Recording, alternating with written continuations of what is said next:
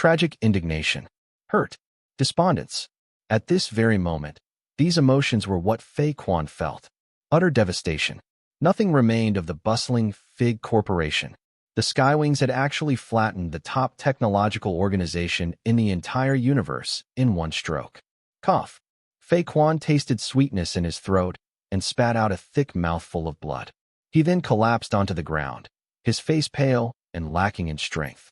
Suddenly, at that moment, a mysterious figure appeared. He looked at Fei Quan and then what remained of the ruins of Fig Corporation. Expressionless, he remarked, "The Skywings did this?" Fei Quan nodded his head vigorously, feeling absolutely aggrieved. He had a fierce look on his face when he said, "The Skywings destroyed Fig Corporation, destroyed the work that I've dedicated my entire life to. I must mete out an exacting punishment for what they've done." This person was still expressionless, like an unmelting iceberg that chilled people's hearts with his cold aura. First, Fig's not yours. Second, the Skywings didn't just destroy the company. They've also demolished the home you had by Sooty River. Cough. Hearing that, Fei Quan spat yet another mouthful of blood, his eyes turning red. He wished that he could just smash his head against the ground and die right there and then. The Skywings were too vicious to have even razed Fei Quan's base in the law realm to the ground. The Fei clan had been decimated. Blackie and Whitey, may I ask what the two of you are planning to do from here onward? Asked Grand Ancestor Xia Guqing earnestly. The Hua brothers were stunned, but Hua Bai soon replied, "Since the venerable elder is now safe, we'll of course head back." Xia Guqing smiled. "How do you think I, Hua Guqing, compare to Tai Mujin and the others?" Hua Hei somewhat animatedly answered, "How could the venerable one compare himself to the likes of Hubei and the others? In terms of level or cultivation, you've already left them far in the dust. In terms of character, you're the ideal patriarch in the heart and mind of every warrior, respected everywhere you go. It's foolish, also disrespectful, to even consider you in equal existence to them." This was when Xia Fei interjected. "Respected everywhere, you say? Isn't that because they're afraid that our grand ancestor will have their heads?" Everyone burst into raucous laughter upon hearing that. Xia Guqing had always been a brutal individual, and the respect the law realm inhabitants had for him was mostly out of fear. After all, he was the patriarch of the demon-sealing fiendish blade. All it would take was an accidental slight, and potential victims would find themselves and their clan tethering on extinction. After a brief pause, Xia Fei continued speaking.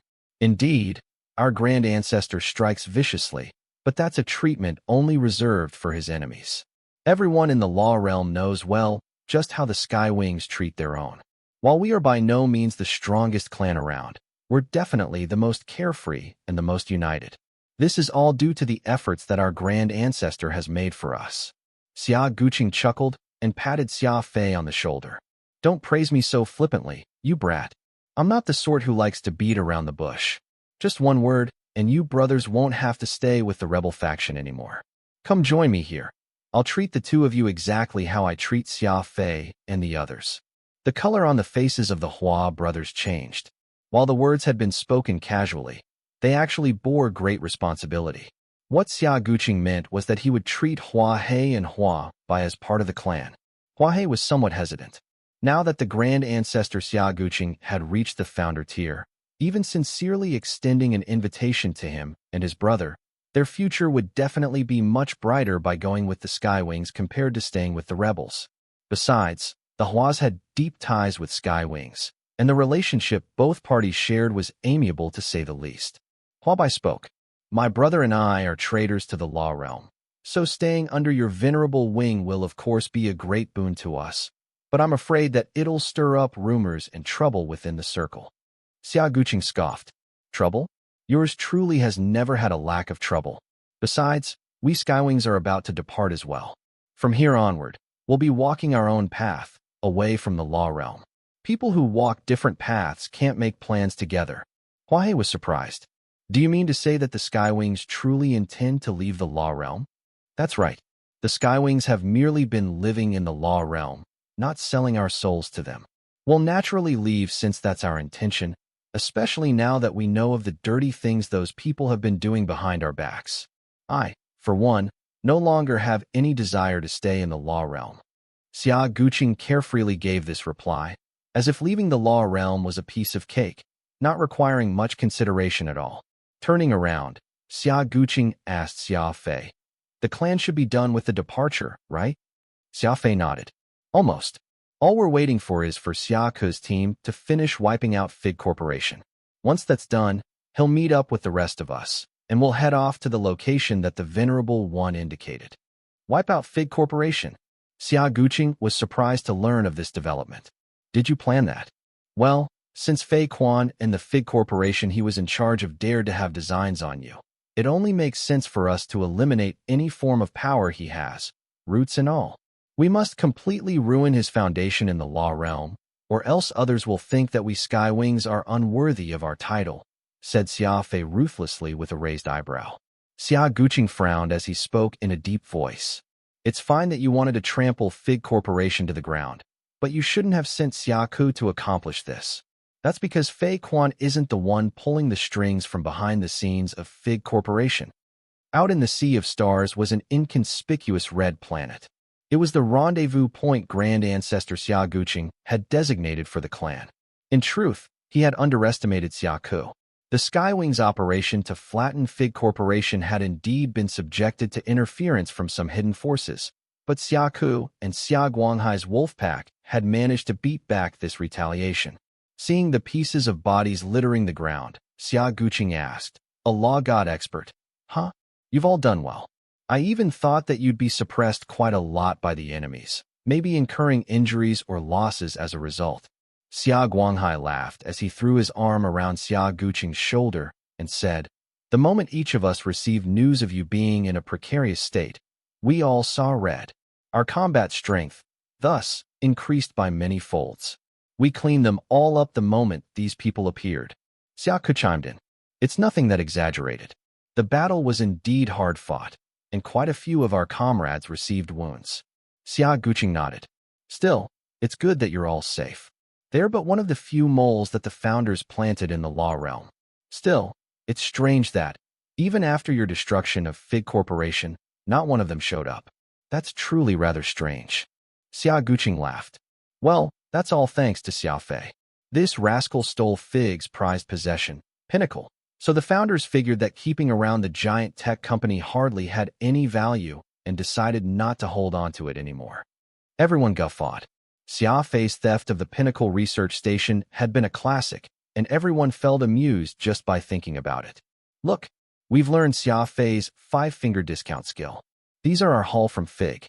With it being the #1 technology company in the law realm, and it having a deep foundation, this stuff from Fig should be enough to tide us, Skywings, over for several hundred years." With that said, Xia Guanghai and Xia Ke handed over a huge sack containing spatial rings, their ill-gotten wealth all stuffed inside, to the Grand Ancestor. Suits of war armor, various kinds of weaponry, origin crystals, rare types of metal, and even warships. On the other end, Xia and the others had also taken out the many spatial rings they obtained from the Red Brow Sword Mountain, which could fill a basket to practically spilling. "You've taken so many?" The eyes of Xia Guqing sparkled. "We, Skywings, have aided the law realm plenty of times, so we'll treat the loot here as remuneration before we leave. We'll take them all." Xia Fei suddenly felt that the scene playing out before him was like a TV series of the Mountain King returning home from a successful raid. Xia Fei's habit of looting had subconsciously affected the entire clan, so after every battle now, Skywing wolves would not only bravely slay their foes, but also abscond with anything valuable they found. The Skywings had the law of speed as their clan inheritance, so it hardly took much effort for them to pick up valuables along the way. Xia Guqing spoke to his fellow clansmen a bit more. Now that everyone had seen that their grand ancestor was safe and sound, all felt much more at ease. "Aside from Xia Fei, the rest of you should take your leave first. I need to have a few words with the executor," said Xia Guqing. The people departed, leaving Xia Guqing, Xia Fei, and that executor whose face no one could make out, by themselves. At this moment, the executor was tightly restrained by the broken dragonstone shackles, his body littered with scars, appearing to be in a very bad state. Whoosh! Xia Guqing lifted this person's head and examined it closely. I recognize you. Jian of the small orbit mountain, with the nickname of the twin-headed hound, level 3 law god cultivation. To think you'd be a die-hard loyalist to those founders, even going as far as to put your life on the line for them. Jian glared at Xia Guqing with hate-filled eyes and gave a stern reply. Xia Guqing, you're already a fugitive of the entire law realm. No, the entire universe. You don't have the qualifications to criticize me. Xia Guqing retorted. I've walked my path. How's that a crime? Jian responded. Your crime isn't just on you, but your entire clan, too. Don't you worry. The Skywings will soon be decimated to the point of extinction because of your arbitrary action. How I wish that I could see it. Just what expression you'll wear when the time comes. Xia Fei was astounded. Jian had been taken care of by Xia Guanghai and the others. Yet who knew where this deep-seated grudge toward the Grand Ancestor had come from? Still, the moment this person saw the old man, he struggled to shout in retaliation almost immediately. Xia Guqing arched an eyebrow and said, You're someone who refuses to bow even in the face of death. If you don't explain yourself right now, this old man will take your life. Jian laughed loudly. He then put on a look of absolute defiance without a shred of fear. You want to take my life? I'm a level 3 law god. While it isn't as impressive as you, Xia Guqing, I'm also an immortal. Even if this body of mine is reduced to nothingness, I'll still be able to come back, hale and hearty, in 100 years' time. However, just as he said that, Jian witnessed Xia Fei raise his fiendish blade, Nirvana. Squelch. The blade flashed like lightning as he cut off Jian's left arm. As both energy and vitality was being drained, Xia Fei's cut also severed a portion of Jian's soul. This was the power of Nirvana. With a flash of the fiendish blade, all things became silent, for everything could be reduced into nothing by it. Next, they saw Jian scrunch up into a fetal position from the pain, his face twisted. Nirvana's power chilled Jian right down to his core, and it was far harder to withstand compared to anything he had ever experienced in this life. This was especially so when he experienced what it was like to have his vitality sapped away. Jian, meanwhile, felt the sensation of a complete mental breakdown. It was made apparent to him that people who die by Nirvana would not be reborn again, even if they were a law god. What about now? Asked Xia Fei emotionlessly as he sheathed Nirvana. Jian let out a mournful howl. He appeared to have aged a great deal. However, what should have been a cold Jian let out another bellow. Xia Guqing, you must be ecstatic over promoting to the founder tier. But do you know that the entire universe is doomed now that you've broken the rule?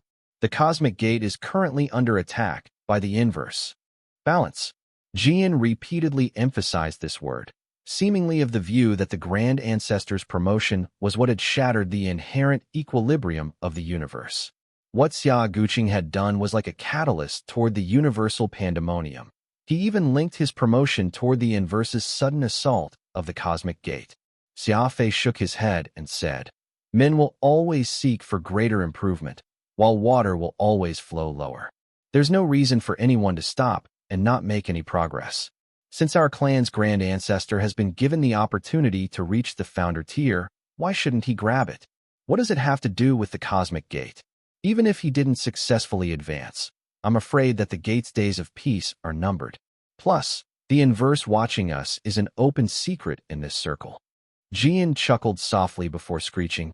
The founders originally had the opportunity to avoid the decline of the cosmic gate, but it's you. Because of Xia Guqing's pride, everything has gone up in smoke. By stipulation, our universe can only have 16 powerhouses at the founder tier, 13 for the law realm and 3 for the dark life forms. Now, the number of founder tier experts has far surpassed this stipulated number. The sudden promotion of Xia Guqing has even more so displaced the balance. It's already too late for me to tell you all this, though. The inverse army has already started the assault and will soon be charging into our side to cleanse the place anew. It shall be a true calamity as the universe ushers in tens of thousands of years of darkness and slaughter. Slap. Just as Jian ended his rant, Xia Fei gave him a tight slap. A true warrior would constantly improve themselves, all for the goal of breaking their own limits. They would rather die standing than live kneeling. Xia Fei saw that Jian's logic was nothing short of nonsense.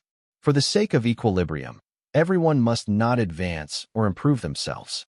Such an act was practically a disgrace to any warrior. In his anger, Xia Fei moved to kill Jian, but the Grand Ancestor waved his arm and sent Jian someplace else, causing his nirvana to cut nothing but air. Grand Ancestor, why did you stop me? Xia Fei was puzzled. Xia Guqing answered, there's no use killing him. Jian is no more than a pawn of the 13 founders, someone who has already been completely brainwashed. Besides, I'm afraid that what he said is the truth. Truth? Xia Fei was mildly startled, asking, is there truly such a balance in the universe? Xia Guqing nodded. It seems to be the case. Every time there's war between the god race and demon race, both sides will lose plenty of their elites, which results in the severe weakening of the law realm. Every time, the reason the war happens is the instability of the cosmic gate. Strangely enough, as long as the law realm remains weak, the cosmic gate will regain its stability, almost as if the 13 founders have had an agreement with the intelligent life forms from beyond the cosmic gate, and they're merely in charge of maintaining this equilibrium. As long as the equilibrium isn't disrupted, those life forms from beyond won't invade our universe.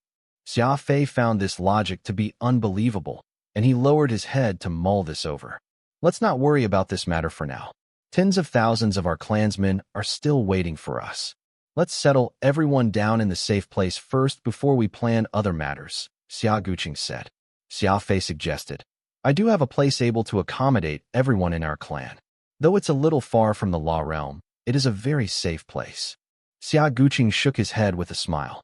Xia Guanghai has already told me about your place, where there aren't just countless AI robots, but also some revolutionary super warships, currently in the middle of being constructed. Even the Pinnacle Research Station is hidden there. It's not a bad location, but this Grand Ancestor of yours title isn't just for show. I already found a new place for the Skywings to stay, and it isn't any worse than yours. You'll understand when we go there and you see it for yourself. Xia Fei suddenly realized that Xia Guqing's smile was profound, seemingly hiding something. I wonder just where that place the Grand Ancestor is referring to is, Xia Fei wondered to himself. On some unnamed little planet out in the universe. In the expanse of the universe, this fairly beautiful planet was just one of many and was hardly conspicuous. There was a waterfall formed from a gushing river that fell off a cliff thousands of meters high, in a valley. From afar, it looked like a white ribbon wrapped around the mountain wall. By the pool beneath this waterfall was an elderly gentleman. He was seated on a granite boulder, lazing under the sun. The water from the waterfall splashed from the crash that persistently rained over his body like a drizzle, making for a very pleasant experience. This elder was almost completely nude, wearing just a pair of blue underpants. Despite his white goatee and hair, he looked to be full of vigor, his bronze skin and muscles hardly any different from that of a healthy young man, sparkling under the sun. Whoosh! A shadow flashed past, and a pale middle-aged man appeared next to the elder. This person had a very sinister and frigid aura about him, which seemingly chilled the valley around them. Even that elderly gentleman could not help but frown slightly at his intrusion. Chill, that killing intent of yours still follows you wherever you go. The peace and serenity here on Jade Mountain Peak has been ruined by your presence, bemoaned the elder softly without even raising his head. Chill was one of the 13 founders with the most glacial aura. To think this middle-aged man was actually one of the 13 gods that stood at this side of the universe's peak. Crane, how much longer are you planning to be in seclusion? The universe has already fallen into complete disequilibrium, said Chill in his perpetually low tone. Elder Crane waved his hand dismissively, turning his back toward Chill and saying, I know. This old crane is still in seclusion, so don't come bothering me if it's nothing. Seclusion? No matter how good-tempered Chill was, he could not help but be piqued hearing this. Obviously, Elder Crane was not in seclusion, but skiving off. Controlling the anger welling up inside him, Chill said in his low voice, the universe is in turmoil right now, and it needs the strength of all 13 of us combined. When do you plan on returning? Elder Crane let out a yawn and replied, I reckon several thousand years more will do. Aren't Mortis, Atrophy, Constant, Smile, Youth, and Rock still around? The 7 of you can just discuss the matter among yourselves. No need to come out here and find this wretched old man. Chill's face immediately turned a shade of purple. If Elder Crane was saying that he needed several thousand years more before he would be willing to leave, then clearly he was very blatantly toying with him. Crane's venomous lips were still flapping even though Chill had almost angered himself to death. All those years back, it's the seven of you who personally claimed the responsibility of maintaining the universe's balance, saying that you'll do this until the end of time. As long as we agreed with your plan, there won't be a need for us to intervene, as you'll be in charge of everything. Those were your words. Why have you come looking for me now, Old Crane? Has the situation perhaps developed to the point that it's gotten out of your control? Chill snorted. I'm only here to send word on behalf of Constant. I won't ask any further questions if you're unwilling to head back, but don't you forget that the Law Realm was built by us 13 brothers after much difficulty back then. If it ends up getting destroyed, no one will feel good about it. Elder Crane's eyes shone the moment he heard that line. He almost seemed inundated by what had happened in the past, though his two eyes dimmed and became a lot more despondent soon enough. I didn't forget, Crane rumbled. That's something we brothers made together, after much blood, sweat, and tears, way back. It's not a truth that anyone could change. Still, since you all decided to control the life and death of the entire universe following its inception, our relationship then has turned into nothing. Solo decided to become a recluse, living his life solitarily, far away from all, in his anger.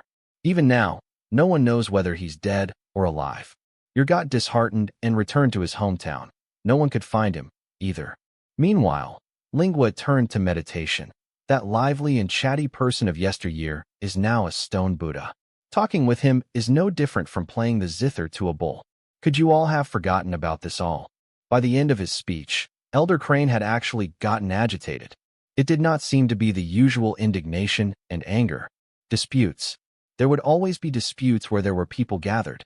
It turned out that the 13 founders were not all in it together, and that there were some irreconcilable strifes between them. Chill gritted his teeth and quibbled. Those are the choices you all made. What has that got to do with us? Besides, we agreed on deciding life and death with a vote, and it's 7-6. You guys lost. Zing. Elder Crane immediately leaped to his feet when he heard that, and the killing intent inside him was unleashed in its full glory. He was a completely different person from that wretched old man with no care of the world that had appeared moments prior. There was a glow of determination that shone in his two eyes. Countless veins popped out on his forehead as Elder Crane stared at Chill and said in a deep tone, "Don't force my hand. I've been wondering all these years, just where did we all go wrong? Why did something that everyone had decided to do make me, Old Crane, so sick in my stomach? It was later that I understood why. The voting itself is flawed. We vote to decide the fate of others, but that's completely illogical. If you dare to mention what happened all those years back, then don't blame me for forsaking the relationship we once shared.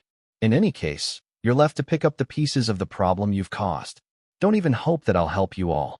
It's not just me. Solo, you're, Ocean, Lingua Vista. All 6 of us won't be lending you a hand. 2 wrongs just don't make a right. We refuse to keep making one mistake after another." Crane was vehement. Only at this moment did this founder's true strength erupt in majesty. That waterfall got torn apart by Crane's aura, breaking into tens and thousands of pieces. Chill was taken aback. He had never thought that his one comment would actually agitate the extraordinary Elder Crane to such a degree. He turned around and coldly remarked, "I understand. Since you feel that this universe should join the dark world, then I shall send you all to the darkness." Crane was unimpressed. Whatever will come will come. So what if you've worked so hard for all these years, managing the balance in the universe? See how it developed still? Don't we have to face them in the end? You may have evaded them for a time, but you can't hide the entire time. This is also one of the principles of the universe. Chill harumphed. No matter what, we have to give it a try. Farewell. Whoosh.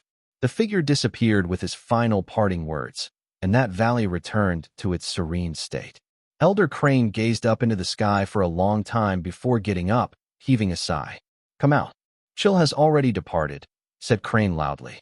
Whoosh. 2 figures suddenly appeared, and they were none other than Ocean and Vista. Ocean, a supergiant who was over 3 meters tall and weighed over 2 tons, made his way to the boulder and sat down, nearly breaking the granite as he did. All it took was a light brush of his palm and a handful of popcorns appeared in his hand.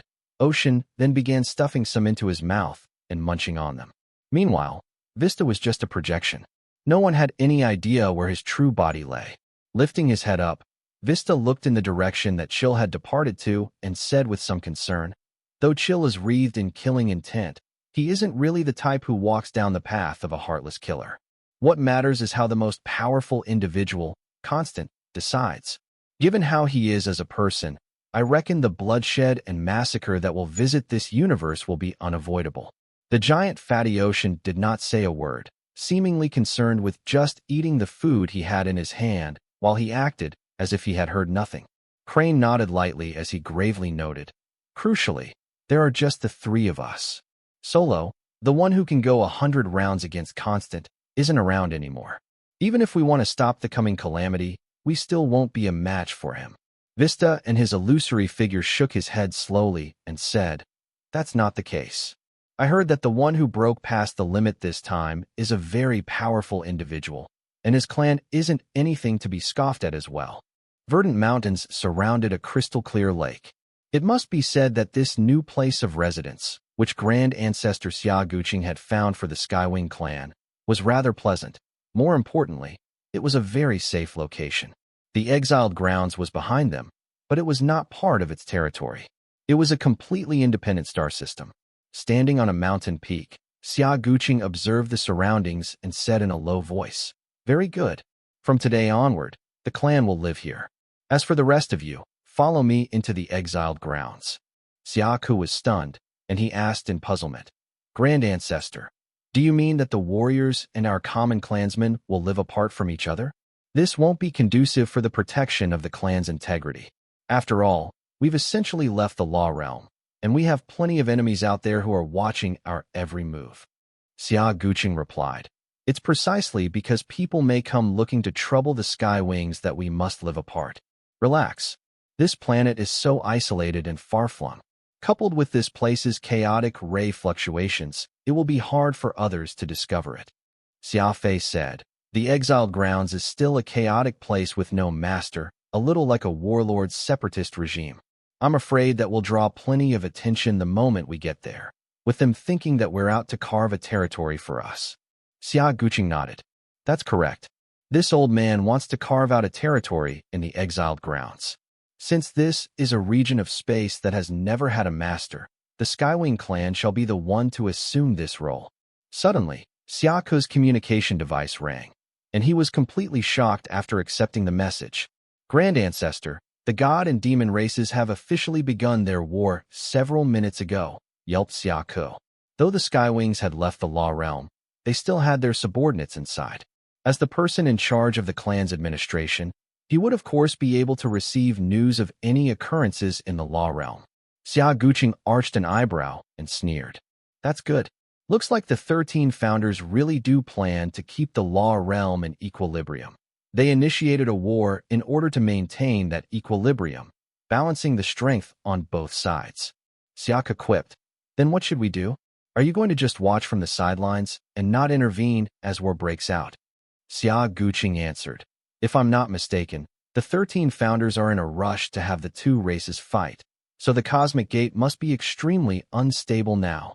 Xia Fei, try and find out the state of that sealed gate from your friend with the guardians. As for everyone else, you'd better get ready for war. It shall be extremely chaotic. We need not only to resist the might of the 13 founders, but also to be on our guard against the possible collapse of the cosmic gate, which can happen any time. This includes the counterattack of the dark life forms. We'll soon be in a very difficult position. Still, there's no need for you all to worry too much. Whatever will be will be. This debt has been a long time coming, and it's time that we settle them all. Although we have left the law realm, we are still the Skywing clan. No matter where the demon-sealing fiendish blade goes, our keenness will not dull. The one who killed our godwings years back must die. If any of the inverse dares to touch even one strand of hair on a Skywing member, I'll make them pay equally. This is our rule, the fundamental basis to our existence." Xia Guqing's words moved the Skywing wolves greatly. No matter how bad the situation got, the Skywings would always continue existing at their own pace. From here onward, the Skywing clan shall enter a state of war. Xia Fei will oversee the investigation of what's actually happening with the Cosmic Gate. Go take a trip to the Guardians using my name, while the rest of you remain here, awaiting my return. Xia Guqing gave this series of orders. Xia Fei hastily asked, Grand Ancestor, you wouldn't be attempting to stop the two races from going to war, would you? Xia Guqing glanced at Xia Fei, astonished.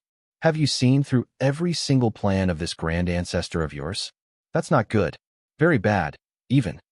The war started abruptly, and overnight, both the god and demon races were thrown into turmoil.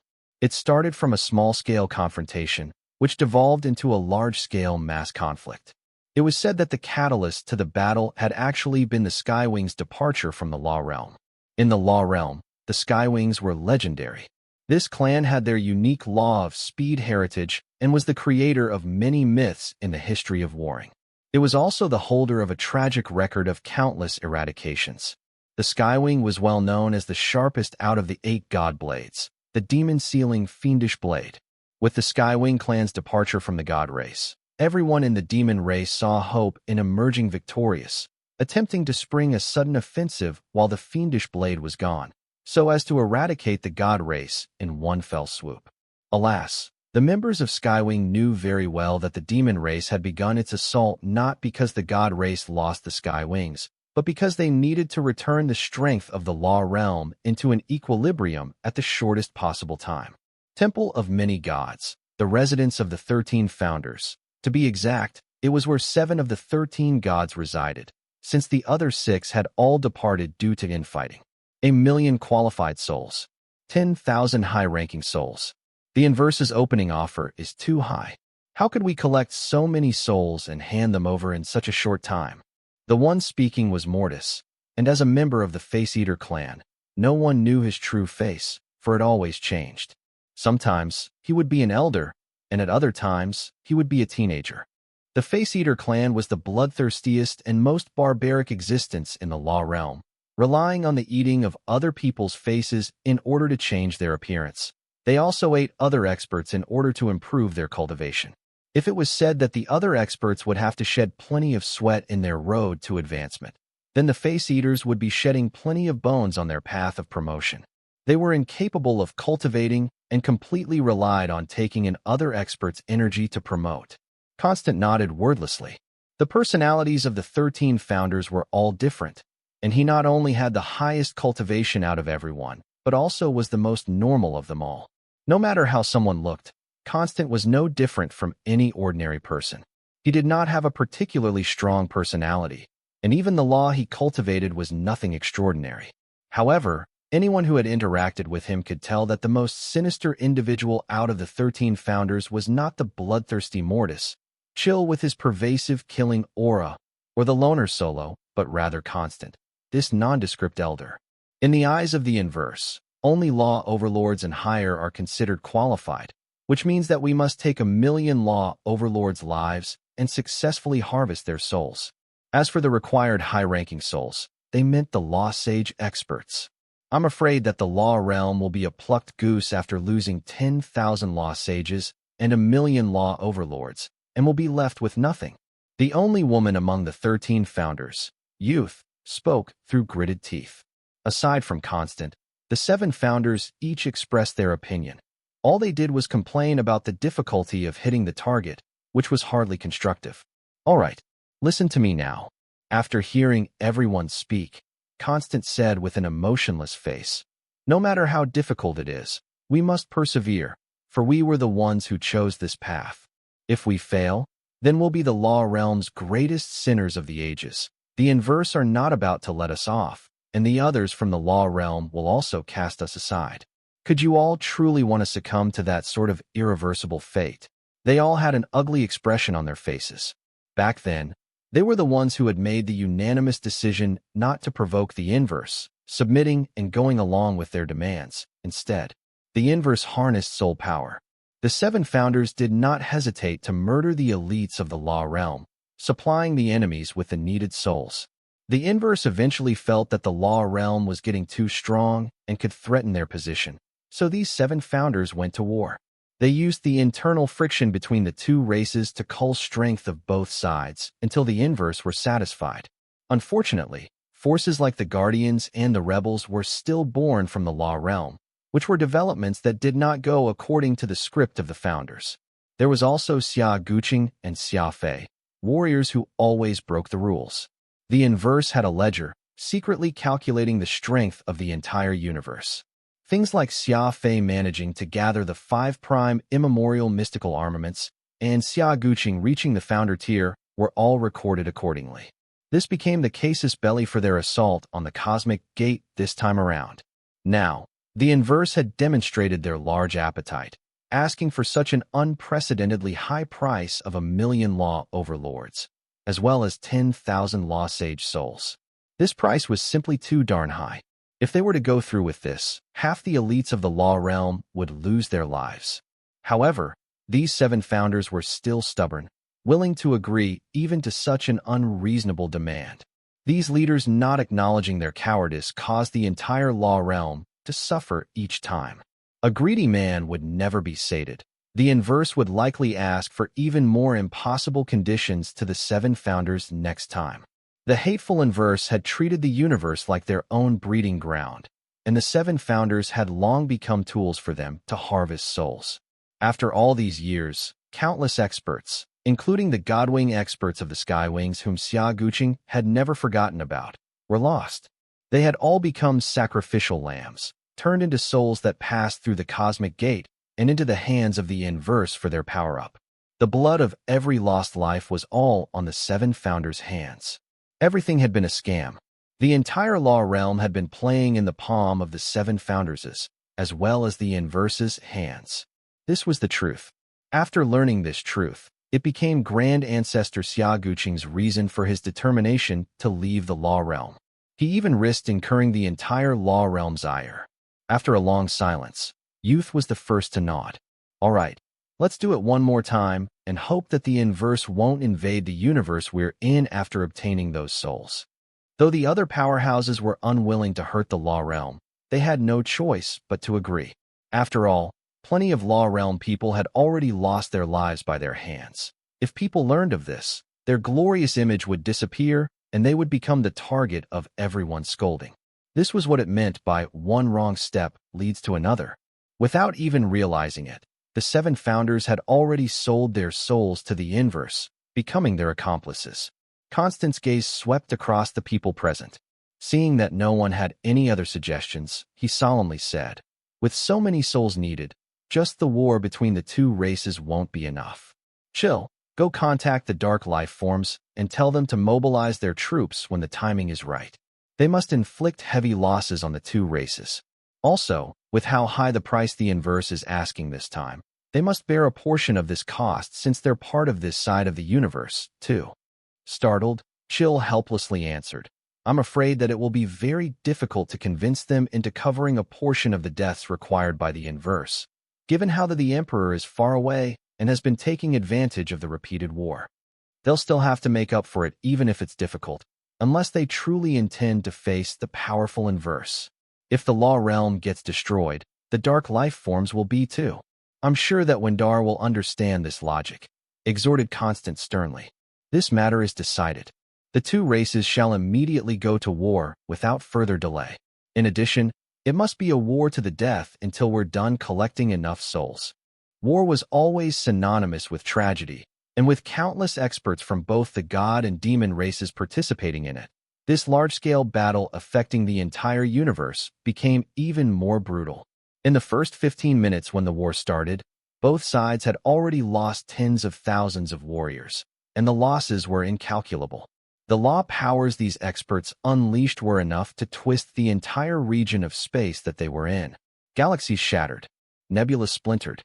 Countless planets teeming with life got ejected from this region of space, ruined by the mighty forces exerted on them. The Sea of Stars was a mess. The war began in the star region known as Fishscale River Valley. Since ancient times, this had been a place that the two peak races fought over. After the many battles occurring here, The originally beautiful galaxy had shattered into numerous segments, becoming densely layered like fish scales that sparkled in vibrant colors. This was how it got the Fish Scale River Valley name, except that this was no valley formed by a river, but rather by an entire galaxy. Roar. During the fight, a group of mysterious warriors wandered around the battlefield, holding a strange tripod-like vessel in their hands. If Xia Fei could see this scene right now, he would very quickly identify the thing as a soul vessel.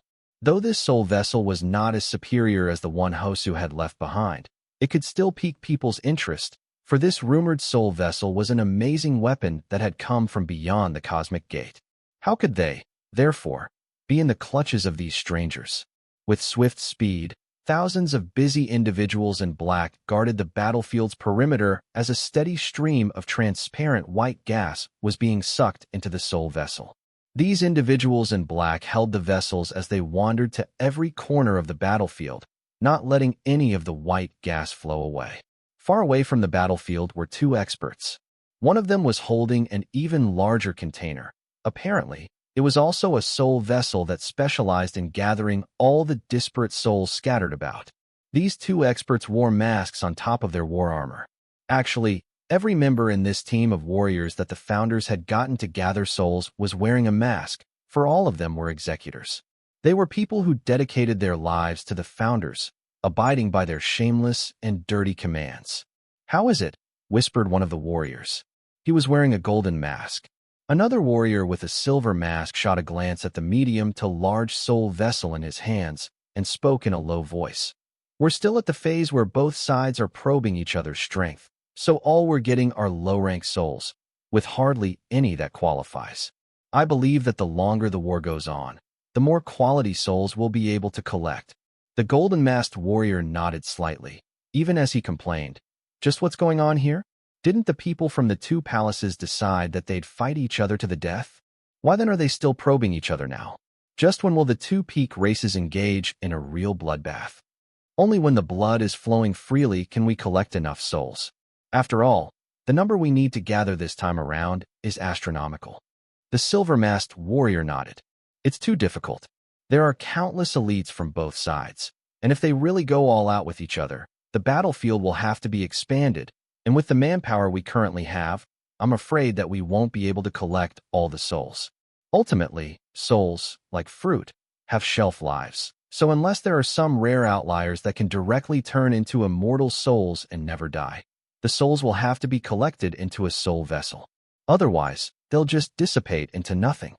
We need to do this no matter how difficult it is," insisted the golden-masked warrior sternly. "Otherwise, all the hard work we've previously done will be for naught." Just as he said that, a meteor came streaking across the sky, heading directly for the main battlefield between the two races. "Someone's coming." "A founder." The golden-masked warrior gazed into the starry sky and screeched. "It's the accursed Xia Guqing. Nothing good can come out from him butting in now." Rumble. An unparalleled violent attack of massive proportions. Xia Guqing had unleashed an unprecedented spatial tear, which forcibly divided the warriors from both races who were engaged in a fierce battle. Such great power was top-tier strength, and should only belong to the 13 founders. No way these warriors had seen such a formidable attack being unleashed before, so they were all feeling bewildered. Everyone turned to look at Xia Guqing with skeptical expressions on their faces, as if he were a god that had descended from the heavens. "Stop, all of you. This old man has some words that I want to say today," bellowed Xia Guqing, producing a massive sound wave that sent some of the warriors who lacked mental fortitude collapsing onto the ground. This was the might of a founder. An absolutely exceptional cultivation gave Xia Guqing a destructive power. That's Xia Guqing, the grand ancestor of the Skywing clan. Is the demon-sealing fiendish blade back? Didn't the Skywings already depart from the Law Realm? Now that they're here, I wonder which side they'll be standing on. That's not right. Something is very wrong here. The past Xia Guqing was never this powerful. At present, his aura is unfathomable and practically atypical. Could he have successfully gotten past the limit? The warriors avidly discussed this change in Xia Guqing as they stared incredulously at the man descending from the sky. All along, They were also wondering just what his intentions were. Xia Guqing, I recognize you. You're the patriarch of the Skywing clan, a peak law god.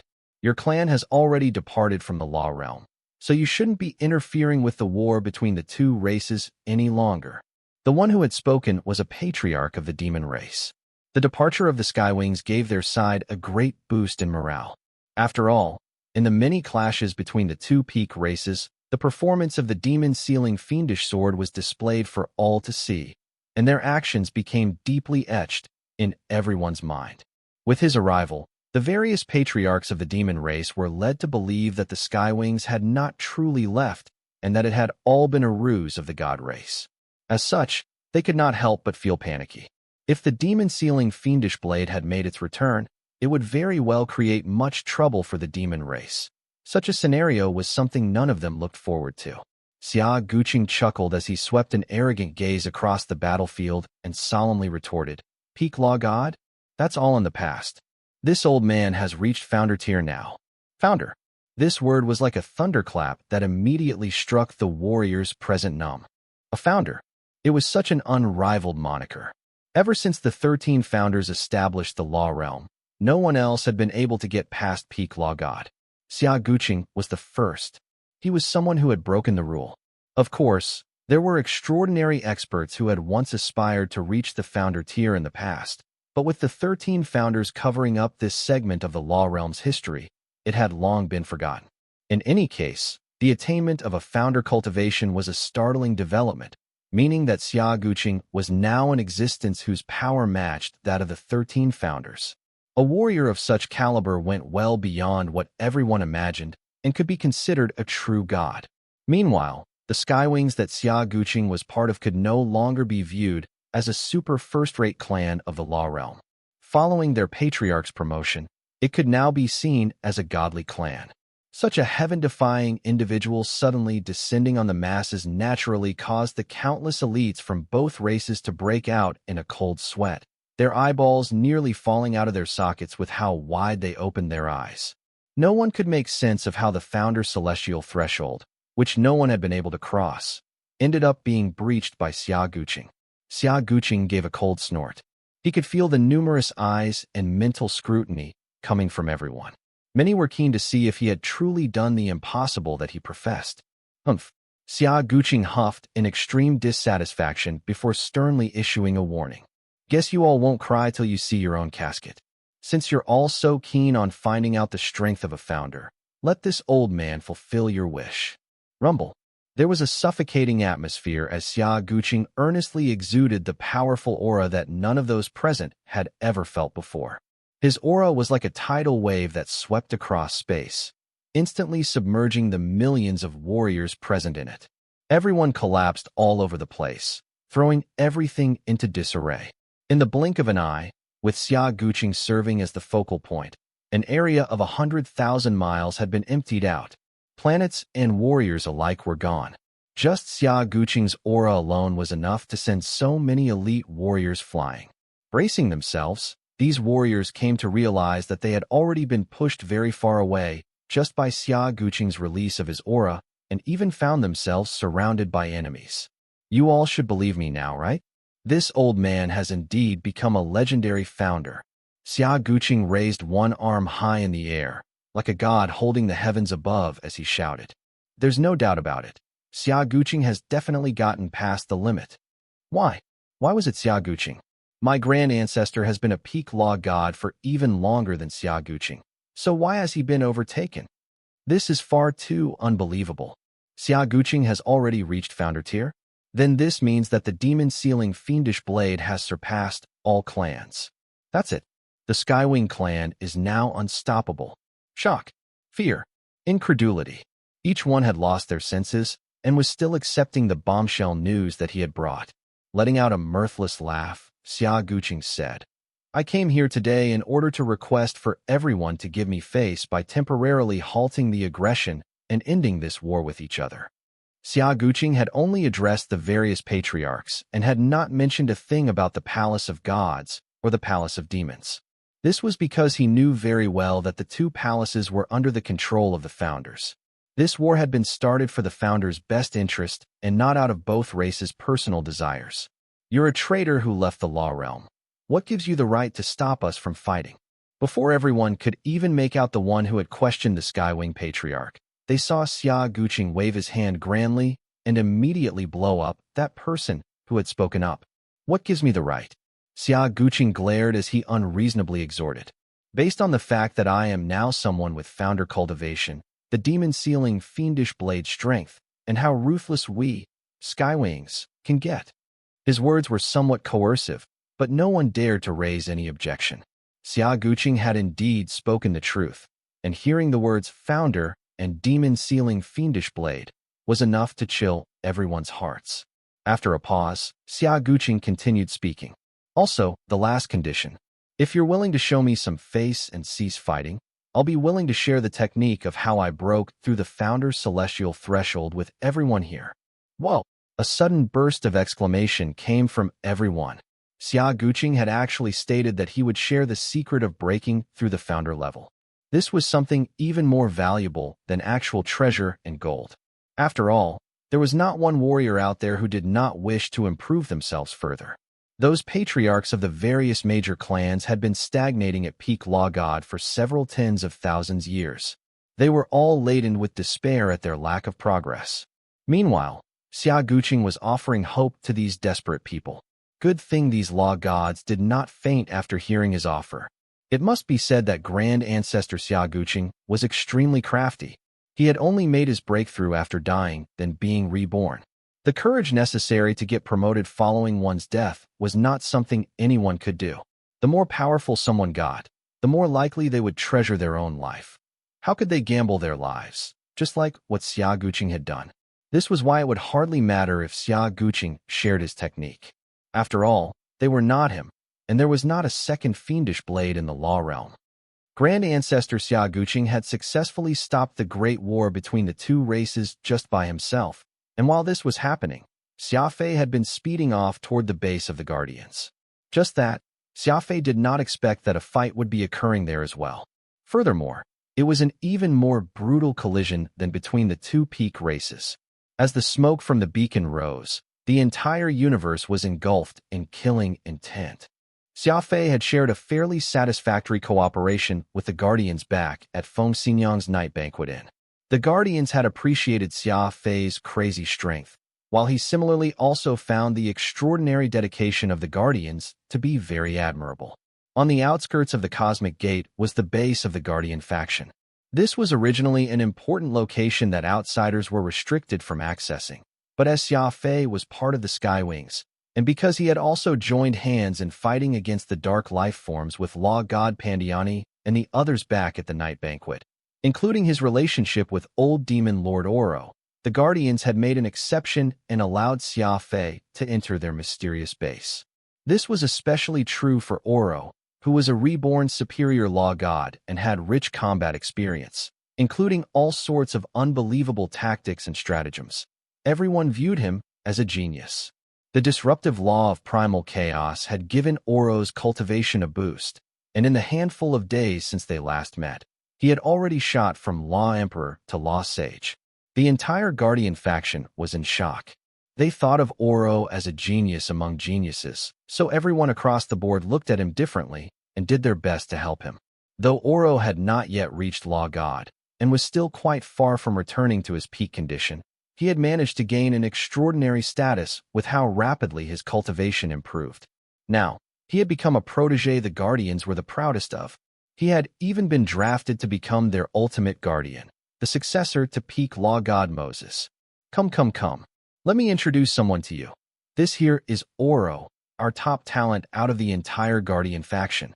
I'm unsure if you noticed that day when we were fighting side by side to fend off the dark life forms, but this young lad was among us then.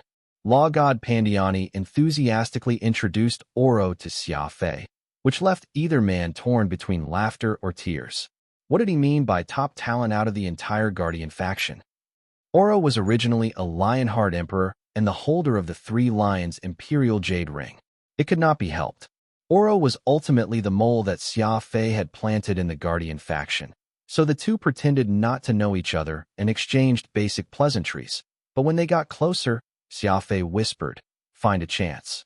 I have some urgent questions for you." Oro replied, "Got it. I've got many things I wish to speak with you about as well." After the exchange of pleasantries was over, both parties took up their seats as hosts and guest respectively. Of course, now that he was one of the guardians, Oro sat across Xia Fei, together with those brothers-in-arms he had fought alongside back then. With regard to that incident where the Guardians and the Skywings worked together to repel the dark life forms, everyone could still feel their blood pumping as they recollected it. The Guardians were very resilient, while the Skywings held their speed advantage, ultimately allowing them to deal a fatal blow on the dark life forms, which caused this group of Guardians to feel deeply impressed. Now that the Skywings had suddenly obliterated Fig Corporation, and news of their departure from the Law Realm had been spread far and wide, the senior Guardians summoned into the guest room all those warriors who had fought with Xia Fei at that time so that they could reminisce with him, hoping to build rapport and win ties, all for the sake of the Skywings standing on the side of the Guardian faction. The demon-sealing fiendish blade held an abnormal keenness. Any faction out there that got the vigorous support of the Skywings would indubitably gain an additional powerful backer. Several of the peak experts in the Guardian faction had not shown their faces today, most likely because they still had their reservations toward the clan. After all, the Skywings were well known for being unreasonable, and having Law God Pandiani first interact and probe Xia Fei was understandable. During the conversation, Pandiani was full of praise for Oro, constantly raising him up to be an unparalleled genius of his generation, even going as far as to call him a new force that would likely surpass the predecessors, worthy of awe. Xia Fei was greatly amused by this series of boasting, while Oro felt immensely depressed because of it. When the old demon lord was a superior law god, who knew where Pandiani was playing with clay in his diapers. Now, it was the dignified Oro who had been called a junior by Pandiani, which made the former feel very uncomfortable. Oro looked very anxious to share what he had learned with Xia Fei, yet there were still many people around, so it was hardly the best time for them to confer. As such, Xia Fei could only patiently wait. He chatted with Pandiani first. Suddenly, a shrill alarm broke through the chatter, and every guardian leaped to their feet as they were mobilized. Ah! Pandiani was startled. He swiftly got up and was about to dash out of the guest room when he saw the look of curiosity on Xia Fei's face, which was why he stopped and told Oro, "Stay here and accompany Brother Xia. I have something urgent to attend to, but I'll be right back." Whoosh. With that said, Pandiani sped off with the other warriors, leaving just Oro and Xia Fei in the room. Just what exactly is going on? From the sound, it seems to be an alarm, Xia Fei curiously wondered. Oro's expression was placid as he said in a low voice, "Haven't you always been wanting to see what an inverse looked like? This is your chance." Xia Fei was startled. To think that this alarm was a warning of the inverse's arrival. In that case, it meant that the inverse had already begun their assault on the cosmic gate. "Follow me. I'll bring you to see just what exactly an inverse looks like," Oro quietly told Xia Fei. While the Guardians were in a state of disarray, Oro swiftly sneaked Xia Fei out along a small path that circled out the base, and with a sweep of his palm, took out a communication device used by the Guardians. This device was a star map, with shining points depicted on it indicating the region that the inverse were invading. No need to go far. As you can see, countless Guardians have this region surrounded, searching for traces of the inverse. "We'll be fine just peeping here, as we'll be discovered if we go any closer," whispered Oro as he pushed Xia Fei next to a floating rock. Xia Fei nodded. In front of him, he saw countless Guardians looking ready to face their own death, doing every method they had in their arsenal to search for traces of the inverse. Is the situation now very serious? Are there often inverse assaulting the cosmic gate so that they can make their way to this sea of stars? Asked Xia Fei. Oro shook his head. It isn't to the degree that I'll call often, but things have become even more dire recently. According to some of the senior Guardians, the inverse only travel through the cosmic gate very decade or so on average. "What about now?" asked Xia Fei anxiously. "Once a week." The expression on Xia Fei's face changed drastically as he gravely asked, "From once a decade to once a week? How can you say that the situation hasn't become more serious? Are you only going to consider things severe when the cosmic gate is thrown open?" Oro pouted. What are you being so nervous for? I have yet to even get near the cosmic gate. Everything has been mere hearsay. Rumor has it that the seal on the cosmic gate is still holding strong, so it won't be easy for the inverse to just crash right through it. Right now, we're at the Guardians' headquarters, still a good distance away from the cosmic gate. When I was at the special training camp before, several times, I heard the sounds of war drums beating. It's said to be the sounds produced by the inverse attacking the cosmic gate, and so though I'm very worried right now, I simply have no way of knowing the truth of what is happening at the cosmic gate. Xia Fei somewhat urgently asked, "So why haven't you gotten near it? What are you hanging around the main base for?" Oro scoffed. "You think that it's my wish to remain here? These guardians have never asked just who yours truly is. They just keep claiming that I am a genius only seen once every 100 years, and so they insist on me staying in HQ to receive their GDDMN special training. If not for this, I would have already headed over and taken a look myself." Xia Fei became speechless. It was unfortunate that Oro had become human after his rebirth, so the rapid recovery of his strength was naturally mistaken by others as a sign of him being a genius, becoming a candidate for special training. The Guardians giving the Lionheart Emperor special training.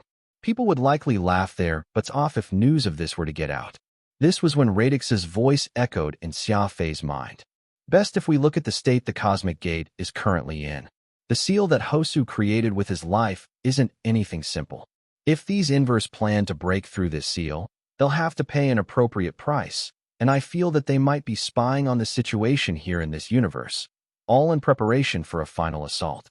Plus, there may be other conspiracies afoot. Xia Fei nodded. Good. If we have the opportunity, I'll be sure to try and get near the cosmic gate. It was at that moment when the Guardians yelled, "It's here. Kill that which shall not be named.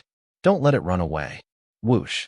A good distance away, a group of golden-armored war gods surrounded the inverse and threw themselves into battle.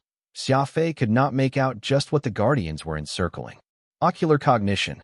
Xia Fei hurriedly used his Beast Spirit Codex power. The inverse was a foreign and unknown existence that had bothered Xia Fei for the longest time. He really wanted to know just how this powerful organism, which was said to come from beyond the cosmic gate, looked like. "Can you see it?" asked Oro anxiously. "Nope. We're too far away. All I can make out is a golden glowing form," replied Xia Fei. However, just as he said that, he heard a shrill scream, which caused Xia Fei's eardrums to ring in shock. A startling scene had just unfolded. He saw as the dozen or so golden-armored guardians instantly fly in the air, blood spilling everywhere. It was evident that they had all been severely injured by the powerful inverse. What a powerful attack.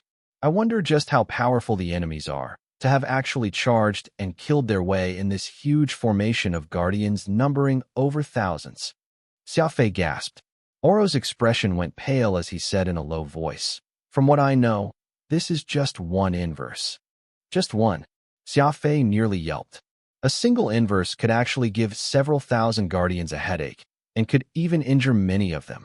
It was hard to imagine just how frightening an existence the inverse were. If there were 100 or even tens of thousands of inverse invading this side of the universe, could they hold the line? Furthermore, the enemy's full numbers were entirely unknown. Perhaps there was 1,000,000 or even 100 million inverse ready to invade. This was not an impossibility. Xia Fei did not wish to think about this any further. No wonder the 13 founders were so unwilling to become enemies with the inverse. It turned out this was just how powerful they truly were. Suddenly, something peculiar occurred. Xia Fei saw that inverse actually broke through the Guardian's encirclement, leaving behind a trail of blood as it dashed out. It headed in the direction where Xia Fei and Oro were at.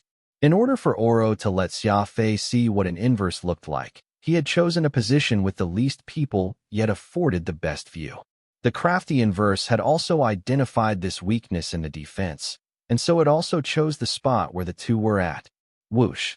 A black shadow came hurtling towards Xia Fei. That huge floating rock that Oro and Xia Fei were hiding behind had been eyed by the inverse. A whoa! Furball was the first to come out. As a holy beast, his threat awareness was even greater than Xia Fei. Alas, this one cry from Furball had caused both the Guardians and the inverse to discover Xia Fei's presence. Perhaps because there was hardly any energy fluctuation coming from his body, the inverse had deemed Xia Fei as an easy target. The creature actually turned menacing. It bared its fangs and claws, almost as if it had animosity with Xia Fei, and recklessly came diving for him. Not good.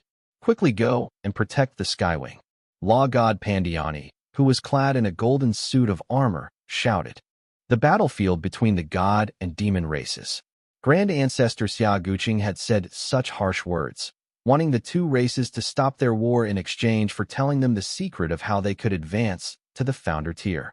This was a great temptation, for everyone knew that peak law god was the average warrior's limit. Meanwhile, Xia Guqing had actually gotten past this ceiling and transcended into a founder.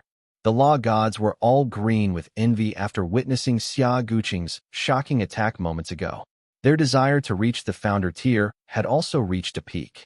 This was why, when Xia Guqing gave this offer, the crowd went silent, for there was no one out here who could resist the temptation of becoming a founder. Xia Guqing, why should we believe you? What can we do if we stop this fight, and then you refuse to give us the method for getting promoted successfully? A law god expert from the demon race loudly demanded. That's right. How can you guarantee you'll share the secret to us, and that what you will share is not false? Facing everyone's questions, Xia Guqing coldly snorted as he bellowed his reply. Guarantee? The biggest guarantee here is yours truly and the clan I belong to, the Skywings. If you don't believe me, don't believe in the clan that is also known as the Demon Sealing Fiendish Blade. You can also forget about this offer. You all truly believe that yours truly wishes to share with you all the secret of how you can get promoted to the founder tier? You're all a bunch of fools. If not for the huge conspiracy behind all this, I'd hardly care whether any of you got to live or die. What a sly Xia Guqing, to have turned the tables on everyone. He left the warriors of these two races at a loss on what to do. Suddenly, they felt very afraid that Xia Guqing would simply refuse to tell them the secret of how they can get promoted due to a moment of anger. After all, plenty of these people had been unwilling to participate in this war in the first place, so halting the war would also benefit every clan present. At the very least, they could avoid potential injuries and deaths to these various clans members. Just what exactly is this conspiracy you're talking about, which made you willing to reveal the secret of how one can get promoted to a founder? Is all that in an effort to stop this war? Xia Guqing's eyes suddenly turned fierce as he replied. I have yet to get a hold of empirical evidence for now, so I have no way of announcing it to the world, but there's no rush on your end, either. Give me 7 days, and I'll be sure to uncover the truth of the matter for all to see. In these 7 days, neither the god race nor the demon race may go to war against each other. This is the bare minimum. As long as you can achieve this, I'll expose this huge conspiracy for what it is, and also reveal the secret of how one can transcend to the founder tier. Whether you believe it or otherwise, I'll leave that up to you all. Xia Guqing departed following this utterance, and left the million-strong warriors from the two races awkwardly standing on the battlefield, uncertain on what they should be doing now. When Xia Guqing left, some of the crowd clamored not to believe Xia Guqing's words. Unsurprisingly, these individuals were none other than those whom the founders had planted in the midst of the Law Realm people. They were unconcerned with bringing disaster and calamity to the world and were solely devoted to making the two races go to war against each other. All this was so that they could collect enough souls and fulfill the request of the inverse. Alas, Xia Guqing's declaration was even more tempting. A good majority of the clans decided to observe an armistice, at least for these 7 days that Xia Guqing had stipulated. No matter how loudly the lackeys of the founders clamored, they could do nothing to reignite the fighting. This huge war between the god and demon races had actually ended up becoming temporarily resolved at the hands of Xia Guqing. This was definitely an outcome that the founders were most unwilling to see come to pass. Of course, there was another portion of the founders who were overjoyed at what had happened. So, what did I tell you? Be it the Skywings or Xia Guqing, they're definitely the most eccentric and overbearing existence in the Law Realm. Look at how Xia Guqing revealed his tyrannical aura in order to stop the two races from continuing the war. It's almost comparable to when Constant goes wild. Vista mused from a distant location after Xia Guqing departed. The three founders, Crane, Ocean, Vista, had actually been nearby this entire time, silently watching everything unfold. Even more so, they were watching that squad holding the vessels for collecting souls. Ocean nodded heavily. As always, he was eating something, so he rarely opened his mouth to speak. Old Man Crane nodded in agreement. I admit that Xia Guqing is very powerful. The Skywing is qualified to be a super clan with its godlike strength, but each of you should be well aware just how frightening Constant's true strength is. Even if the three of us combine our power with Xia Guqing, there's no guarantee that we'll be a match to Constant. Vista nodded wordlessly. He lifted his head up and looked up into the stars, muttering under his breath. Yor and Lingua aren't around, and that makes the strength of our side very worrisome. More importantly, Solo isn't around, either. He's the only one who can take on Constant even for 3 minutes, while the rest of us may not even last 3 seconds against him. Xia Guqing has his max-level law of speed to protect himself, and just with this speed advantage alone, he may be able to contend with Constant, but I'm afraid that there's no way for him to really defeat Constant. Crane was unconvinced. After all these years, I finally thought things through. Back then, because we feared Constant's strength, none of us chose to fight, and that itself had been a major mistake. Now that the Law Realm is on the precipice of collapse, if not us, who else would step up? Everyone, see here. Xia Guqing has only been promoted to the founder tier recently, yet he had the courage to stand up against the 13 founders alone. What about us?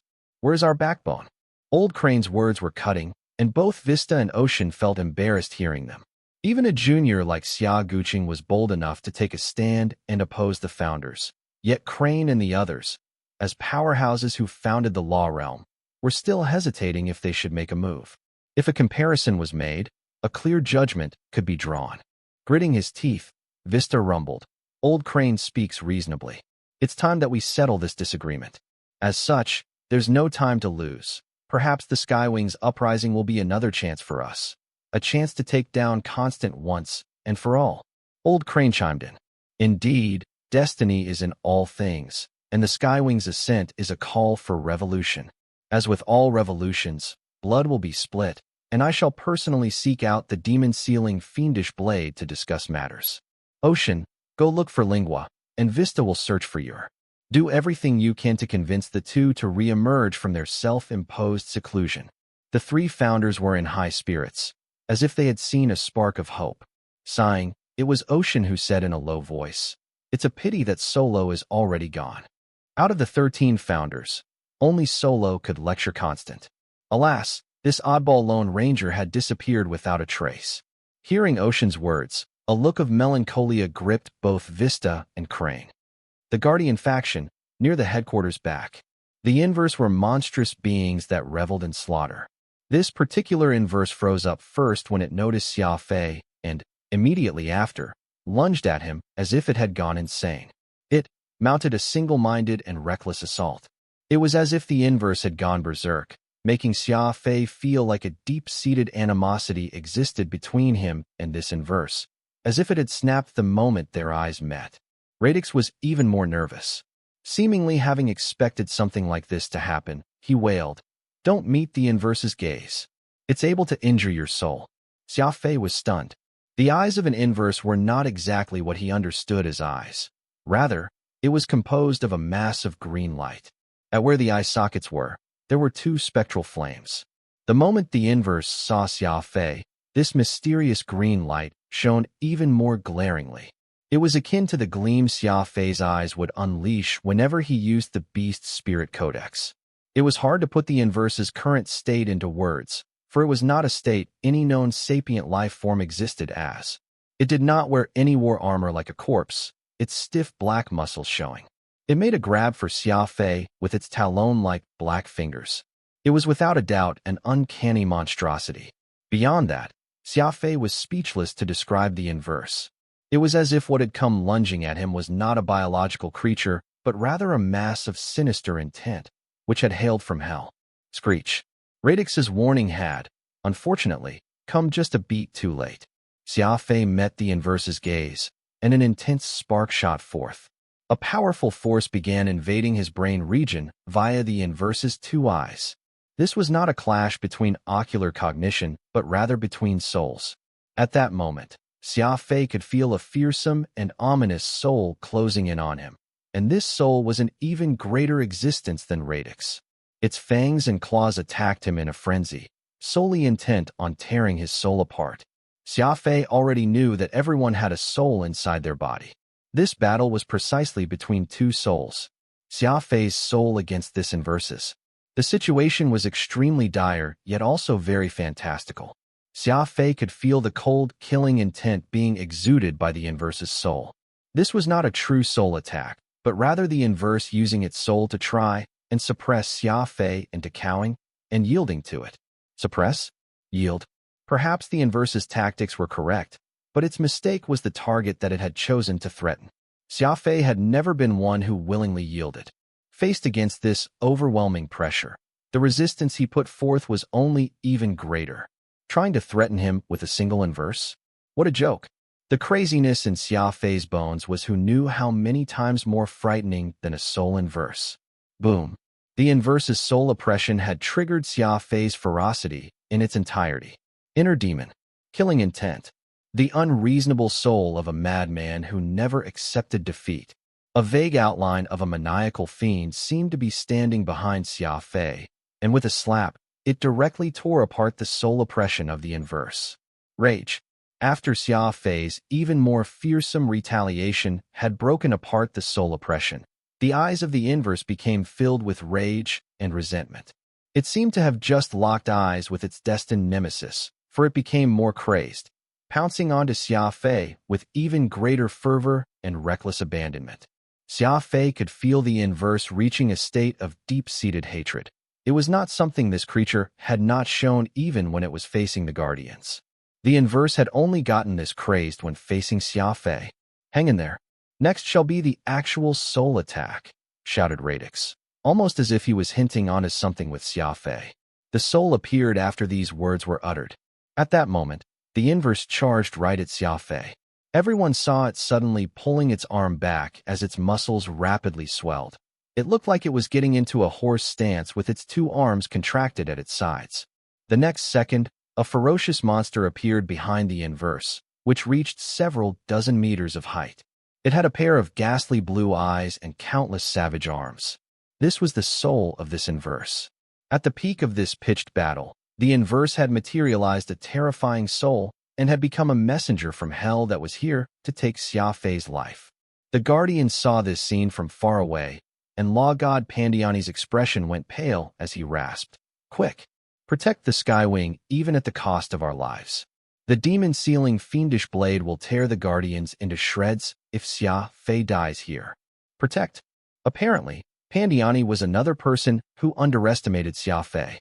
Just as he gave this order, a crossblade of undisputed keenness flashed out from behind Xia Fei's back. It was none other than the fiendish blade, Nirvana. This blade came crashing like a tsunami wave that could submerge the land and viciously dug into both the inverse and that abnormal soul it had unleashed, tearing the two into shreds. Rumble. A seemingly casual strike slayed the inverse in one blow, a monstrosity that several hundreds of Guardians had trouble containing and left nothing of it behind.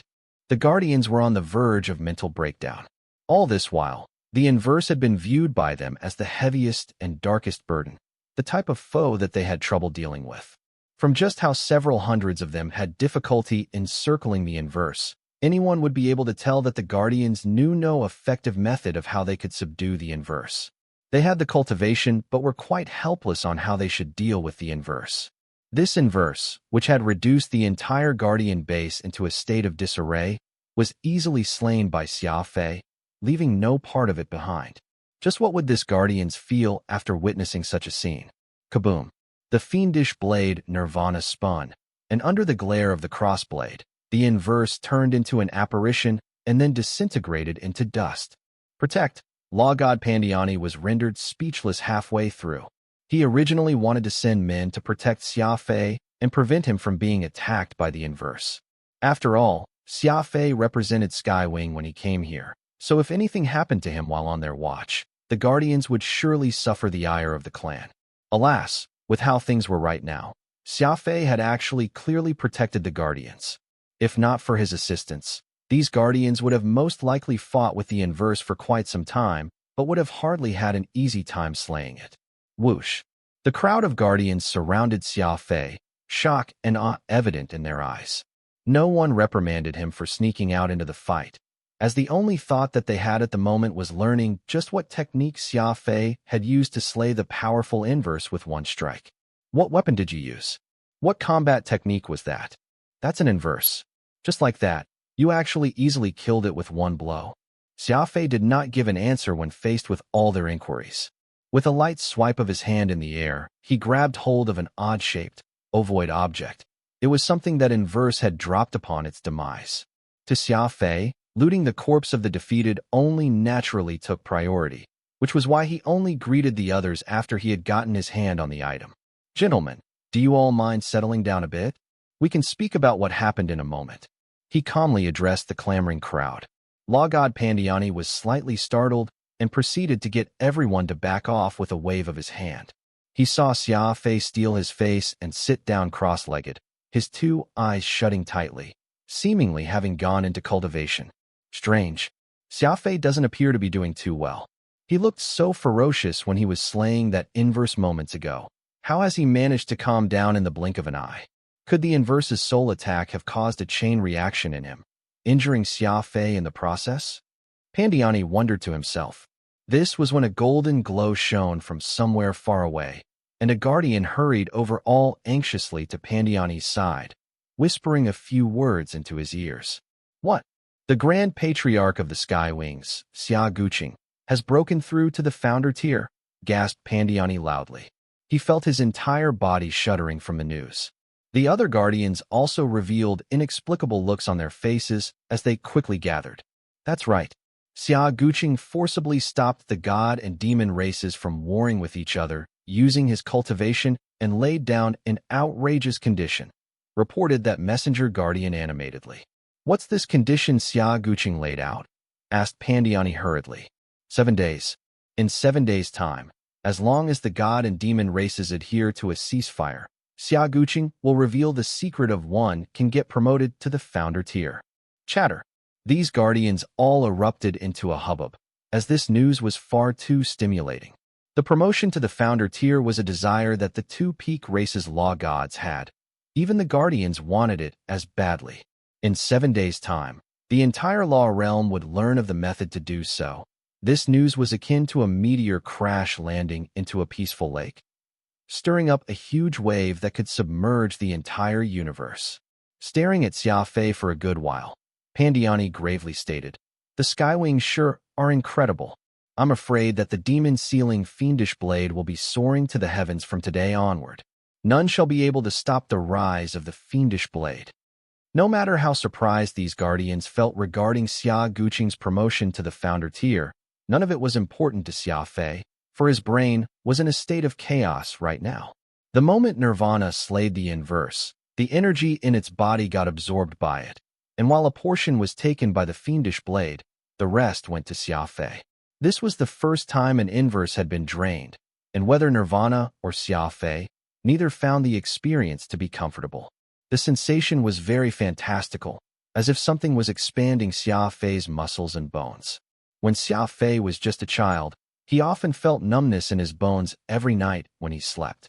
This had gone on while he was growing up. It was very similar to the state he was in today. There was no pain to this, though. Still, Xia Fei had no clue on what sort of changes was happening to his body. All in all, it just felt very strange. Don't panic. This is soul power. Carefully experience it, whispered Radix. Xia Fei nodded but remained silent. If Radix wanted to dispel what doubts Xia Fei had, he would have done so long ago. Evidently, he was hoping that his charge could attain complete comprehension of this soul power on his own.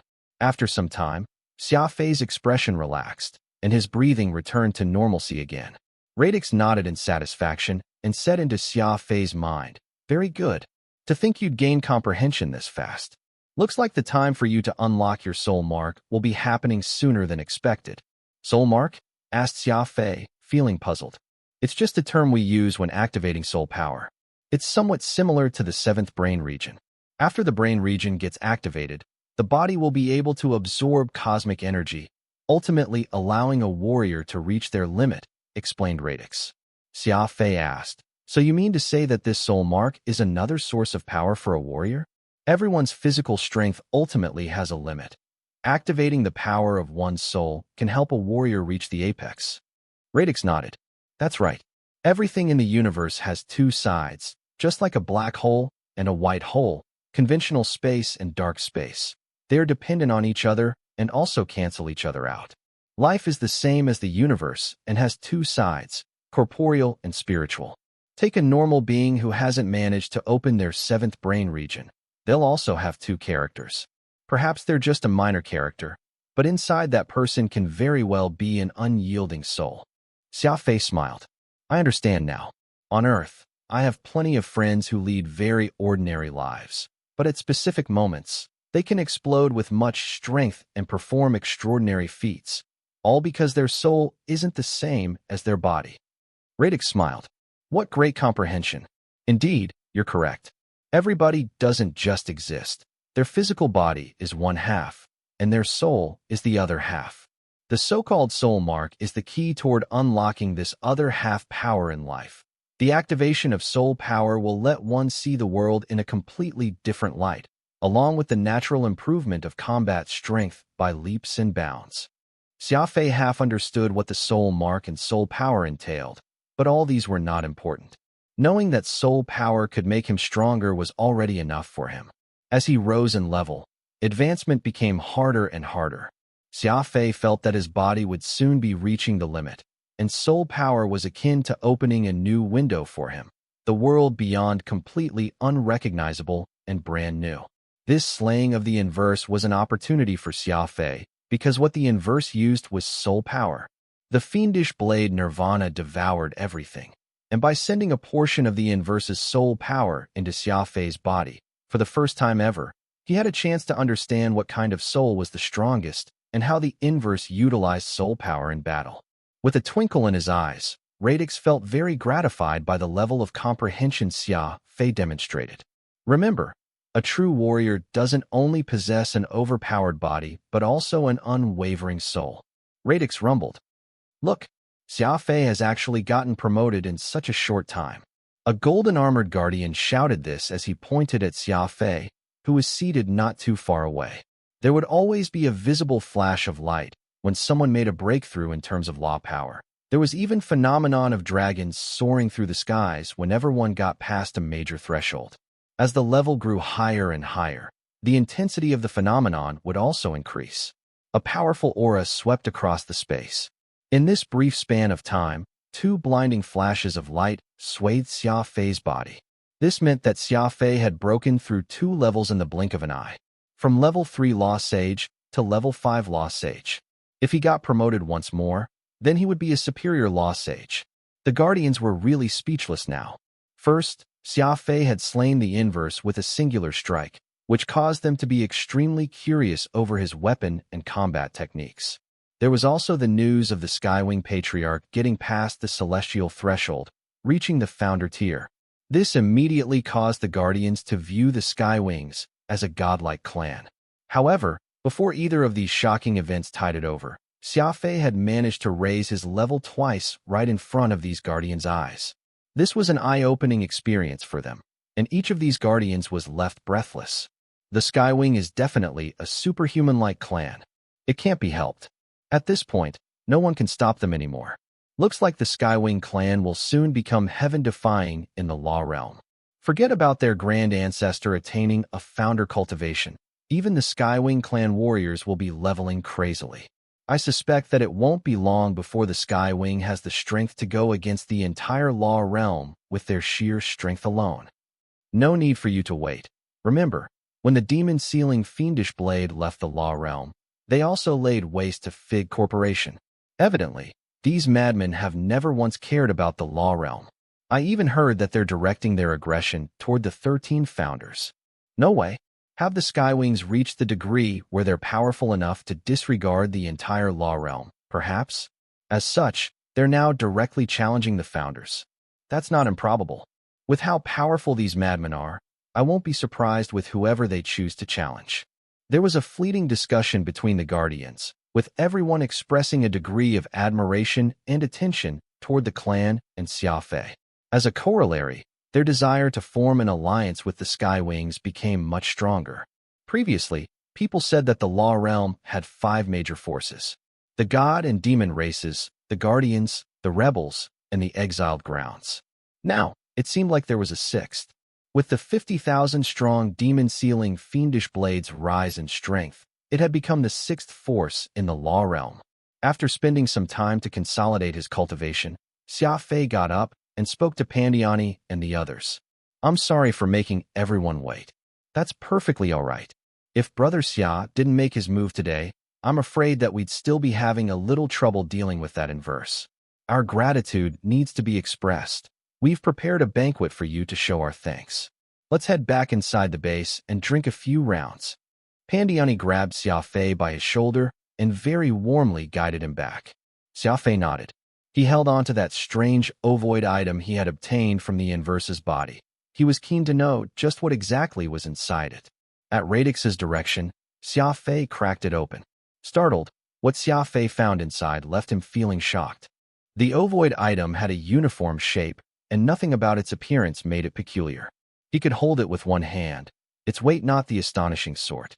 However, Radix seemed to be very interested in the black, little trinket, urging Xia Fei to crack it open at once. "This thing here is called the Rigid Soul Orb. It's quite similar to the spatial ring that the Law Realm uses, except that it isn't used to store items, but messages instead," said Radix. "Messages?" Xia Fei furrowed his brows.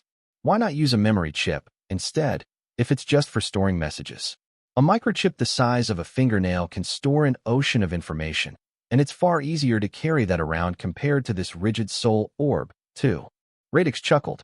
"That's where you're mistaken. A memory chip storage is for third-party information, while a Rigid Soul Orb can perform scene restoration, so anyone who accesses it will be able to see an event played out as if they're there when it happened. The realism isn't comparable to what a memory chip can recreate." Xia Fei nodded. "So you mean to say that this solid soul orb is like a holographic projection?" "A realistic holographic projection." Radix re-emphasized the pros of the solid soul orb. Opening a solid soul orb that someone else had used to store messages was not easy, for it was usually encrypted to prevent others from peeping at what was contained within. However, because Xia Fei had an expert like Radix by his side, this situation became a lot simpler. The solid soul orb actually has a flaw, which you can exploit to bypass completely the owner's screening and copy the information inside. Radix told Xia Fei this with a mysterious smile on his face. Xia Fei suddenly realized that Radix was truly a formidable individual. No doubt that such a flaw was by design, and there was no way anyone would know about it, unless they understood the very essence of the orb. Furthermore, there were probably few who knew of this flaw in the first place. If this flaw of the solid soul orb were known to everyone, people would most likely stop using such a device. Following Radix's instructions, Xia Fei bypassed its security measures and accepted the message stored in the orb into his brain. Instantly, Xia Fei froze up and his expression turned solemn. The solid soul orb's actually storing evidence of the secret communication between the founders and the inverse. The complete ledger of souls that the founders have given to the inverse in the recent year is recorded in here. Plus, the founders intend to provide 1,000,000 qualified souls, as well as 10,000 high-quality souls, to the inverse. That's the condition for them to stop their assault on the cosmic gate, said Xia Fei gravely. 1,000,000 qualified souls and 10,000 high-quality souls. Radix was astounded. Qualified souls refer to law overlord experts, while high-quality souls mean law sages. If so many lives get harvested like that, the law realm will be crippled. The inverse sure are evil. Gritting his teeth, Xia Fei said, "No way. I must report this matter right away to the Grand Ancestor. After all, this is first-hand proof of the founders betraying the law realm." Bidding farewell to Pandiani and the other guardians, Xia Fei went to a secluded location and pulled out the white flamingo from his spatial ring. Just as Xia Fei found evidence of the founders betraying the law realm in the Guardian base, the Grand Ancestor, who had just departed from the battlefield between gods and demons, met with one of the 13 founders, Old Crane. "You're the one called Crane?" asked Xia Guqing, his face emotionless. He did not have a good impression of the founders, so while Xia Guqing was unsure if all 13 of them were enemies, he was at least sure that someone among them had betrayed the law realm, so Xia Guqing was being fairly cautious here. Crane nodded. Xia Guqing, you and your Skywing clan have become rather strong. I wish to discuss a matter with you. Xia Guqing raised an eyebrow and asked, are you saying that you came to chat with me on behalf of the 13 founders? Let's get the ugly words out of the way first. Whoever killed the godwings of my clan in the past will have to pay the ultimate price. If we can't discuss this point, then you might as well forget about discussing anything else. Xia Guqing was resolute. He was determined to kill whoever threatened the Skywing's existence, even if they were the founders. This was the ironclad rule of the Skywing clan. Crane chuckled. You're mistaken. I'm not here representing the 13 founders. The people know that there are 13 founder-tier experts who established the law realm together. But what they don't know is that these founders have long since split into 2 groups. Xia Guqing was startled as he exclaimed, is that true? Crane unhurriedly told him about how the 13 had encountered the threat of the inverse all those years ago and the process by which the schism occurred with extraordinary honesty. Xia Guqing listened as he observed the other's expression. He judged that this old man called Crane was not lying, so he decided to believe about 70% of it. What you mean to say is that you, Vista, Ocean, Yor, Solo, and Lingua, 6 of the 13 founders didn't agree to supplying the inverse with souls in return for continued peace, so there have been intermittent cases of experts disappearing from the law realm, as well as many major wars between the god and demon races all these years. All those were orchestrated by the strongest founder among the 13, Constant. Crane nodded. That's right. Constant is the only superior founder among the 13, and he possesses unbelievable talent and combat strength. Be it Mortis, Youth, or Chill, all are working for him. As for the treaty between the founders and the inverse, just like the deal they have with the dark life forms, Constant has always been the one secretly in control. Zing! A chilling light flashed across Xia Guqing's 2 eyes, and the killing intent inside him surged. He did not say a word, his nostrils merely flaring coldly. This was essentially him treating Constant as an enemy that he must kill. Crane, it's good that you told me about the 13 founders matter to me. But for you to stop me here today, that's not all there is to it, is it? Xia Guqing solemnly probed. Crane smiled. Indeed, the state of the universe is fairly tense at the moment. The inverse has been testing the safety of the cosmic gate again, while the dark life forms from outside the law realm are unfriendly. Though they're cooperating with the law realm on the surface, they're actually making moves and calculations from behind the scenes, caught between a hard and rock place. This is the state the law realm is currently in. If there's nothing out of the ordinary, Constant and the others will surely compromise like before, and the entire law realm shall be swept up in a great storm. The war you just stopped between the god and demon races is only the beginning. I believe there'll be a lot more massacres in the future. That's why I hope that you'll ally yourself with us to stop this bloodshed. Crane offered earnestly. Xia Guqing stroked his beard with his right hand. Cooperation? You've said it yourself. Constant is very powerful. Even with you, Vista and Ocean all working together may not be a match to him. With such an outright disadvantage, why bother risking your lives by going up against Constant? Besides, the moment the balance is broken, the law realm will no longer be subservient to the inverse, and those murderous BSDRDS will definitely bust through the cosmic gate and invade. At that rate, the law realm, the entire universe even, will still be due for a great calamity. Do you really think that the strength the law realm wields now can fend off both the dark life forms and the inverse's attacks? Xia Guqing's question was very pointed, causing Old Man Crane to shrug and laugh. I've thought about this problem for the longest time.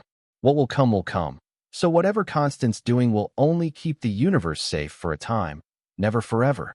All this time, the number of souls that Constant must pay as tribute to the savage inverse has only increased, yet the law realm is still as before, and nothing has changed. A day will come when the inverse are so powerful that they'll no longer tolerate the law realm's existence.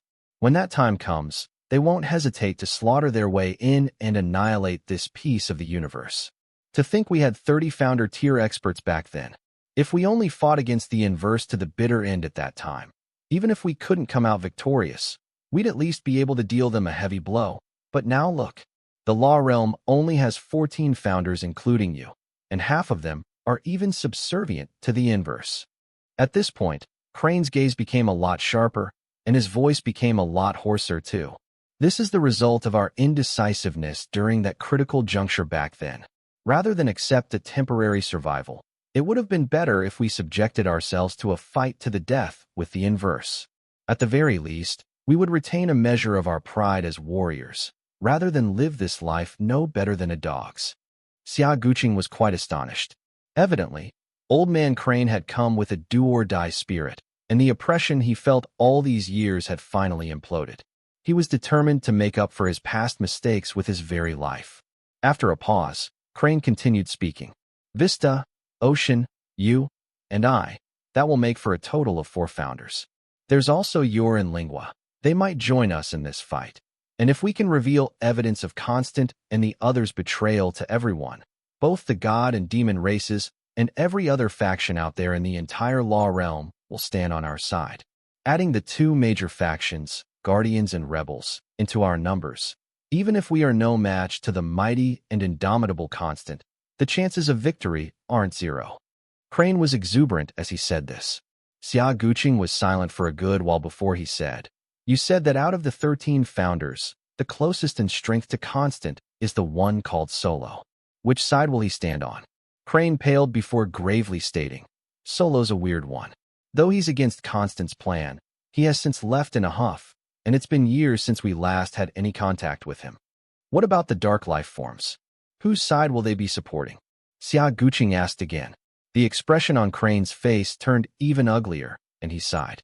If nothing unexpected occurs, the dark life forms will most likely stand with Constant, and they have 3 founders.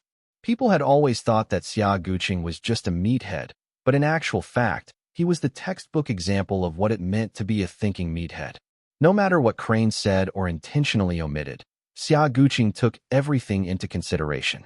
After some careful calculations, it was clear that even if the strength of the god and demon races, as well as the Guardians and the Rebels, were all consolidated into one, they might not be a match against the 7 founders who had Constant in charge. Even more so if they included the dark life forms. After all, the number of founder experts they had on their end was a whopping 10. Old Crane thought that since Xia Guqing had asked so many questions, the Skywings would very likely refuse to cooperate. So he was somewhat disappointed, but he was wrong. He had forgotten what sort of clan the Skywing was. Wherever the fiendish blade pointed, gods and demons alike would be slaughtered. This was by no means just talk. Afraid? The demon-sealing fiendish blade had never been afraid of anyone since ancient times. Good. From here on out, we are considered allies. My Skywing clan shall give it our all to join in this fight. No matter what the outcome is, the enemy will have to pay a dear price. With a slightly cold gaze, Xia Guqing very softly uttered this line. Old Man Crane could hardly believe his ears. Xia Guqing had clearly thoroughly analyzed the situation that they were in and understood just how perilous the upcoming battle would be. Yet the leader of the demon-sealing fiendish blade had still made the decision to join in the effort. No doubt, they lived up to their names as the craziest of the insane in the Law Realm. Their actions could never be deduced by common sense. At this very moment, the Skywings had formed an alliance with the 3 founders led by Crane. Their enemies? The 7 founders and the dark life forms. The Skywings forming an alliance with Crane could be considered a good thing no matter how anyone looked at it. After all, the Skywings would never let off Constant, this founder who had once killed the Godwings of their clan. Getting more helpers to achieve this ultimate goal of theirs was naturally beneficial toward achieving their goal. Xia Guqing had never once imagined that who he needed to kill was not just a single founder, but rather 7. He had also not expected that the actions of the Skywing clan taking their revenge would actually unveil a huge secret of the Law Realm, uncovering an organization that had betrayed it. However, these did not become any reason. What ought to happen would come to pass, and someone who needed to be killed by the Skywings would ultimately be killed. Good. From here on out, we are considered allies, Xia Guqing declared decisively. Just as he said this, The white flamingo communication device in his bosom rang. Xia Guqing accepted the transmission, and on the other end was none other than Xia Fei, the one he had sent over to the Guardian faction. "What have you found out? What's the situation with the cosmic gate right now?" asked Xia Guqing. Xia Fei shook his head. "Things aren't looking good here. Apparently, there'll often be inverse who manage to breach the cosmic gate every week, and the strength of the assault beyond the gate has increased substantially compared to before. Though the Guardians are giving it their all to cover things up, I can easily tell from their expressions that they're not too confident on how much longer they can hold up the cosmic gate." Xia Guqing nodded, as none of what was reported had been outside his expectations. Given how the chips had fallen, the Skywing clan would have to hasten the speed of their operation and wipe out the 7 founders before the cosmic gate collapsed. It was as the saying went, internal safety takes precedence over foreign invaders. As long as the traitors of the Law Realm under Constance's leadership were all removed from the equation, the entire Law Realm could band together like twisted rope, allowing it to resist the might of the inverse. However, if the internal conflicts remained unresolved by the time the inverse successfully breached the gate, the Law Realm would be in a quandary of having to fight a 3-pronged war. It was only a brief moment, but Xia Guqing had finished contemplating plenty of things. However, the next words that had come out of Xia Fei's mouth pulled him away from his introspection. "Grand Ancestor, I slew an inverse while I was at the Guardian base and chanced upon something that you wouldn't imagine even in your wildest dreams," Xia Fei vaguely stated. "What is it?" asked Xia Guqing hurriedly. "Evidence. Proof that the founders have betrayed the entire Law Realm. It clearly shows proof of the founders always offering the souls of experts to the inverse for continued peace," answered Xia Fei. Xia Guqing obviously felt very thrilled to hear this. Crane, who was listening intently to this conversation at the side, felt even more impressed. "Wonderful. That solid proof will greatly aid us in what we must do." Old Crane animatedly cheered. "I could never imagine that we'd be in such a position. All these years, I've been trying my best to obtain proof of Constance's involvement, but I've got nothing to show for it even now. To think that you, the Skywings, would actually seize the first step before me." Xia Fei was stunned. He did not recognize Crane, who was standing beside the Grand Ancestor, but could tell that the old man was not an enemy of the Skywings. So Xia Fei did not bother prying any further. "Xia Fei, this is a matter of utmost importance. You must deliver that evidence to us at the fastest speed possible," Xia Guqing rumbled. "Understood." Xia Fei accepted with a deep bow. Xia Fei quickly switched off the screen and immediately bid Guardian Pandiani farewell, saying that there were important matters in the clan that he must tend to, and so he needed to return at once. Pandiani was anxious. "What could be so important? Our faction leader Moses already knows that you have come here representing the Skywings. He's currently on his way back to base. Even if you are in a hurry, surely you can stay till you meet Moses in person at least?" "Sorry, but I have a heavy responsibility resting upon my shoulders and have no choice but to leave. Let's move this meeting to a later date," Xia Fei insisted. Though Xia Fei did not say it out loud, Pandiani could tell that he was in a hurry to leave because of that strange item he had obtained from the inverse. Honestly, Pandiani was also very interested in taking that solid soul orb and having a look, but he of course felt embarrassed to ask, given that it was Xia Fei who had slain the inverse. At the end of the day, it was only natural for warriors to obtain spoils of their victorious battles. Whoosh! Xia Fei opened a spatial channel with his anonymous compass and quickly entered it, ready to head to a location near the battlefield where Grand Ancestor Xia Guqing was currently at. The spatial channel was like a tunnel which connected 2 different points together. Someone could cover thousands and thousands of light years just by walking a short distance inside. Xia Fei could see the other end of the channel open from within the channel. He could even make out the figures of his Grand Ancestor and Old Crane. This was when something unimaginable transpired. The originally very stable spatial channel suddenly collapsed. Like a mirror that had been shattered, the channel suddenly twisted and changed in form. "Quickly flee. The channel is collapsing," Radix shouted. Xia Fei was initially shocked, but he soon accelerated. He was now attempting to use speed so he could reach the other end of this spatial tunnel. Alas, an even more impossible event occurred. A powerful force, which was exerted from the side, held on to Xia Fei. It was trying to compel him out of the channel against his will and was trying to drag him into the chaos. Whoosh. This entire scene occurred in the time it took to strike a match.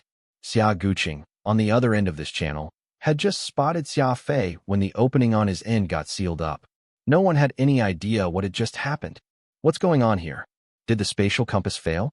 That's a 1 in 100 billion chance of happening, though. Xia Guqing blurted out in agitation. Old Crane, who had gone pale, solemnly said, "This isn't a coincidence. It's Smile's doing. Only he out of the 13 founders has a grasp of the law of spatial interception, and only he is capable of tampering with someone else's spatial channel."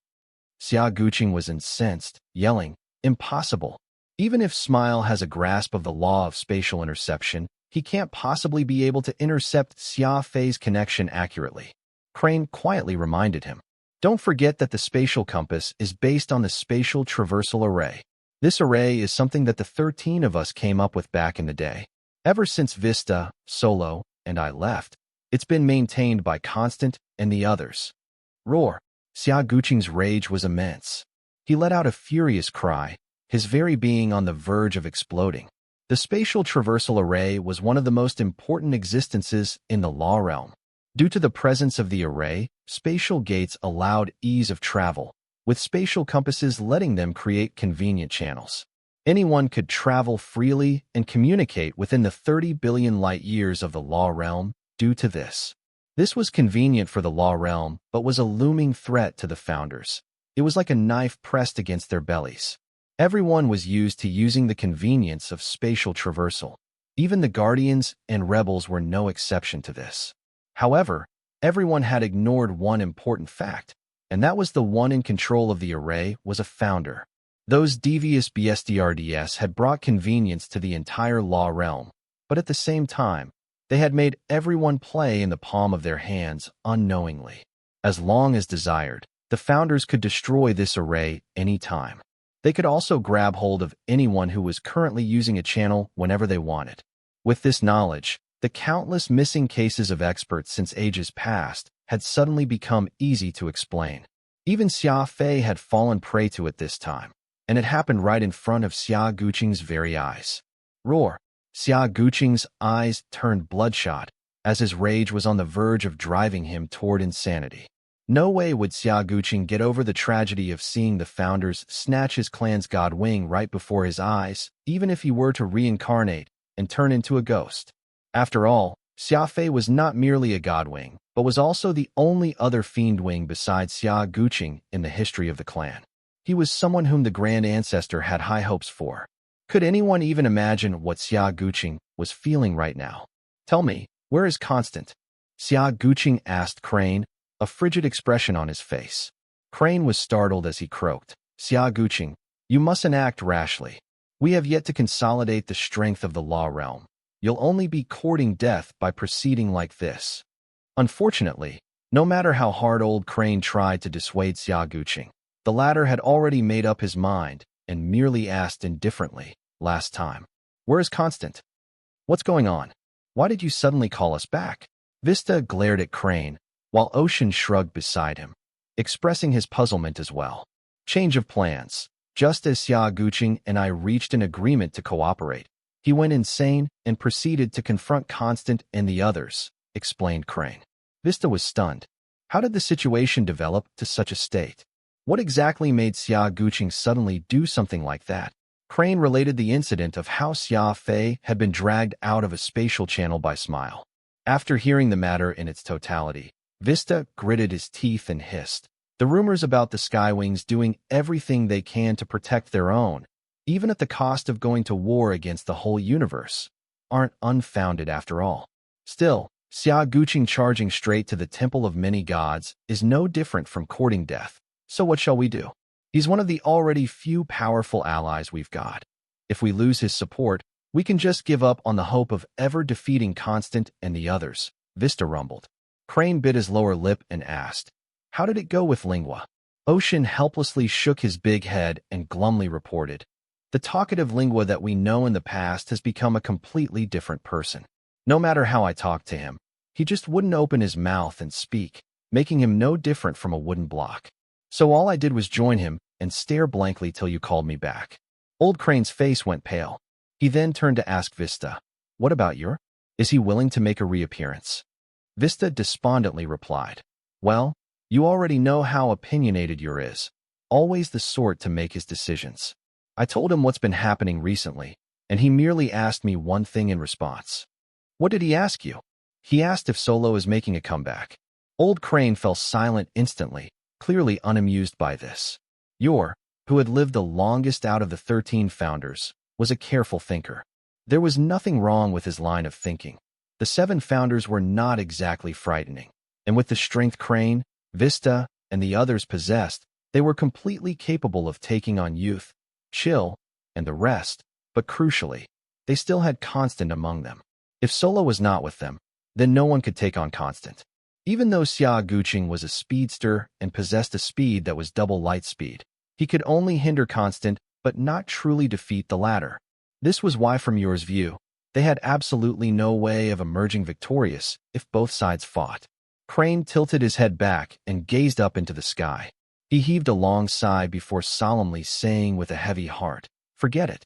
Yor and Lingua have made their decisions. It's to be expected that neither wishes to take this risk. Let's go.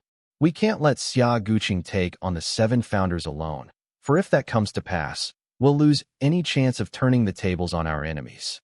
Vista and Ocean were stunned, the expressions on their faces turning severe.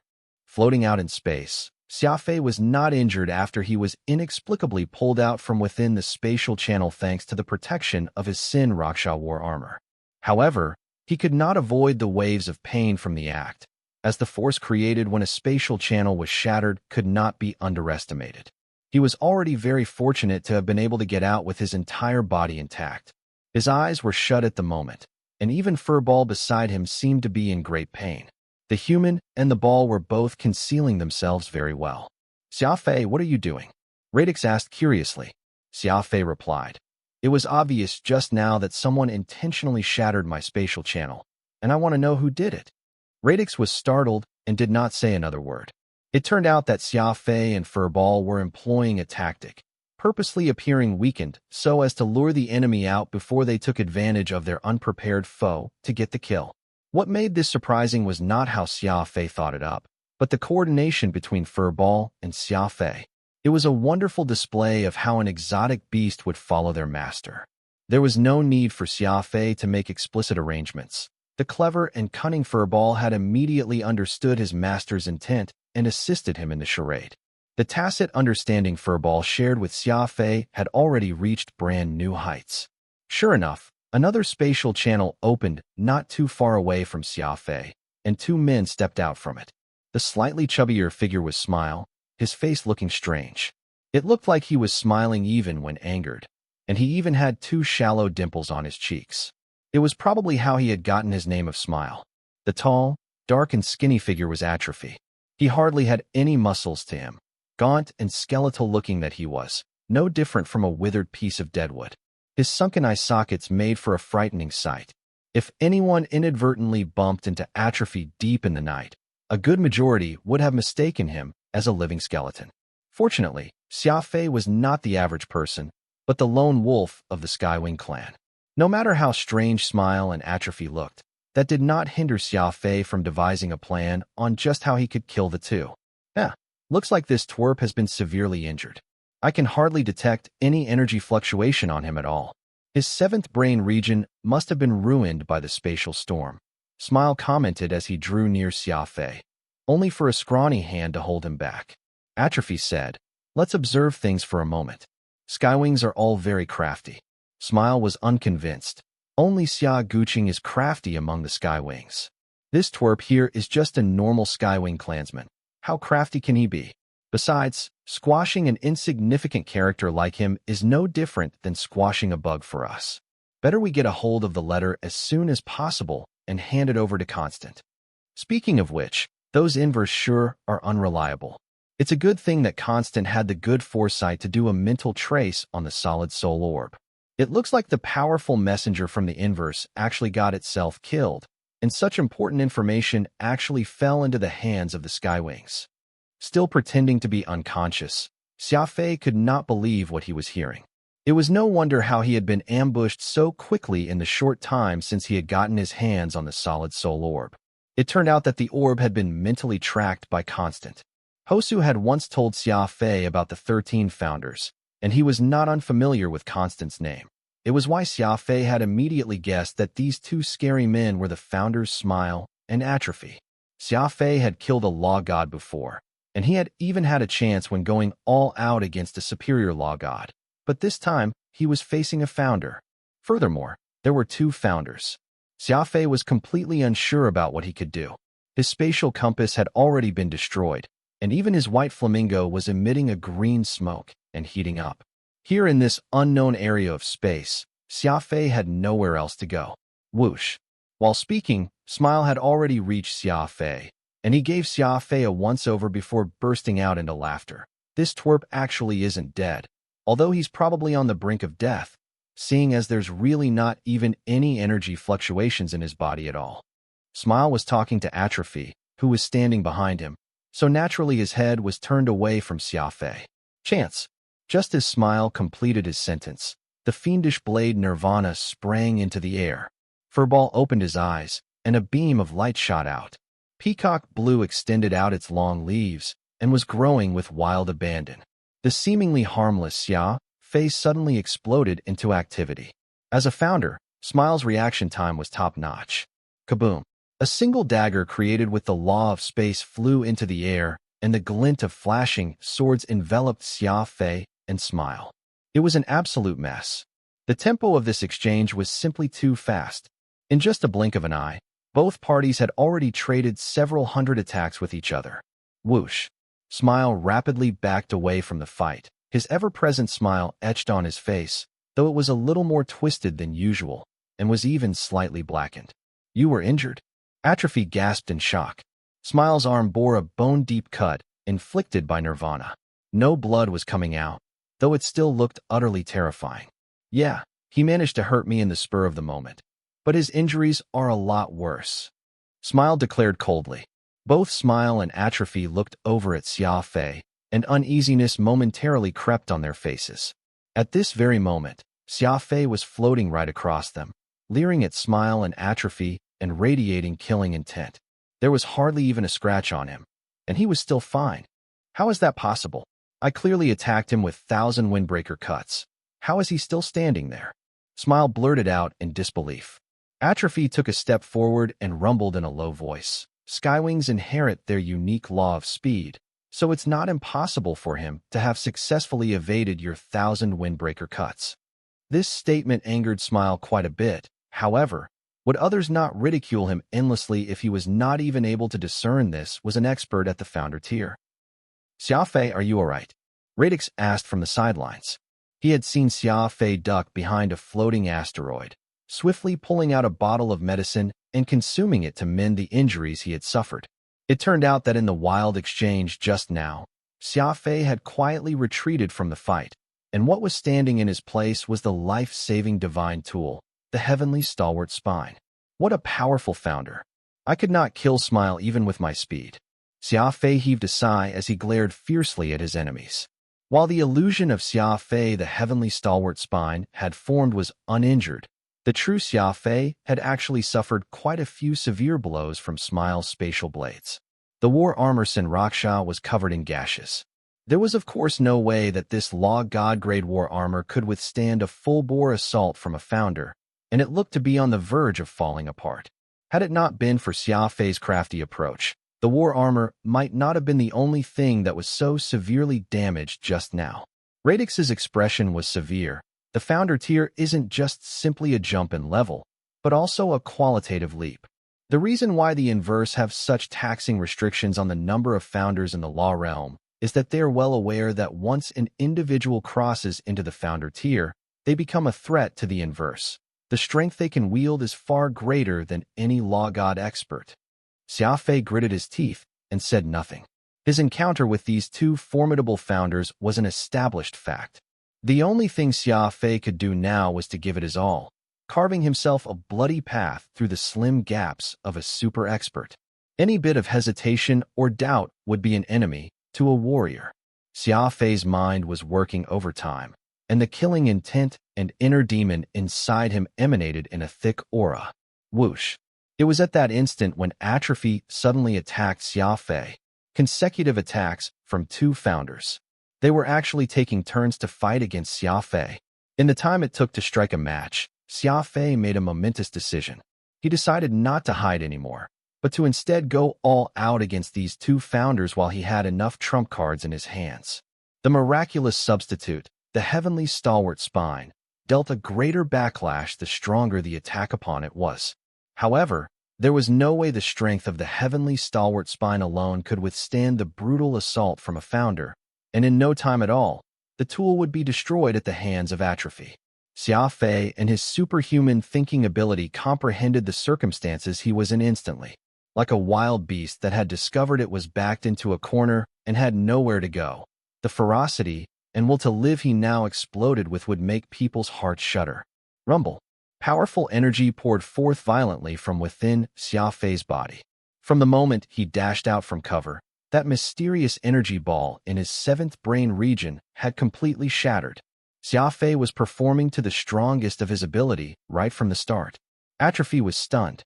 His palm had just struck the illusion of Xia Fei that the heavenly stalwart spine had created, yet there was now another Xia Fei actually appearing from afar. That's some substitution technique you have there. Too bad you've underestimated a founder too much.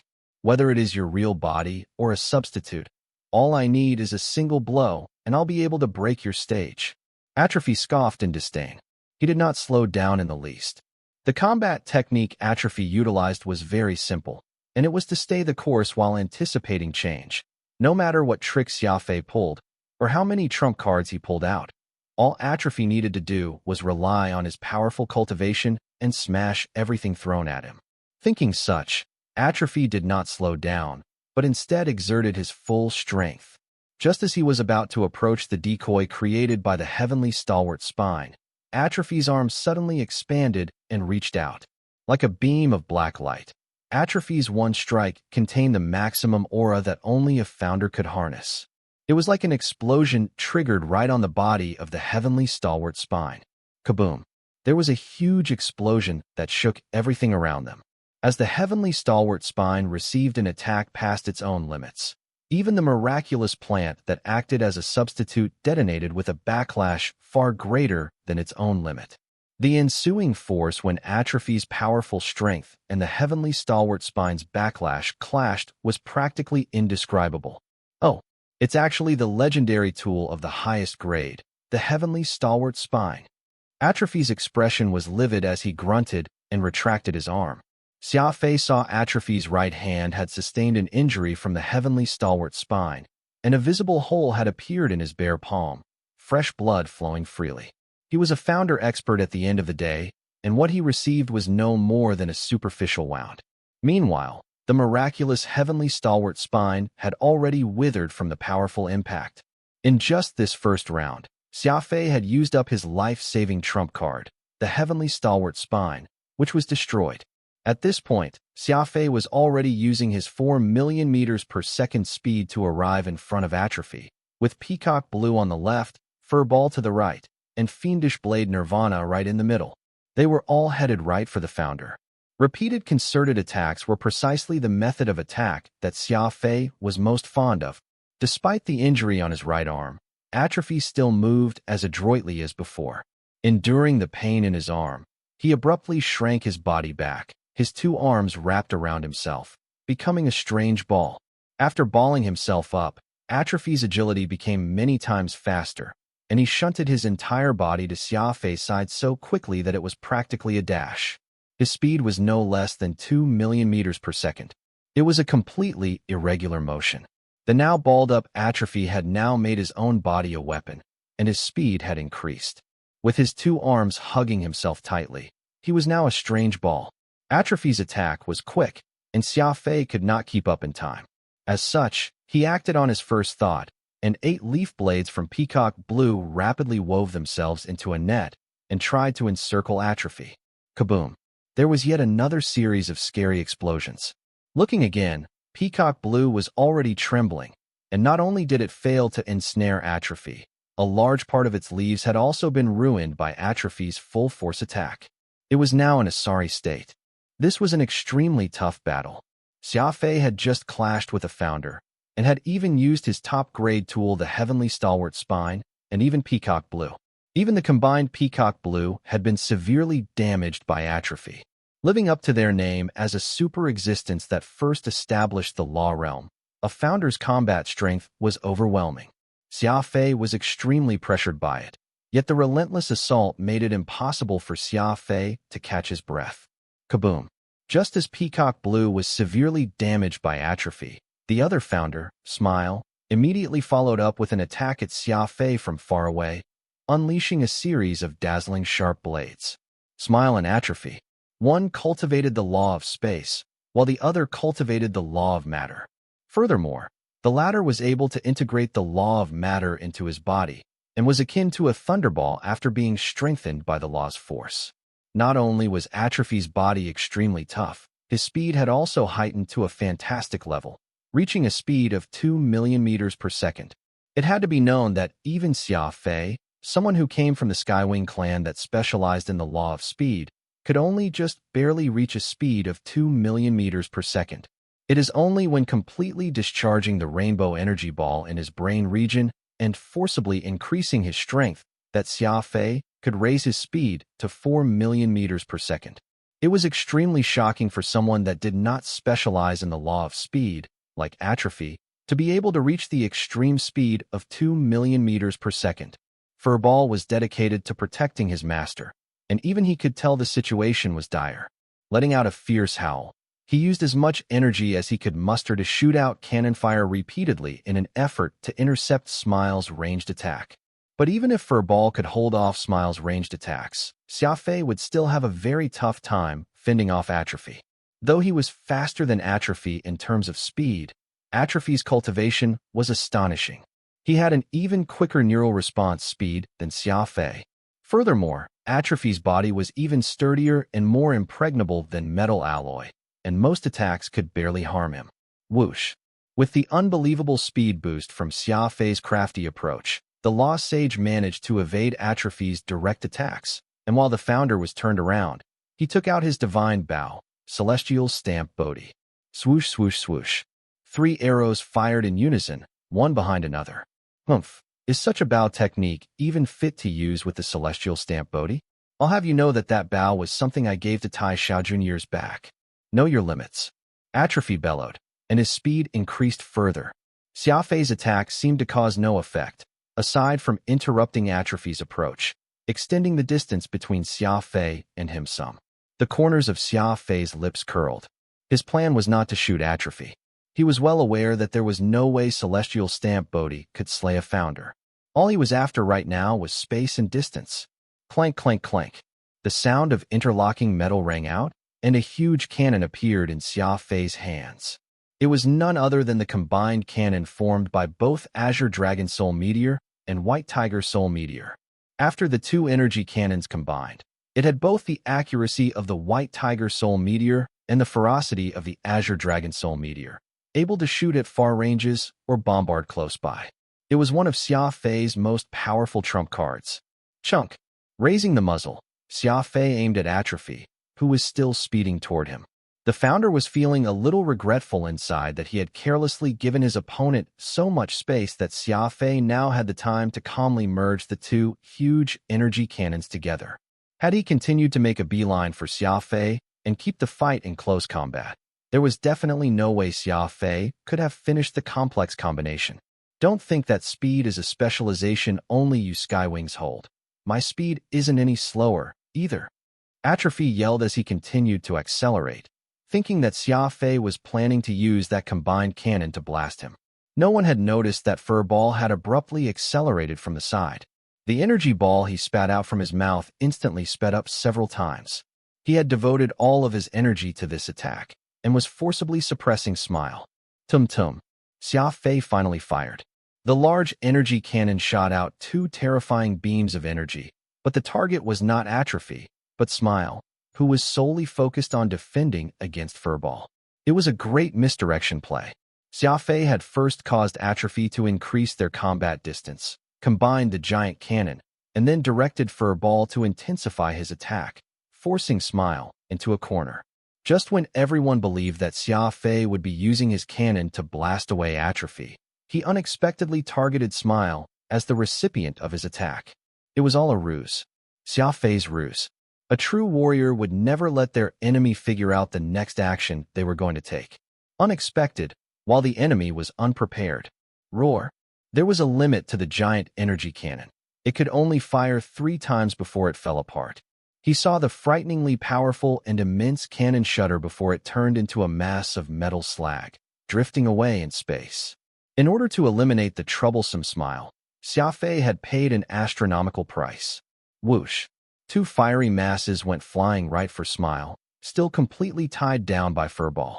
Atrophy momentarily froze up, cursing the cunning Xia Fei in his heart. He promptly accelerated, charging diagonally toward Smile at an even greater speed. Atrophy was fast, and his armor was thick. As long as he could grab a hold of Smile before the energy attack reached him, he could very well save Smile from certain peril.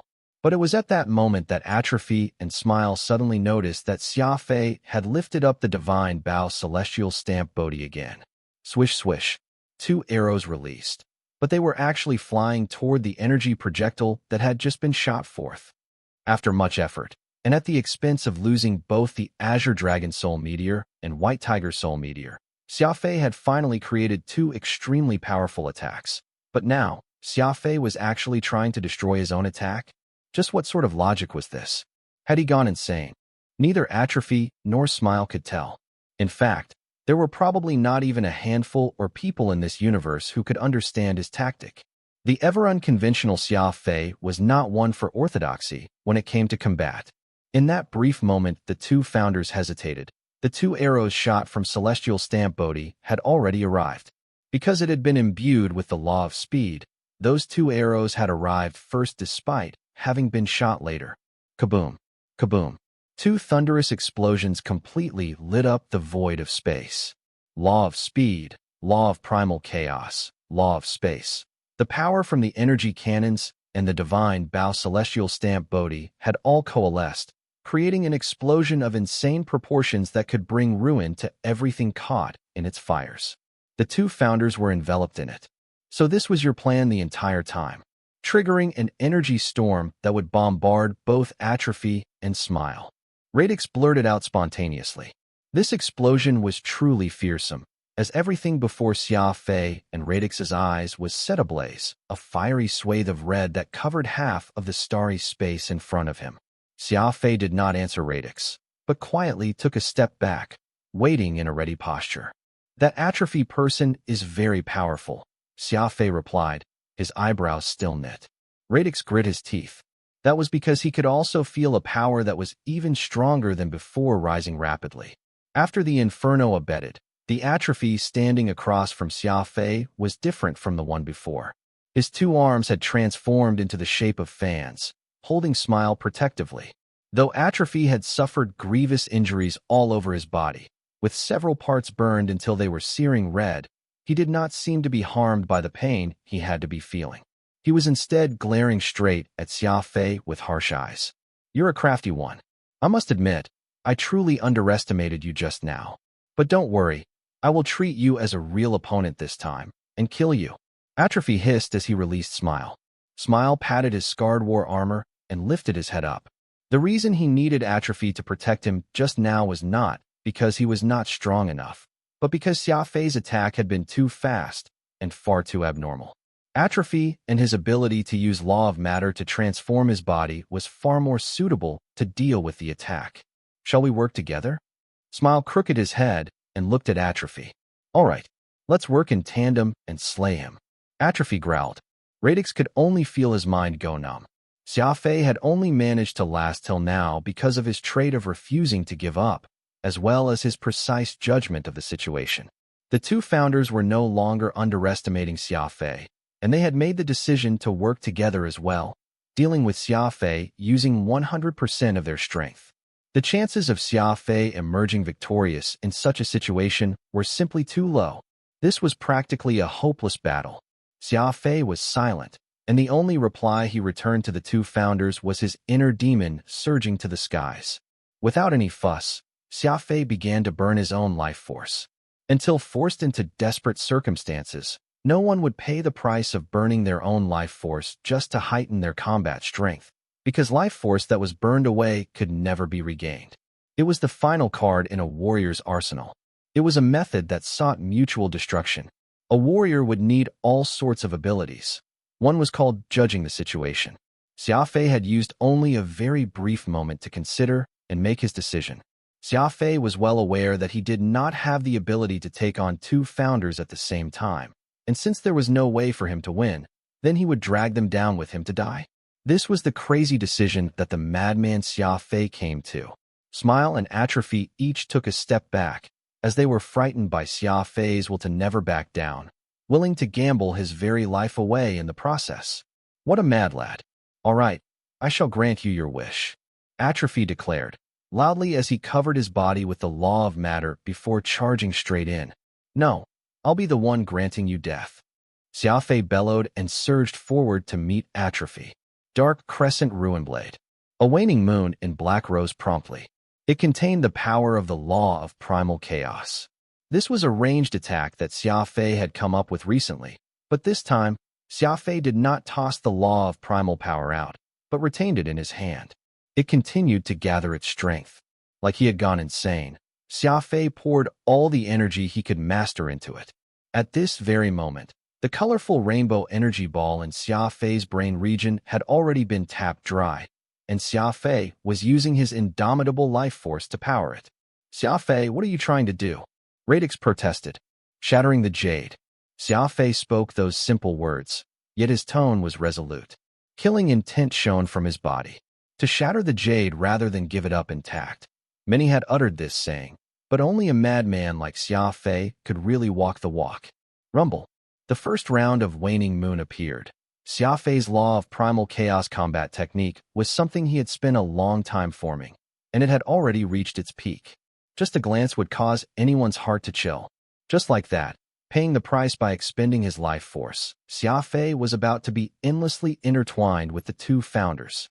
The law of primal chaos was taking point, ready to sweep away everything in his way. The fiendish blade Nirvana acted as support, dashing out to attack whenever a chance presented itself, cleaving anything in its path. Furball would coordinate in support, using his energy attacks to retaliate against the law of space techniques Smile unleashed. One could not seek to live without going crazy.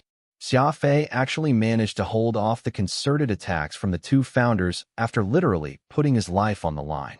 It was truly a miracle.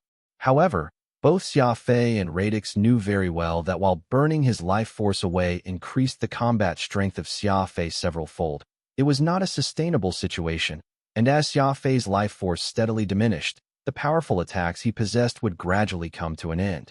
The two founders were very experienced. Neither reacted recklessly, nor did they get near Xia Fei. Instead, they opted to keep circling around him. It was obvious that Xia Fei had thrown caution to the wind. He would turn into a ravenous wolf whenever they got near, tearing at them with great ferocity, doing everything in his ability to injure his enemies. What they had to do was wait for Xia Fei to use up his life force, and Xia Fei would essentially bring ruin to himself. As his strength slowly ran out, Xia Fei's mind went blank, while the two founders remained alive. How frustrating. I am not resigned to this. Xia Fei's eyes turned bloodshot as he let out a frenzied roar. Phew. Perhaps it was because Xia Fei had been putting up a stubborn struggle, but a weak yet strange glow slowly lit up from within him. What's this? Radix exclaimed, his eyes widening in disbelief. Not giving up until the last minute. Perhaps it was because of Xia Fei's unwillingness to resign himself to defeat, but a strange glow inside him responded to his perilous situation and began to take subtle effect. This glow came from his seventh brain region, the key location that determined a warrior's talent. Something peculiar was happening to the already depleted rainbow energy ball, transforming it into an incomplete golden mark. Though his golden mark was just some simple lines that could hardly be called complete, The elevated power it gave to Xia Fei was akin to a tsunami that threatened to consume everything. Energy was crazily increasing as Xia Fei's inner demon and killing intent rose mightily. Driven by the energy, the two founders in the distance widened their eyes respectively, as incredulous stares appeared on their faces. It was far too overwhelming. The desperate Xia Fei had a sudden explosion of energy that even the founders were frightened by. At this rate, it would not be too long before Xia Fei would accumulate an amount of energy that could rival that of a founder. Originally, the arduous combat had exhausted Xia Fei of his energy, and he had no choice but to expend his life force in order to supplement his energy consumption, allowing him to barely fight on against the two founders. But as this mysterious mark in his brain region was activated, it was like an ocean of energy was flooding into Xia Fei's body. The moment this 10,000-ton gate opened, it was an absurd outpouring that gave him back his energy. Even Xia Fei's life force was more vigorous than before. Kaboom! In contrast to the law of primal chaos attack that Xia Fei had previously unleashed aimlessly, now 3 dark moon waning slashes roared into existence again and again. The situation was extremely wild. The ranged combat technique of the law of primal chaos was like a torrential rain, being unleashed endlessly by Xia Fei despite its high energy consumption, practically throwing everything but the kitchen sink at the two founders. The tables had turned. The two founders turned from besieging Xia Fei into taking a stance of passive defense against the Law Sage, running randomly about as they were chased by the repeated law of primal chaos attacks, a bombardment that battered them badly. This was the law of primal chaos, the most unreasonable law power in the universe. Even if Smile and Atrophy had founder tier cultivation, there was no way they could withstand such a crazy power. Helpless, the two founders could only resort to evading it over and over again. Radix was stunned for the longest time before he exclaimed in surprise, evidently very excited about it. A soul mark. That's the energy from a soul mark. That's right. This little young master's superhuman talent has allowed him to actively trigger his soul power after his body was being pushed to the limit. This is no doubt the result of his talent and unremitting efforts, his endless desire to be victorious, as well as that fighting spirit of his that refuses to surrender. Hosu, to think you've been here all this time. Radix was startled. This voice was very familiar. It belonged to the super expert that had sealed the cosmic gate all those years ago. Hosu. Yes, I've not departed since my return, Hosu replied calmly. Radix pouted his lips, a little discontented. Given how dire the situation was just now, why didn't you act? Had it not been for Xia Fei opening his soul mark in the desperate situation he was in, he might be in real trouble right now. Hosu did not share his sentiments. It would have been very easy for me to intervene, but if I did that, would the little young master still have been able to miraculously open his soul mark like he has? Radix frowned and did not say another word. Hosu explained after a pause. People often think that the miracles that Xia Fei keeps creating are due to his talent, but that's not an accurate assessment. People who truly understand Xia Fei know that there are seas of warriors that have superb potential and talent, but the reason no one can keep up with Xia Fei's pace is entirely because Xia Fei is a lot more persistent than everyone else. He has the stubbornness of a tenacious weed, a resolute mind that is as tough as steel. You've said it yourself before. Although Xia Fei is of the master's blood, Xia Fei possesses a craziness that the entire Aurora clan lacked. What mainly propels him forward isn't his heritage, but that personality of his that refuses to admit defeat. In such circumstances, the path that Xia Fei must take will definitely be different from our young masters. Young master grew up in the spotlight with an illustrious family background, while Xia Fei is actually a nobody from Earth. He has never once experienced the glory that ought to be given to anyone of the Aurora clan, and everything that Xia Fei has now is what he has struggled and earned with his own hands. Radix was stunned as he gasped. Hosu, you finally got it. Hosu sighed. That's right. I've been mulling over these questions after what you told me the last time. Xia Fei is different from any other member of the Aurora clan, and that might not be a bad thing, though I do still miss the elegance of our young master. Radix and Hosu's conversation was being held in secret, and Xia Fei had no clue that it was transpiring. At this moment, Xia Fei was still unleashing the wild and incredible power of the soul mark, and this area of space had been transformed into a rain of arrows. It was a very powerful and imposing attack. The two founders were being badly suppressed into a corner. Looks like the little young master is still not used to the changes that the soul power can bring forth. He's expending the energy in his body recklessly right now, Radix frowned. Hosu responded, "Give him a little time. It's only a matter of time before Xia Fei gets used to this particular transformation." Radix was worried, but the situation he's in right now isn't great. Though such an intense attack had managed to suppress the two founders, he doesn't have the means to kill them. Xia Fei's soul mark is still incomplete, and that means he will ultimately use up all this energy at some point. The fight isn't looking too promising for him. Hosu responded in a low voice. For the soul mark to consolidate its form, it still requires another qualitative leap. So let's wait and see how things unfold. Wait, so you're still not intending to make a move? Radix was shocked. Hosu mused. Well, there's no urgency for me to act this time. You seem to have forgotten that Xia Fei still has a tree of life. All right. Radix's mouth hung agape as he blurted out. So you mean to say you'll let him break the cocoon and be reborn now? Isn't the risk too great doing it this way? Xia Fei's body had yet to reach its limit.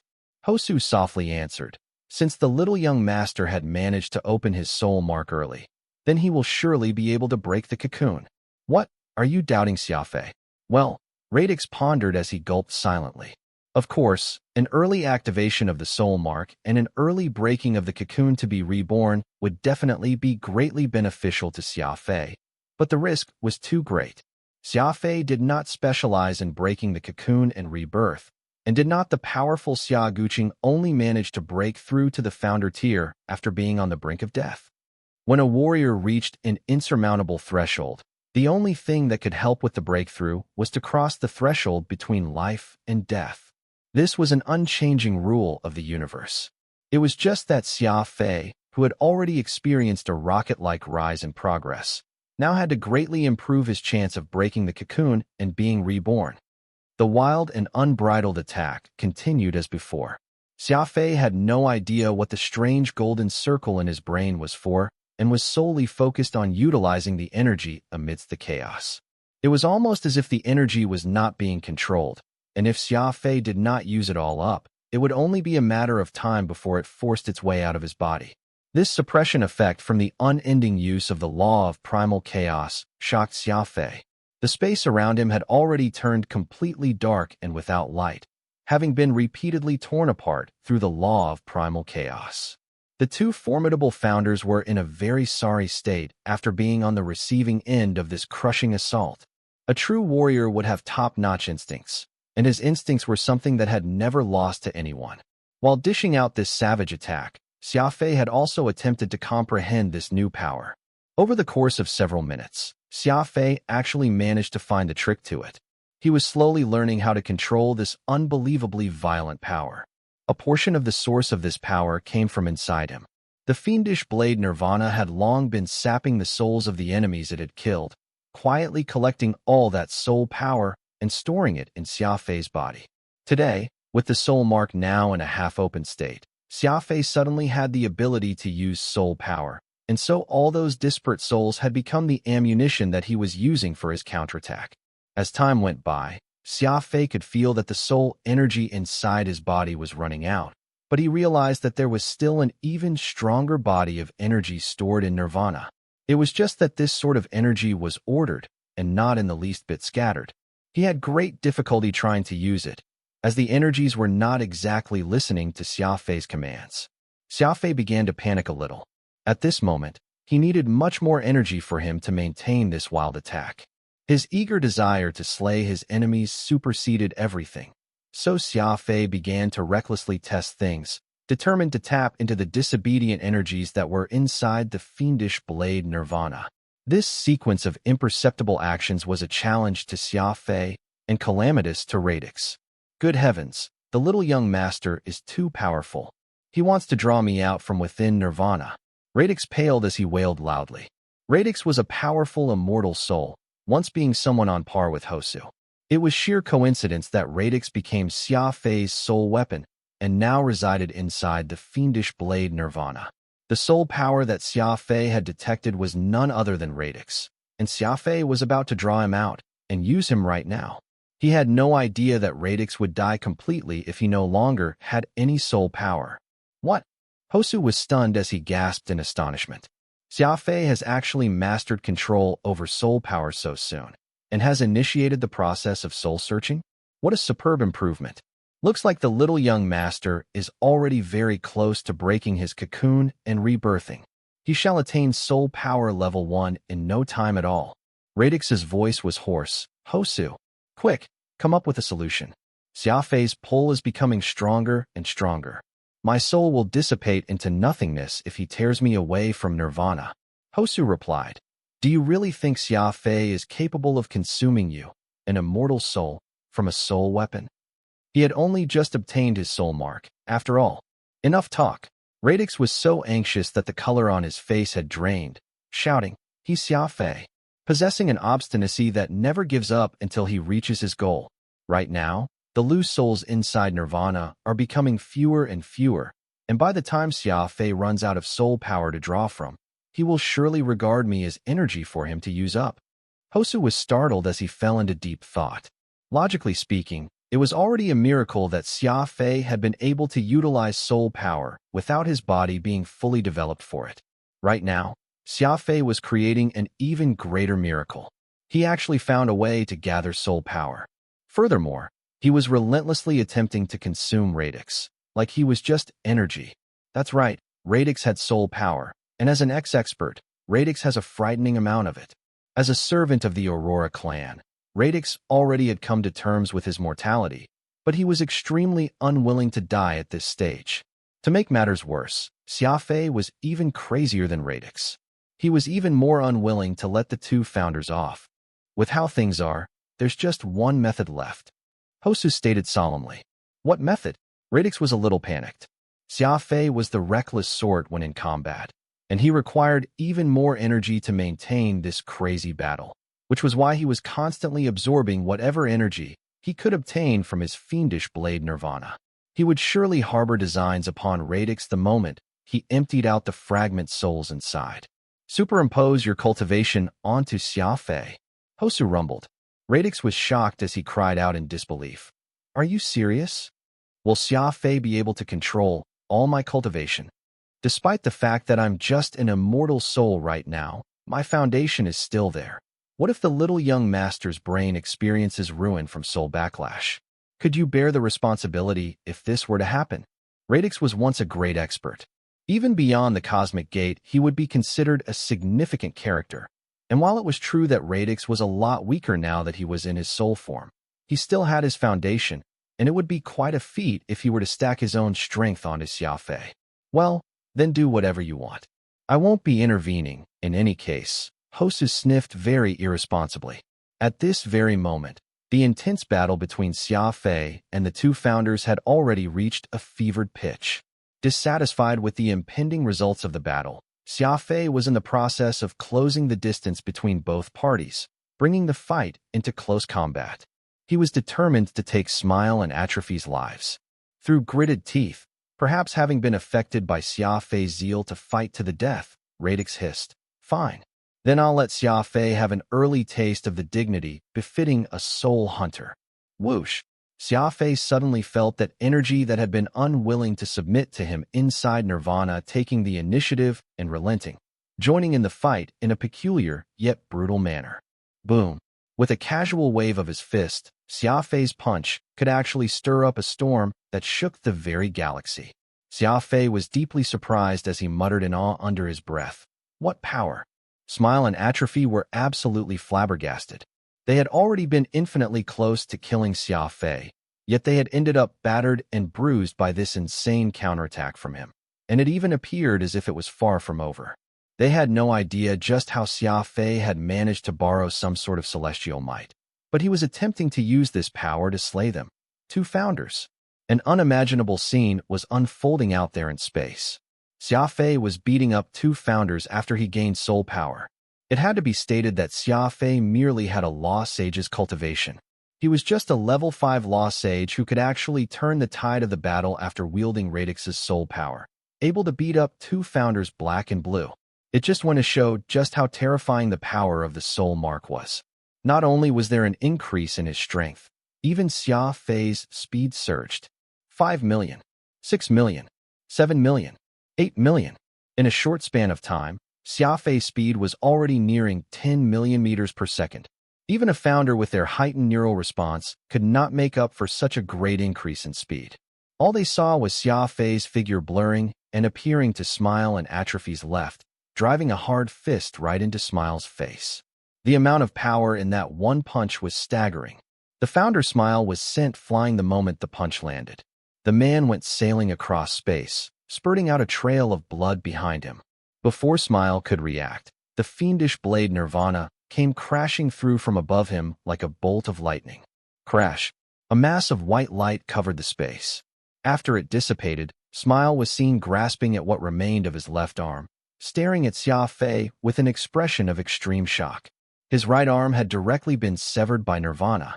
Atrophy wrinkled his forehead and said in a somewhat tragic yet stirring voice, "We have no choice but to go all out against him." Boom. The 2 founders began to burn their own life force at the same time. Xia Fei had already managed to do something that no ordinary person would have been able to accomplish, forcing a founder to reach a point where they needed to burn their own life force.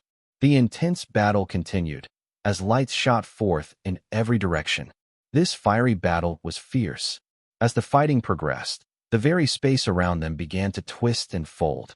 Both sides gave their all as they gambled with their lives in a devastating death match. Gradually, the side effects of using soul power began to appear. Xia Fei's mind began to fall into chaos as he lost all awareness. Kill! Kill them all! This was the voice that rang in Xia Fei's ears. Xia Fei could not hear anything else aside from that, and even his vision was beginning to blur. In the end, Xia Fei actually managed to fall unconscious while in the middle of the fight. Zing! Xia Fei was jolted away from his dreams. He felt that he had just been caught in a nightmare, a dream where he was drawn into an intense fight with 2 founders. All thanks to this inexplicable power of his, the founders were left dead and injured, respectively. This feeling of this kind of fierce battle invigorated Xia Fei greatly, so much so that the first thing he did waking up was frantically wave his arms about. His arm was in midair when he suddenly stopped and listened intently. He had suddenly realized that his surroundings were very familiar, as if he was back in the hidden realm. Looking around, he noticed that he had been lying under a withered tree, and that tree was the tree of life that he had planted all those years back. The previously lush tree had withered, and the trunk of the tree was split right down the middle, like it had been struck by a heavenly thunderbolt. Xia Fei scratched his head and mumbled to himself, "What is going on here? Could everything have been just a dream?" It really wasn't. Everything was real. You slew Atrophy by relying on your soul power, and grievously wounded Smile. This voice came from a distance away, and Xia Fei lifted his head up, only to find the stranger standing before him, the one who had familiarized him with the 13 founders. "Since I've won, why am I here? And why are you here as well?" Hosu chuckled. "You're here because you failed to control the powerful soul mark during battle. That loss of control ultimately triggered your tree of life, and you broke through your cocoon and were reborn." Xia Fei patted his war armor. Sinraksha has already been ruined to the point it was out of shape after that intense fighting. The fiendish blade Nirvana was inside his ring, seemingly no different from before. Smiling, Xia Fei said, "You're lying. I know how rebirth works. The old demon lord Oro was resurrected, and he had nothing on him, naked as a newborn babe. But look at me now. How am I anywhere near a new rebirth?" Hosu shook his head. "What that person planted was a life seed, while what you have just experienced was the replacement effect of a tree of life. You understand replacement, right? Rebirth requires you to die before you can be reborn, while replacement requires you to be in a precarious situation, when your life is hanging by a thread, and the tree of life will die in your stead. You'll remain completely fine, just like before." Taking a look at Furball beside him soundly asleep, Xia Fei asked, "Then how do you explain Furball being here as well? Even if I've been replaced by the tree of life, Furball hasn't planted any tree of life." Hosu answered, I was the one who brought Furball back, the same as Nirvana. As for your war armor and peacock blue, they came back with you, as they were already on your person. Xia Fei swallowed hard. Hosu's explanation seemed sensible. The Tree of Life had replaced him, and it was also logical that Hosu brought back Nirvana and Furball. Why are you helping me? Xia Fei had to ask. I didn't. If I had helped you, both Smile and Atrophy would already be dead, and you wouldn't have had to expend something as precious as your Tree of Life. Honestly, between the Tree of Life and the Life Seed, I prefer the former, because the Life Seed can help warriors experience countless rebirths, but their cultivation will be lost each time it happens. Meanwhile, the Tree of Life can only be used just once, but there will not be any losses incurred. Of course, the best is if you have both together. Too bad that you've used up your one Tree of Life. I'm afraid it'll be very hard for you to find another amazing plant like it again. Hosu commented, somewhat critically. Xia Fei suddenly felt that this person standing before him was very strange. Not only had he not made any requests, he was even helping Xia Fei to no benefit. It was almost as if they shared some mysterious connection that made him keep doing this. That was when Radix abruptly appeared before Xia Fei, as real as life, like he had just been reborn. He took a peculiar bow before solemnly stating, Xia Fei, from the bottom of my heart, forgive me for keeping you in the dark all this time. But this has been Hosu's idea the entire time. Hosu was floored. Radix had not only learned to be as cunning as Xia Fei, he had even learned how to shirk responsibilities and throw someone under the bus without a second thought. Was this still the same Radix from before? Hosu, Xia Fei was stunned. Radix pointed at Hosu and exclaimed, That's right, this is actually Hosu. I wanted to tell you this when you met him at the Palace of Gods, but he forbade me to say a word, which was why you're only learning about this now. Hosu furrowed his brow and was about to explain, when Radix suddenly continued. Hosu, the little young master has managed to break out of his cocoon and be reborn, acquiring his first soul mark. You cannot keep anything from him anymore. You have to hand over everything, even the young master's inheritance. There was no need to mention the anger Hosu was feeling inside, but he suddenly realized that this was Radix's way of teaching Hosu a lesson for not lending aid after he had nearly been used up by Xia Fei like a bomb. He had learned this from Xia Fei, as well. Heaving a long sigh, Hosu went down on the ground with one knee and said to Xia Fei, Soul Hunter Hosu, of the Aurora clan, greets the little young master. Radix was no exception, as he went down on his knee and repeated the same line, as well. That was when Xia Fei realized that Radix was not really there, but that he could not see him clearly whenever he wanted. Radix was an immortal soul. In the past, Xia Fei could only see a very obvious transparent form of him, but now, Xia Fei was seeing Radix like he was alive. Xia Fei was startled, as he was not used to this sudden change. It was like an ordinary person opening their third eye and abruptly realizing that aside from the humans all around him, there were also ghosts and spirits floating about. Of course he was shocked. He was also surprised to find that his seventh brain region was different from before. Its breadth had increased by an astonishing 50%, and the rainbow energy ball had been supplanted by a golden mark. Whoosh! Xia Fei could feel a headache coming on as confusion overtook him. Xia Fei clutched his head with one hand and demanded, Tell me, just what exactly is going on? Why has this inconceivable change taken place to my body? And why are the both of you calling me young master? Radix was about to speak when Xia Fei promptly added, Then there's also that thing about my inheritance. Are you supposed to hand it over? Hosu could only feel indignant sorrow flood his heart. What sort of character was Xia Fei's grandfather? He was well respected and did everything with panache. Even if someone had shown mountains of wealth to him, he was not the sort who would even lift a finger to covet them. But just look at Xia Fei. Radix had casually mentioned the matter of an inheritance, and the young man had etched it into his mind. The tone he took seemingly said, What is mine, what is yours is also mine. As long as I have heard about it, it then belongs to me. To think the distinguished Aurora clan would have such an outlandish individual like Xia Fei. Hosu sighed to himself. Xia Fei was very curious about the changes happening to himself and asked a series of questions. Hosu answered, First you must understand your heritage. Aside from the half-earthling bloodline flowing through your veins, as well as 1/4 Skywing clan. The final quarter is from the Aurora clan, who come from beyond the Cosmic Gate. That is also the home of Radix and I, and the owner of the Arkansas. Xia Fei clenched his teeth. Heritage. This was not exactly an issue that bothered him, but it was something that he was strongly curious about. That was because he had already come to the decision that he should just do what he wanted in his life, and he would ignore everything else. Now that Hosu had suddenly mentioned the secret 1/4 of his genetics, Xia Fei could not help but feel his heart shudder. Yet he pricked his ears up and listened. Your grandfather was called Wistful Valley, and was the direct descendant of the Aurora clan. Back then, with Radix as the foundation of the Soul Ship and me as the bodyguard, a mysterious cosmic gate opened up right before our very eyes. It was a gate that was long sealed by a powerful force. That was why your grandfather Wistful Valley decided to give it his all just to open the gate and travel through it. I was the one in charge of sealing it behind us, so we would be able to recuperate here before heading back to the Star region the Aurora clan resided in after we recovered. Your grandfather possessed great power, given that he was a direct descendant of the clan. He really managed to open the cosmic gate that had been sealed for countless years. Though this pretty much cost Wistful Valley all the energy he had in his life, he nevertheless really succeeded in doing just that. Do you understand?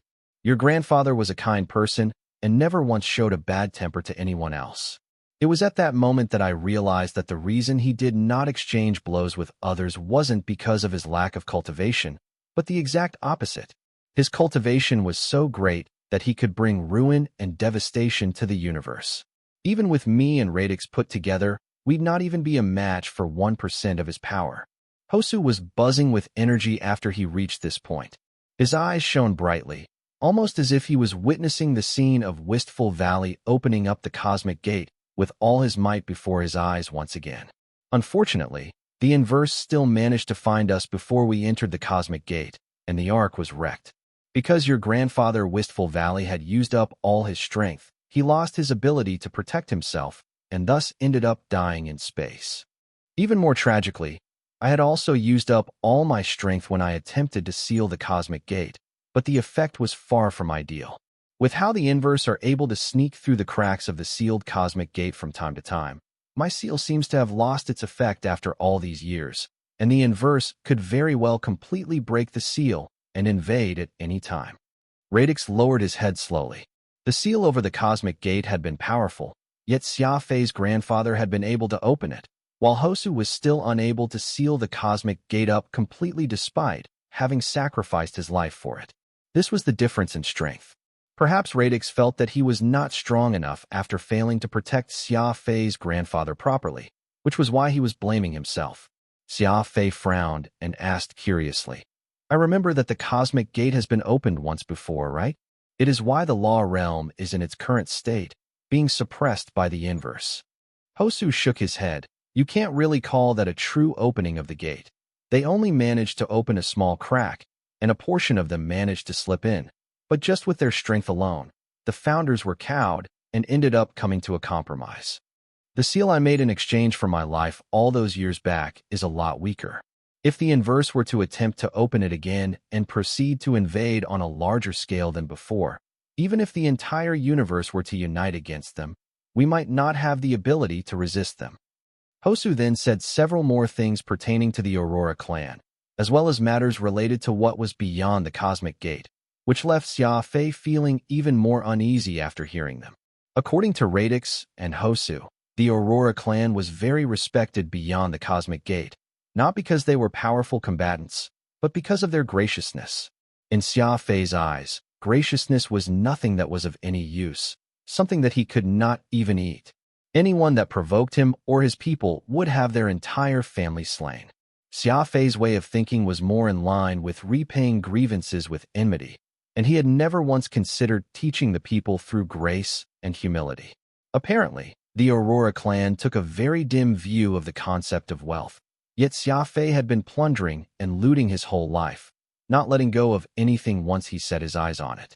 It was said that the Aurorians rarely killed, and when struck by others, they would at most flash a smile at the assailant, and unless they were at death's door, they would not ever retaliate, nor feud with them.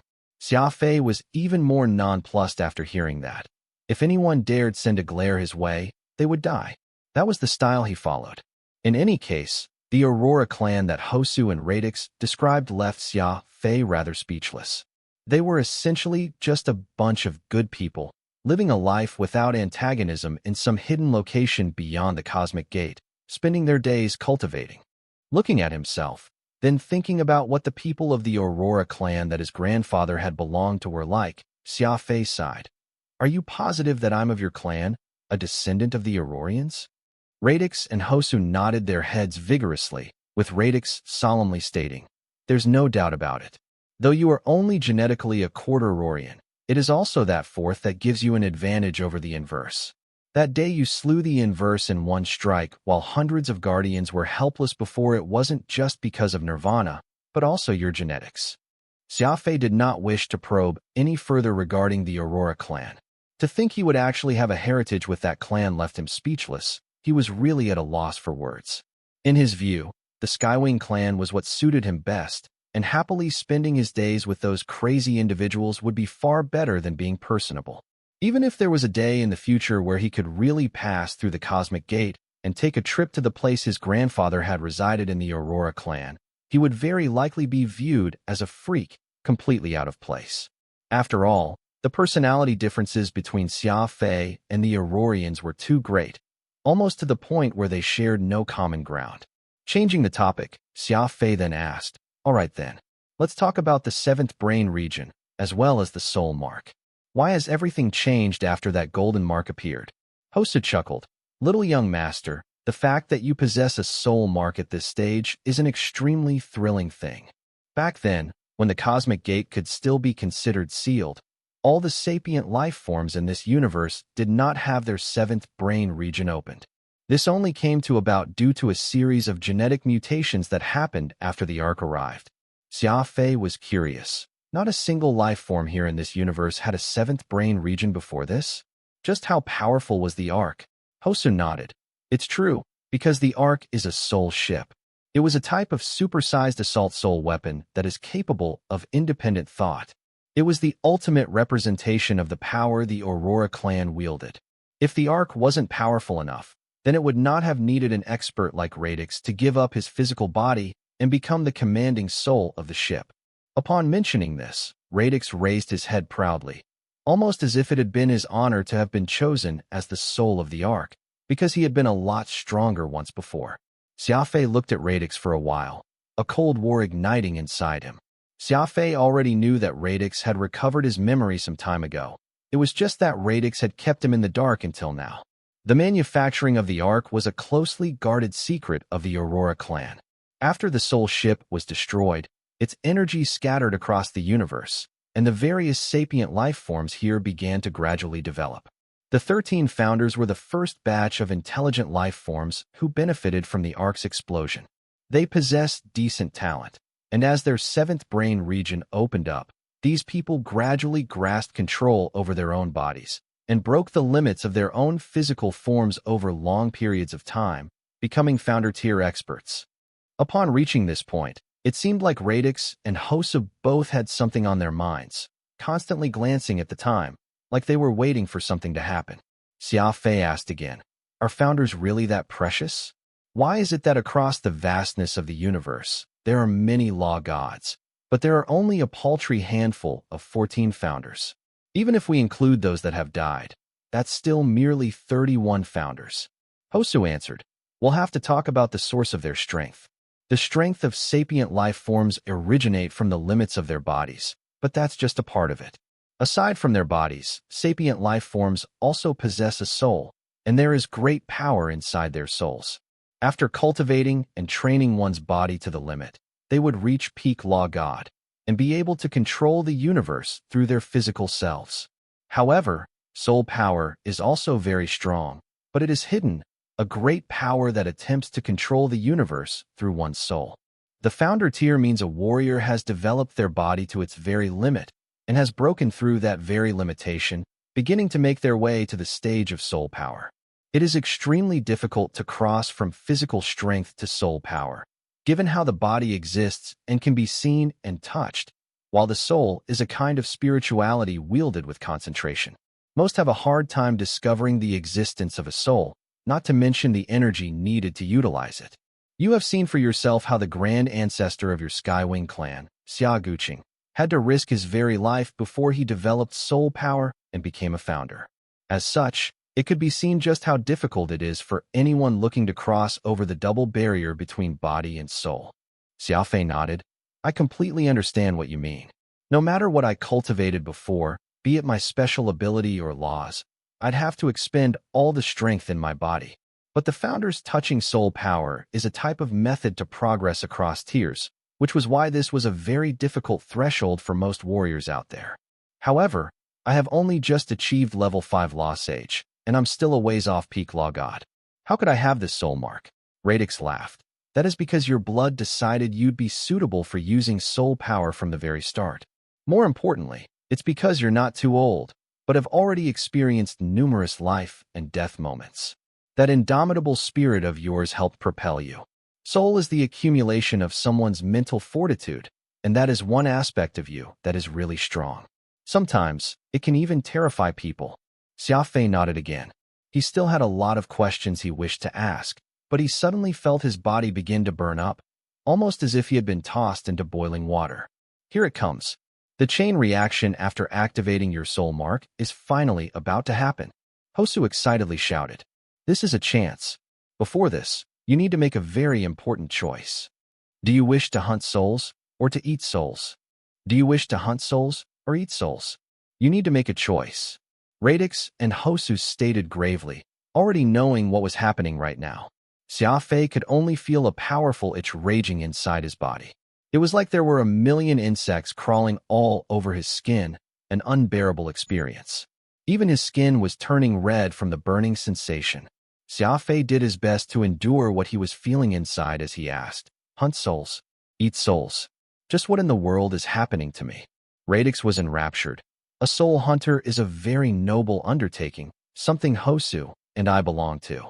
We are able to hunt and kill souls, using all sorts of soul power as our base and unleashing all sorts of combat techniques. A soul eater is completely different. Their goal isn't to hunt, but to slay. They are the nightmare of all soul power. The difference in choosing this path is that soul eaters have no way of hunting souls and can only slay them. From an energy perspective, soul hunters are able to draw on soul power, which is why the more souls they hunt down, the stronger they get, combat strength-wise. The downside is that they have no way of killing souls, and they will be in trouble when going up against a powerful immortal soul. Though soul eaters are capable of killing souls, they are unable to draw energy from souls. They are like a lone blade in the middle of a battlefield. If they are unable to take care of the enemy in one blow, then they will die from the enemy's energy backlash. Xia Fei frowned after hearing the explanation. Be it a soul hunter or a soul eater, their pros and cons were apparent. The latter was more lethal, but lacked energy, while the former never had to worry about energy, but were not able to slay their enemies, unable to make their enemies yield.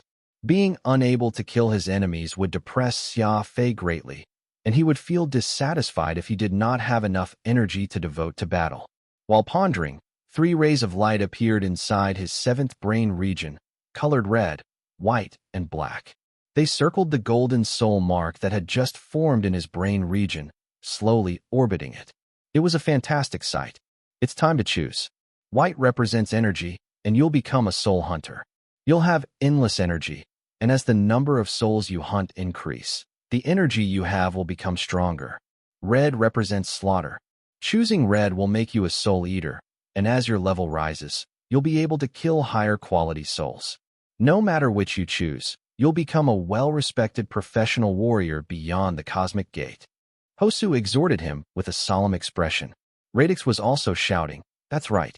You need to make your choice in 3 minutes. And considering the inheritance the young master left behind and your status as an Aurorian, as long as you're willing, you'll definitely become a top-notch warrior. However, Xia Fei was greatly intrigued by that black light. The rays circled around his soul mark, emitting an icy cold aura that would chill anyone. This sinister and cold attribute was far more heart-pounding than the red soul eaters. White is for soul hunter, and red is for soul eater. So what is black for? Xia Fei wondered out loud. What black? Hosu and Radix were both nonplussed. They did not seem to have heard of black before. You must be mistaken. After activating your soul mark, its energy will give you the choice of choosing which direction you'd like to go, and it had always been red or white. When has there ever been black? Radix shrugged. There's really no black, Xia Fei. Don't hesitate any longer, and become a soul hunter of the Aurora clan. That's what we have the most of, and the one with the greatest achievements is also a soul hunter. Why don't you follow tradition and choose soul hunter? Hosu recommended matter-of-factly. Xia Fei decided not to say another word. Though both Hosu and Radix were adamant that there was no black ray, the fact remained that this black light had vividly appeared in his brain region, and its mysterious glow and chilling aura attracted Xia Fei deeply. He did not have much time left. Xia Fei had to choose his path in 3 minutes, and it did not matter that this black glow had appeared in his brain region. What mattered was whether he wanted to choose it or not. White meant becoming a soul hunter, Xia Fei had learned, and red meant a soul eater, which he now knew as well. But what he would become if he took the mysterious black, Xia Fei had no clue. Even Radix and Hosu had no clue. In fact, neither had ever heard of it. The corners of Xia Fei's lips curled up into a smirk. During his life, Xia Fei had never taken the conventional path. Whether he was on Earth or in the Alliance, or after he joined the Law Realm, Xia Fei always took the path no one had ever taken before. It was precisely because of his predilection for the road less traveled that he had become the Xia Fei he was today. This was not a difficult choice for Xia Fei. Ever curious, he had never been someone that regretted how different he was from others. Though it was his unconventional choices that had brought Xia Fei plenty of trouble, trouble had already become an indispensable part of his life. Everyone knew about Xia Fei from the Skywing clan and his unconventionality, and everyone knew that there was a Xia Fei in the Skywing clan who would always cause trouble. Everyone knew that this time, Xia Fei might just be causing trouble again. His willpower acting like a nimble finger, Xia Fei reached out toward that mass of black and lightly touched it. Pew! The light shone, and thousands of demons danced. The 3 colored lights that had been orbiting inside his 7th brain region abruptly disappeared, and in their place was a soul mark, true and complete. A soul mark that was a mix of gold and black. There were 9 sides to the soul mark, and Xia Fei had only obtained 1 of them. If 8 more soul marks were to appear, then he would have a full 9-sided soul mark. Rumble! 6 dragons soared into the skies as a divine glow washed the lands. This was the phenomenon when a law god was born. Xia Fei had actually gone from a level 5 law sage and soared up to reach the law god tier. This was an unbelievable jump. He had crossed the 2 major thresholds, superior law sage and law god, in one go. Strange occurrences happened beside Xia Fei, as 6 ferocious large dragons began roaring as they ascended up to the heavens, shining across all of the hidden realm. Far away, the great robot army halted what they were doing and watched the wild dragons flying, taking in this unbelievably dazzling divine glow. Hosu and Radix were also greatly astonished. It seemed neither of them had thought it was possible for Xia Fei to instantly gain such an increase in cultivation. However, the 6 dragons soaring into the skies was not the end of things, for lights proceeded to rise from Xia Fei thereafter, and though it was not comparable to what they had witnessed when Xia Fei broke through to attain law god cultivation, Hosu and Radix were even more flabbergasted by what they were seeing. That was because it meant Xia Fei had not just reached law god cultivation, but he had also risen up to level 5 law god. A level 5 law god. How in the world? Another step, and he would become a superior law god. 4 more steps, and he would reach peak law god. The very limits of his physical strength. Xia Fei had managed to tear through the levels, from a level 5 law sage to become a level 5 law god. Such a feat left both Radix and Hosu breathless. What kind of situation is this? Radix asked, shaking his head, his eyes wide in disbelief. Hosu shook his head as well. I can't be too sure, but it seems like Xia Fei has risen to level 5 law god, and already possesses a seed of life of his own. Seed of life? Why can't I see it? Radix said, examining Xia Fei for the longest time. Hosu was startled and began doing the same as Xia Fei as well. Wait, it's really not there. No way. Xia Fei has attained level 5 law god cultivation, yet he has no seed of life. Does that mean he lacks the ability to resurrect? Just what kind of situation is this? This line was now thrown back to Hosu, but the shock remained the same. How would I know? Radix grasped his head and said, after activating your soul mark, it's natural for one to see a 3-level rise in physical attributes. Yet Xia Fei has soared up 9 levels. He ought to have obtained a seed of life upon reaching the law god tier as proof that a warrior has cultivated to the pinnacle reaches of the universe. But Xia Fei doesn't have the seed. This is far too unbelievable. Too unbelievable. The only emotion left in Hosu was shock, and he kept repeating himself. That was when Xia Fei suddenly opened his eyes and exhaled slowly, softly asking, "What's so unbelievable?" Anyone could see that Xia Fei looked like he had just come down with a huge illness. His entire face was covered in sweat, and his entire body seemed to have shrunken down a size after the intense consecutive promotions he had just experienced. "You're unbelievable," Radix and Hosu yelled out in unison. "Just what did you do? How did you promote so rapidly? Do you know that you've reached level 5 Law God cultivation already? Level 5 Law God. You've practically jumped 9 levels in one go, and will soon be reaching the peak of your physical prowess." Hosu shouted at him. Radix quickly added, "You've attained Law God cultivation, yet you still do not have a seed of life. This is terrible. Not having a seed of life means you won't have the ability to be reborn. If you die, it will be final. Just what is going on here? Where is your seed of life?" Xia Fei furrowed his brow and waved his hand dismissively. "How would I know how I ended up like this?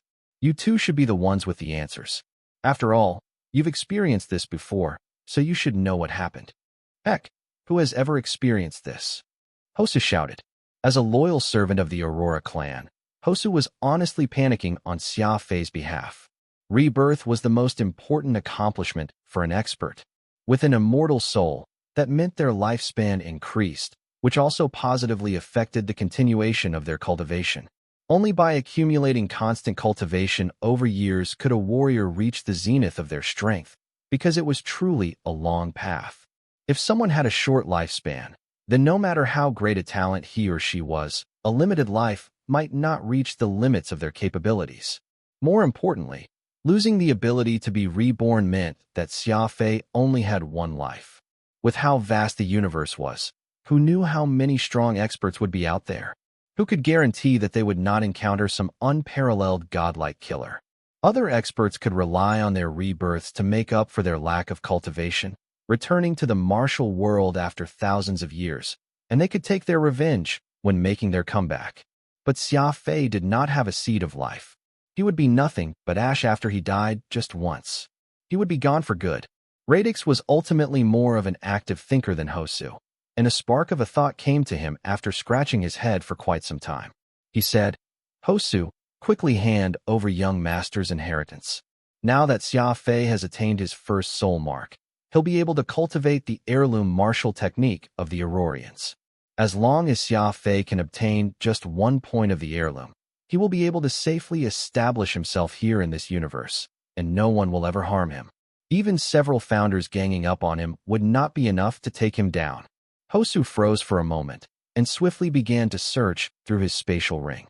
Radix's words had reminded Hosu of his duty. Since it was already a reality that Xia Fei had not obtained his own seed of life, there was no point in worrying about this matter any further. It was far better to just let Xia Fei leverage his own potential and cultivate quickly. As long as he had high enough cultivation, Xia Fei would be safe. The young master's inheritance is all here. Hosu hurriedly tossed a horde of items at Xia Fei. The young master's inheritance is all here. Saying that, Hosu proceeded to hand over Xia Fei plenty of items, a suit of war armor, a weapon, as well as 5 thick metallic tomes. There was also an uncountable pile of loose items. Hosu arranged all of these items all on the ground for Xia Fei to see. Xia Fei was slightly dazed, uncertain as to how he should tackle everything. There were plenty of strange and unusual items that Xia Fei had never seen before among them. This here is the war armor that the young master used, Celestial Soul Warning. Unfortunately, the suit of amalgamate escape the young master was wearing was completely destroyed during the Inverse's pursuit. But this Celestial Soul Warning is also a legendary heritage war armor of the Aurora clan. It's far stronger than that Sin Raksha you have on. The two are hardly comparable to each other. Hosu informed him. Celestial soul warning? Xia Fei mumbled to himself as he took the war armor into his hands. His finger lightly tapped the thin metal plates on it, and a melodious ringing was instantly heard. This is indeed a very good suit of war armor. It hardly feels like it weighs anything in my hands, and the craftsmanship is so exquisite that it manages to achieve this completely ergonomic design. It is just that its name is a little sad and somewhat confusing. Trust me, Celestial Soul Warning isn't just your everyday armor. It is a truly legendary armor. Even in the world beyond the cosmic gate, it would be considered a precious treasure and is most likely one of a kind here on your side, Radix stated solemnly. He was looking at the war armor with a very passionate zeal in his eyes, as if he had great reverence for it. Celestial Soul Warning is very powerful, and this other thing here is even more so. Hosu excitedly raised a long sword whose scabbard was made of a strange leather that had plenty of bumps on its surface. It looked very much like crocodile skin, but was much more uneven, and its toughness was who knew how many times more resilient than crocodile hide. Shing! Amid a white flash of light, a celestial sword appeared. Everyone watched Hosu unsheath the white-boned bamboo blade. There was a shrill screech that accompanied the revelation, and the light released by the clear white dagger caused a rainbow to rapidly appear across the entire hidden realm. This is the White Dragon's Screech, the young master's favorite dagger when he was alive, and an inheritance from the Aurora clan. Do you know what materials were used to make this white-boned bamboo blade? Hosu asked proudly. I have no idea, but seeing the quality of the White Dragon's Screech, it looks to be made from the bone of an animal. Though I've studied the Beast Spirit Codex before, I really can't tell just what animal's bone have been used to forge this sharp blade, Xia Fei said. Hosu burst into raucous laughter before abruptly stopping, his demeanor becoming completely serious. Stellar Dawn, Stellar Chrysalis, and the Ancient Dragon. Those are the three that are known as the kings among the 10,000 beast kings. This White Dragon's Screech was forged from the claw bone of an ancient dragon. Ancient dragon. Xia Fei was startled. While all the sapient life forms in the universe did not share the same language or ancestors, it did not matter if they were beyond the cosmic gate or inside it. All of them had legends about dragons. That was a formidable life form, a creature that surmounted all. If this White Dragon's Screech had really been forged from the claw of an ancient dragon, then it was essentially a shocking existence that went beyond imagination. A legendary creature, a legendary blade of war. Radix was nodding his head vigorously from the side. The White Dragon's Screech is not your average weapon. It has a mighty soul power that is capable of perforating through everything. There are good and evil souls, and the moment you come across the latter, the White Dragon's Screech would let you know, and it would in turn let them finally learn what it means to be a true nightmare. Xia Fei was startled yet again, awed by the superior might the White Dragon's Screech possessed. A suit of war armor and a weapon. The Celestial Soul Warning as well as the White Dragon's Screech were both items that surpassed the grade of everything in this universe, and they came from a powerful clan from beyond the cosmic gate, the Aurora clan. Without a doubt, with these two great weapons, as well as his cultivation now being at level 5 Law God, Xia Fei would see a meteoric rise in his combat strength. After a pause, Hosu took out 5 combat techniques that were as thick as encyclopedias. These 5 manuals are all the soul arts that only the direct descendants of the Aurora clan are allowed to inherit.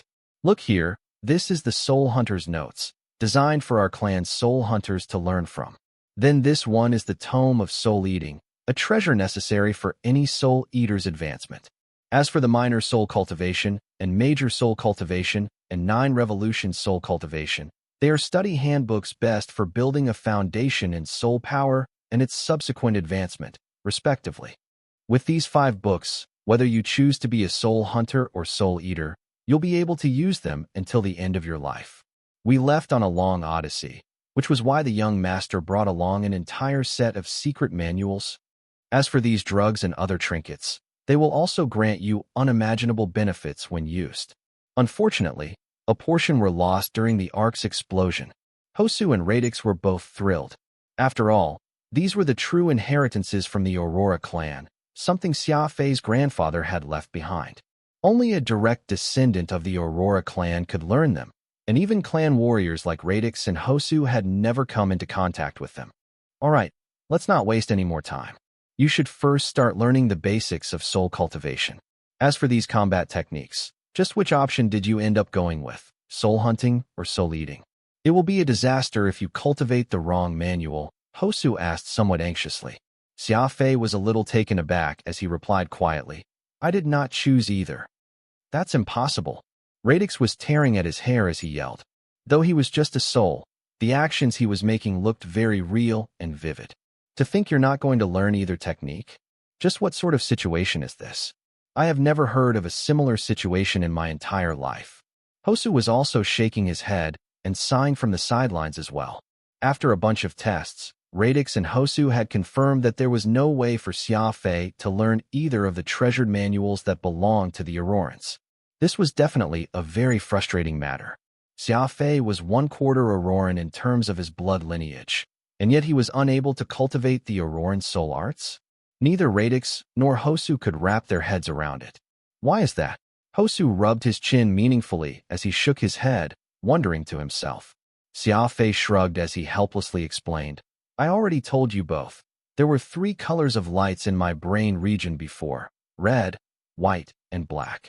I chose black, and it's probably that reason that makes me ineligible to learn those soul arts. Hosu and Radix did not believe what they were hearing. The two quietly ran off to a corner and started talking. Xia Fei originally had frightening potential, and to think he's now as useless as a block of wood. After all, the minor soul cultivation is the most basic soul mark combat technique. Though the Aurorans added their unique touches to the soul art to make the minor soul cultivation more suited to their own clansmen to cultivate, it should not be to the point where Xia Fei is completely unable to activate it. Hosu nodded. It is very troublesome indeed. I suspect that Xia Fei's early activation of his soul mark had caused damage to his brain region.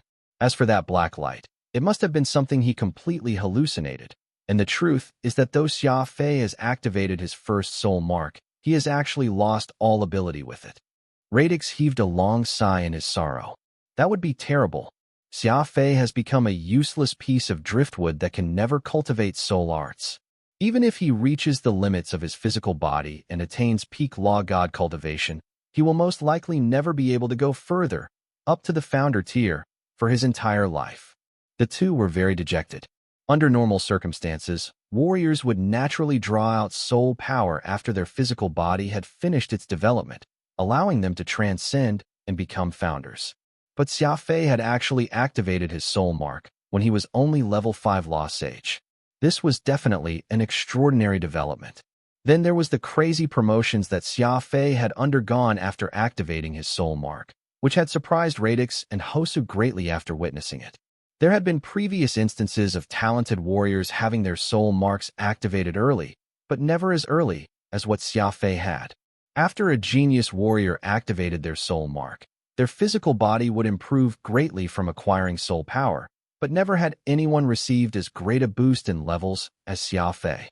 Damn, everything about Xia Fei is different from everyone else, and that has also sowed the seeds of his path forward. It's too late for us to discuss this to any degree now. I'm afraid Xia Fei can only stagnate at the peak law god tier his entire life, and not improve any further. Hosu was sullen. Xia Fei's grandfather Wistful Valley had been very good to Radix and Hosu. Now that Xia Fei was in his present state of being unable to cultivate soul power left the two in much pain. Both felt that they had failed to protect Xia Fei to the best of their abilities. Just as these two soul hunters were feeling depressed, a loud explosion could be heard nearby. The two hurriedly turned to look, only to find themselves face to face with a scene that left them clueless. They saw Xia Fei thrust a palm at the air, and a soul shade sprang out swiftly. The shade was humanoid in form, and seemingly made of nothingness. Like a ghost that Xia Fei had just unleashed, it left nothing behind, whatever it passed through. Radix and Hosu were basically speechless. Soul Shade was a skill exclusive to soul hunters, allowing them to send out this soul through their own cultivation upon killing their enemy and stealing their soul, allowing them to kill their enemies through a soul art. It had not been long since Xia Fei completed his soul mark, yet because he had been unable to learn from the precious manuals of the Aurorans, Hosu and Radix had both assumed he would be unable to make any further progress. Yet there was now a turnaround. Under the conditions of not having any basic foundational cultivation or having anyone to guide him, Xia Fei had actually shown his ability to launch a powerful soul attack. How could Radix and Hosu not be surprised by this? Soul Shade? Did my eyes deceive me? Radix abruptly blurted out in astonishment. Nope, that really was a Soul Shade. It's a soul hunter combat technique that only someone with 2 soul marks could unleash. Hosu answered excitedly. Whoosh. Hosu quickly arrived by Xia Fei's side after saying that, inspecting Xia Fei all over with his eyes, like he was looking at a strange creature. How did you do that just now? How could you have sent out a soul shade when you lack any foundation to speak of? Hosu asked him urgently. Xia Fei answered, I just had a feeling. The energy led my consciousness as it was swimming about inside me, and after several laps, I suddenly had the feeling to vent it out, releasing the energy inside my body. Thus, I thrust out a palm and created that scene you two saw just now. As a soul hunter, Radix and Hosu knew very well that the process and release that Xia Fei had just described was a type of soul art. First drawing out the souls stored in the soul vessel, then unleashing them like a weapon. But no matter how hard either tried, Radix and Hosu could not make sense of how Xia Fei could have taught himself all that without a tutor. Xia Fei, you're really a freak among freaks, Radix muttered in surprise after being stunned for the longest time. The situation was just that strange. No matter how simple something was, it would be anything but straightforward once Xia Fei became involved.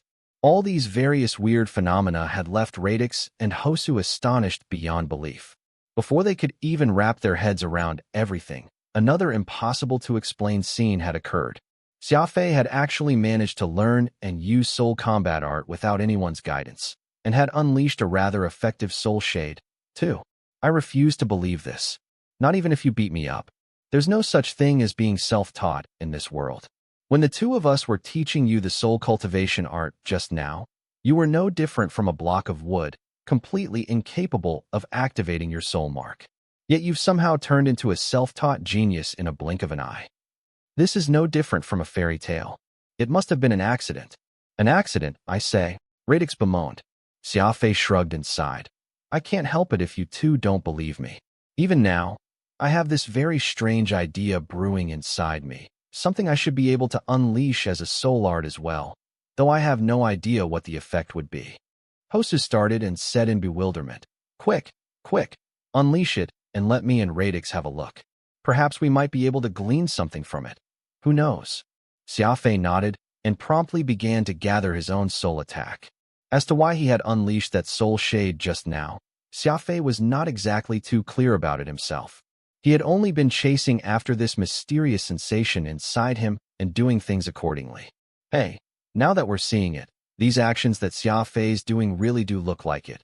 But I simply don't believe that Xia Fei has managed to grasp a soul art on his own, Radix muttered, stroking his chin with one hand.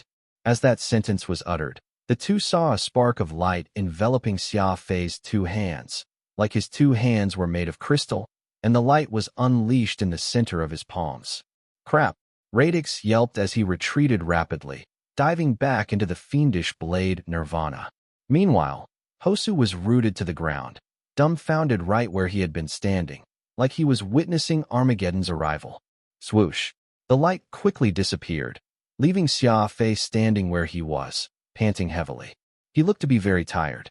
Radix poked his head out from nirvana, looking very frightened. What happened? Why did you run off instantly? Xia Fei wondered curiously. Radix gulped as he shouted in a hoarse voice. To think you'd say that so happily. There's no enmity between us, and I'm even one of the personal bodyguards of your grandfather's. Why would you be trying to kill me? Kill you? I didn't attack you. Why did you run off? Xia Fei was confused. The lips of Hosu trembled as he exclaimed in shock. This is far too unbelievable. You actually demonstrated the soul mark's flash. That's a soul art that only a soul eater could grasp. Radix is in his soul form now, so of course he would flee after seeing your large AoE attack. The key here was not how Xia Fei had been able to unleash the soul mark's flash, which was capable of vanquishing souls. Instead, it was that Xia Fei possessed both soul hunting and soul-eating abilities. He practically cultivated both types of soul art. A dual cultivator. You possess both soul hunting and soul-eating cultivations. Radix squealed so sharply that Xia Fei felt goosebumps hearing his voice. The Temple of Many Gods had been rebuilt after the older temple was demolished. The location was actually not too far from the Law Realm where the two peak races resided, but due to how well concealed it was into its surroundings, no one had ever discovered its location to date. The domineering aura it exerted was evident. Compared to the humongous temple of old, this newer Temple of Many Gods was a little smaller, but it appeared to be even sharper from the outside, filled with a tyrannical aura that was unmatched. So this is where the sons of BTCHS founders were residing. Yours truly has searched long and hard for this place. Xia Guqing growled, staring at the temple from afar. Beside him were three founders, Crane, Ocean, and Vista, each with a weird expression on their faces. The grand ancestor of the Skywing clan had cursed them all as sons of BTCHS, forgetting in his agitation that his three comrades were founders, and he had also been promoted to become one as well. Crane had exhausted himself quite a bit trying to catch up to Xia Guqing. As he was the quickest in terms of speed out of the three, he had been given the task of chasing after Xia Guqing. Fortunately, Xia Guqing was no fool, and he knew that he lacked the strength to rock the distinguished temple all by himself. As such, he had gathered the 5 superior law gods of Skywing, Xia Hong, Xia Jing, Xia Helen, Xia Ye, and Xia Xiang, and was prepared to bring the greatest fighting force of his clan and assault the place. Hearing that Xia Fei had been harmed by the founders, these law gods were no longer able to quell the killing intent in their chests, bellowing out wildly as they eyed the temple in front of them alongside their grand ancestor with bloodshot eyes, just as the panting old man Crane arrived in time to stop them. "Follow me."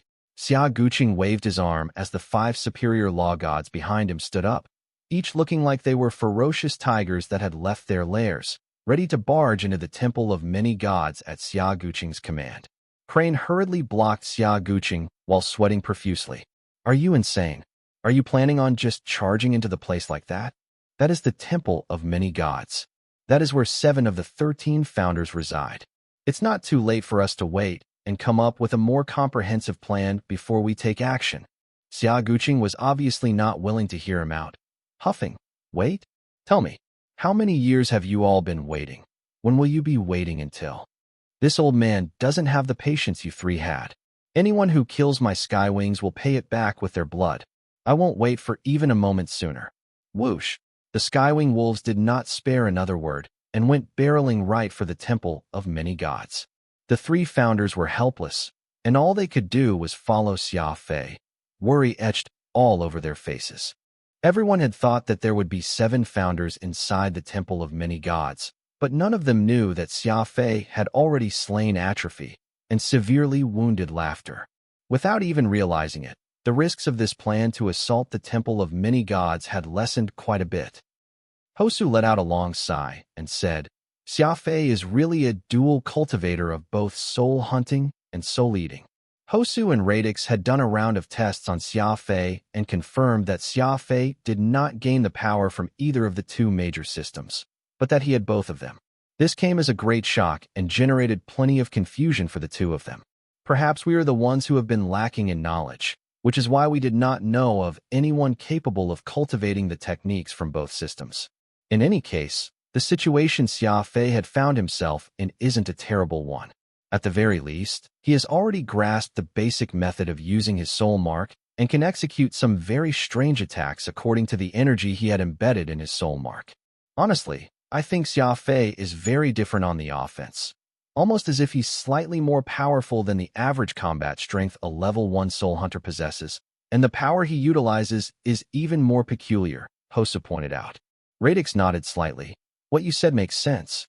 I also know that Xia Fei already has the combat strength that a level 1 soul hunter possesses, though I'm just unwilling to be resigned to the fact of how great a shame it will be if Xia Fei can learn none of the secret manuals of the Aurora clan that were passed down over who knows how many billions of years, out of the many warriors and the myriad martial styles that exist."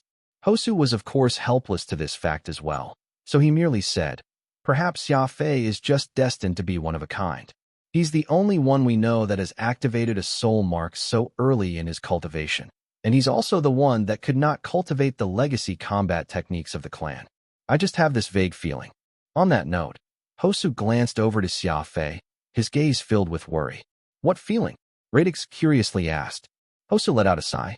With how different Xia Fei is from the Aurora clan, the moment he returns to the clan, he might be treated as a freak, becoming an existence that everyone does not understand or approve of.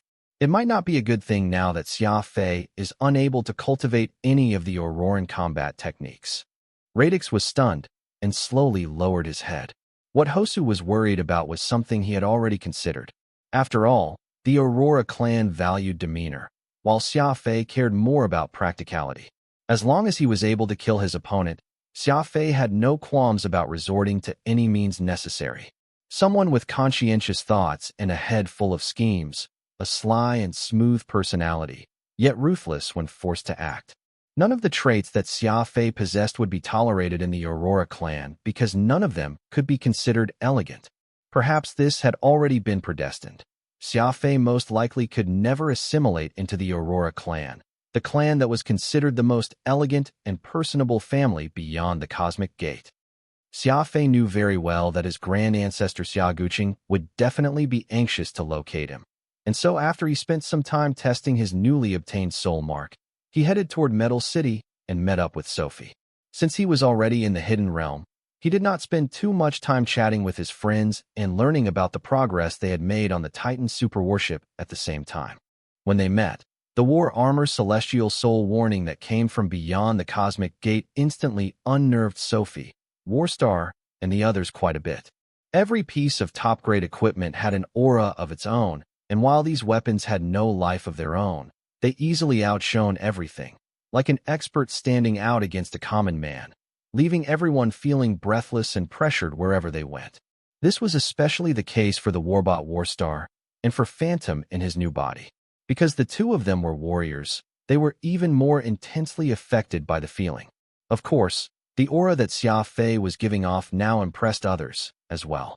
After all, he was now a law god, and the development of his physical body was nearing its limit. Every motion that Xia Fei made gave off the demeanor of a master.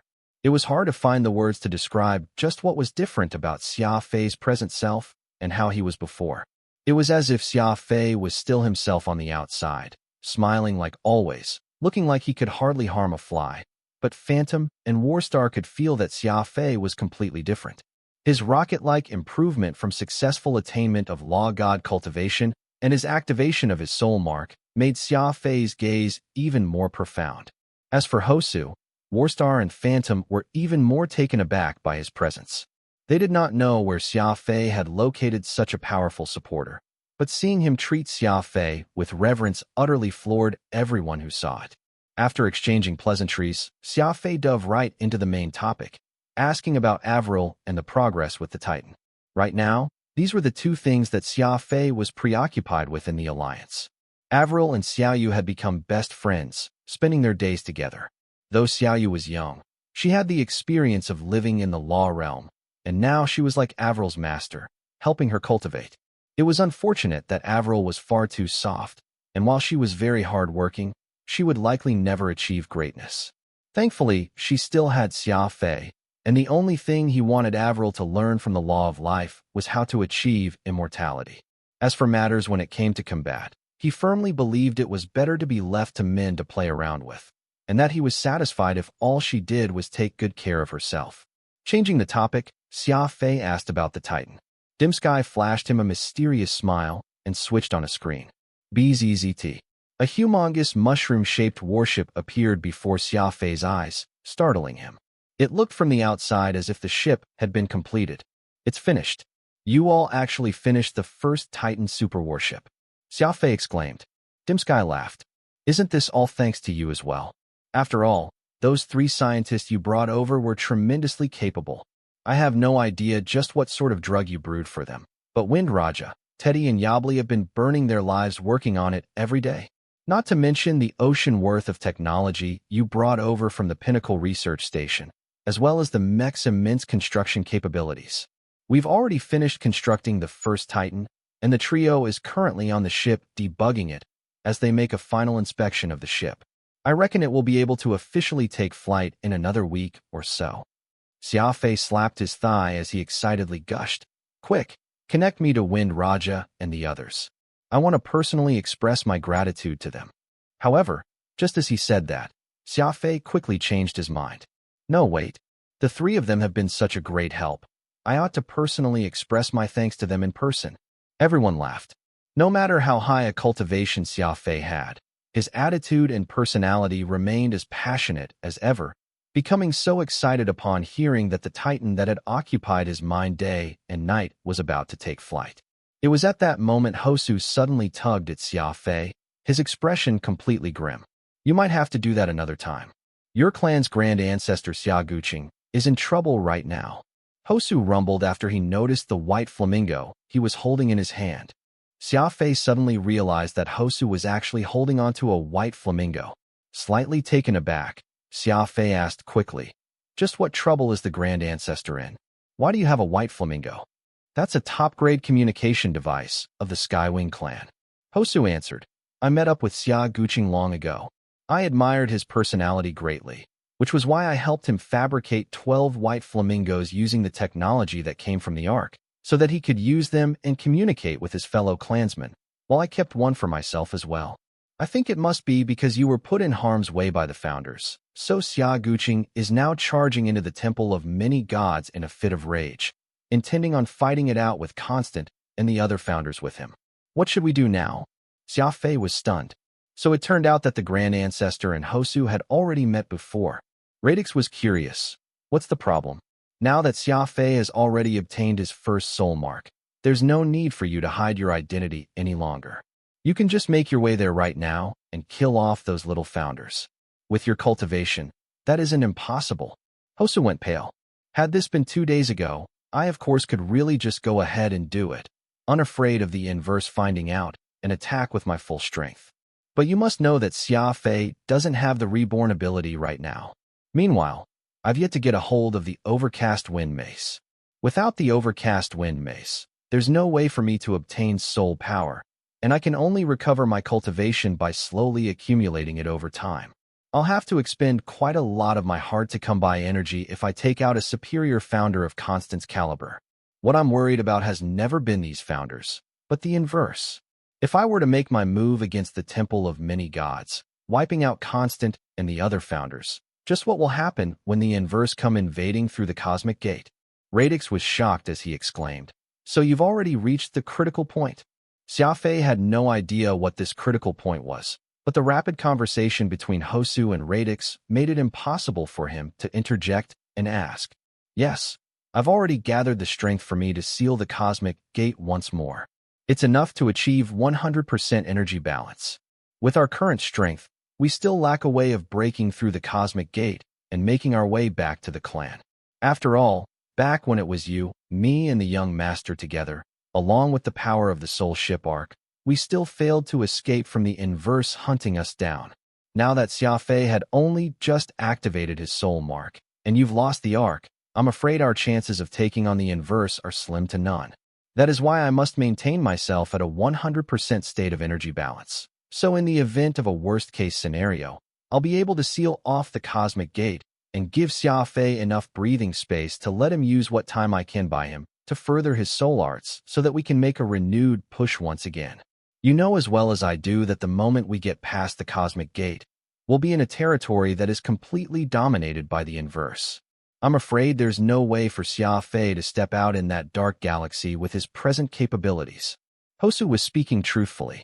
As a personal bodyguard to an Auroran, his every consideration was for Xia Fei's well-being, and if helping the Skywing clan clashed with his conservation of energy to protect Xia Fei, Hosu would of course choose the latter. Swipe. That was when Xia Fei waved his arm and interrupted the conversation between Hosu and Radix. I understand now. Because of the Ark's explosion, Hosu has lost his weapon, and so he isn't able to rapidly recover his energy. Meanwhile, The sealing of the cosmic gate and dealing with the inverse requires a huge reserve of energy, which is why you don't wish to use up the energy that you had gathered with so much difficulty, right? Hosu nodded hurriedly. That is very astute of you, little young master. Those inverse are really hard to deal with, and the safest solution is to seal up the cosmic gate once more, and for us to make our trip back to the Aurora clan after we've ensured we have the ability to move through the dark galaxy the inverse have under control. Xia Fei grit his teeth and shouted, That's just your opinion, and you never consulted me on my thoughts about that. Who said that yours truly wants to head back to the Aurora clan? The Temple of Many Gods, the place where the founders cultivated and lived their lives. All of a sudden, a huge explosion was heard. The secret palace that symbolized the founders' supreme authority was under siege. Xia Guqing led his 5 superior law gods from the Skywing clan, blasted right through the towering outer white walls, and barged right in. Skywing business. Those unconcerned can scram. The Skywing wolf pack shouted loudly. This was not just a simple slogan, but a declaration of war from the demon-sealing fiendish blade. When this line was uttered, it meant no matter who they were up against, the Skywing clan would be sure to eradicate them. Their speed was double that of light. Xia Guqing took the lead like the tip of a king's sword, viciously crashing right into the majestic structure, his 2 arms held up high, as if he was ready to slam down Mjolnir. Rumble. His fist shook the very stars. It was like a violent hammer pummeling down onto steel, turning the Temple of Many Gods into rubble.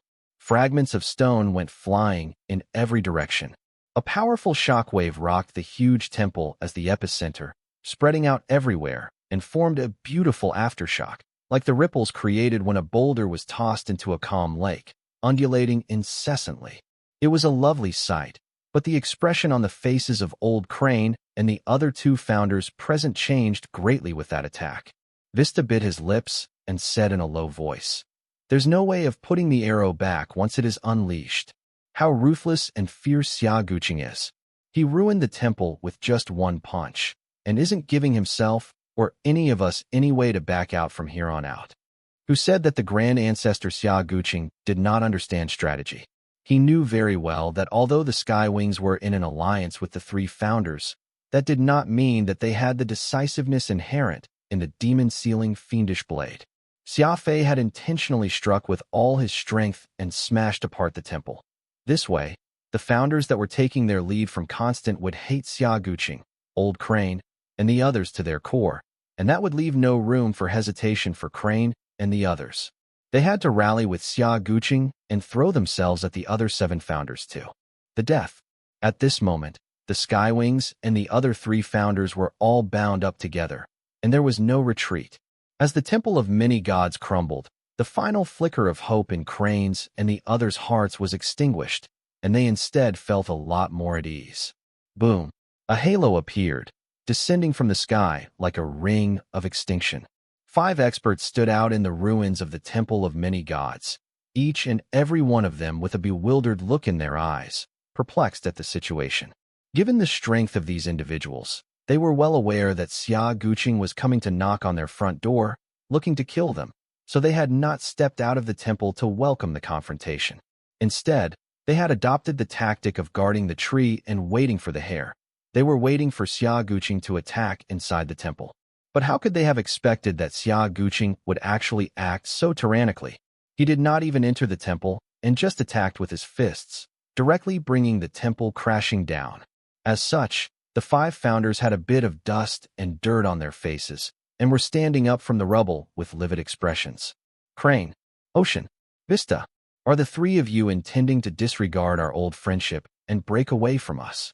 The one speaking was Youth, the only woman out of the 13 founders. Her voice was sharp, and her chin was sharper.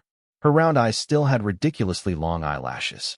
It was easy for anyone in the alliance to think of a beautiful femme fatale from the stories, except this femme fatale was a bit in a frenzy, her head of yellow hair all in a mess.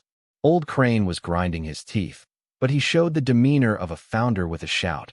Breaking away? Well said.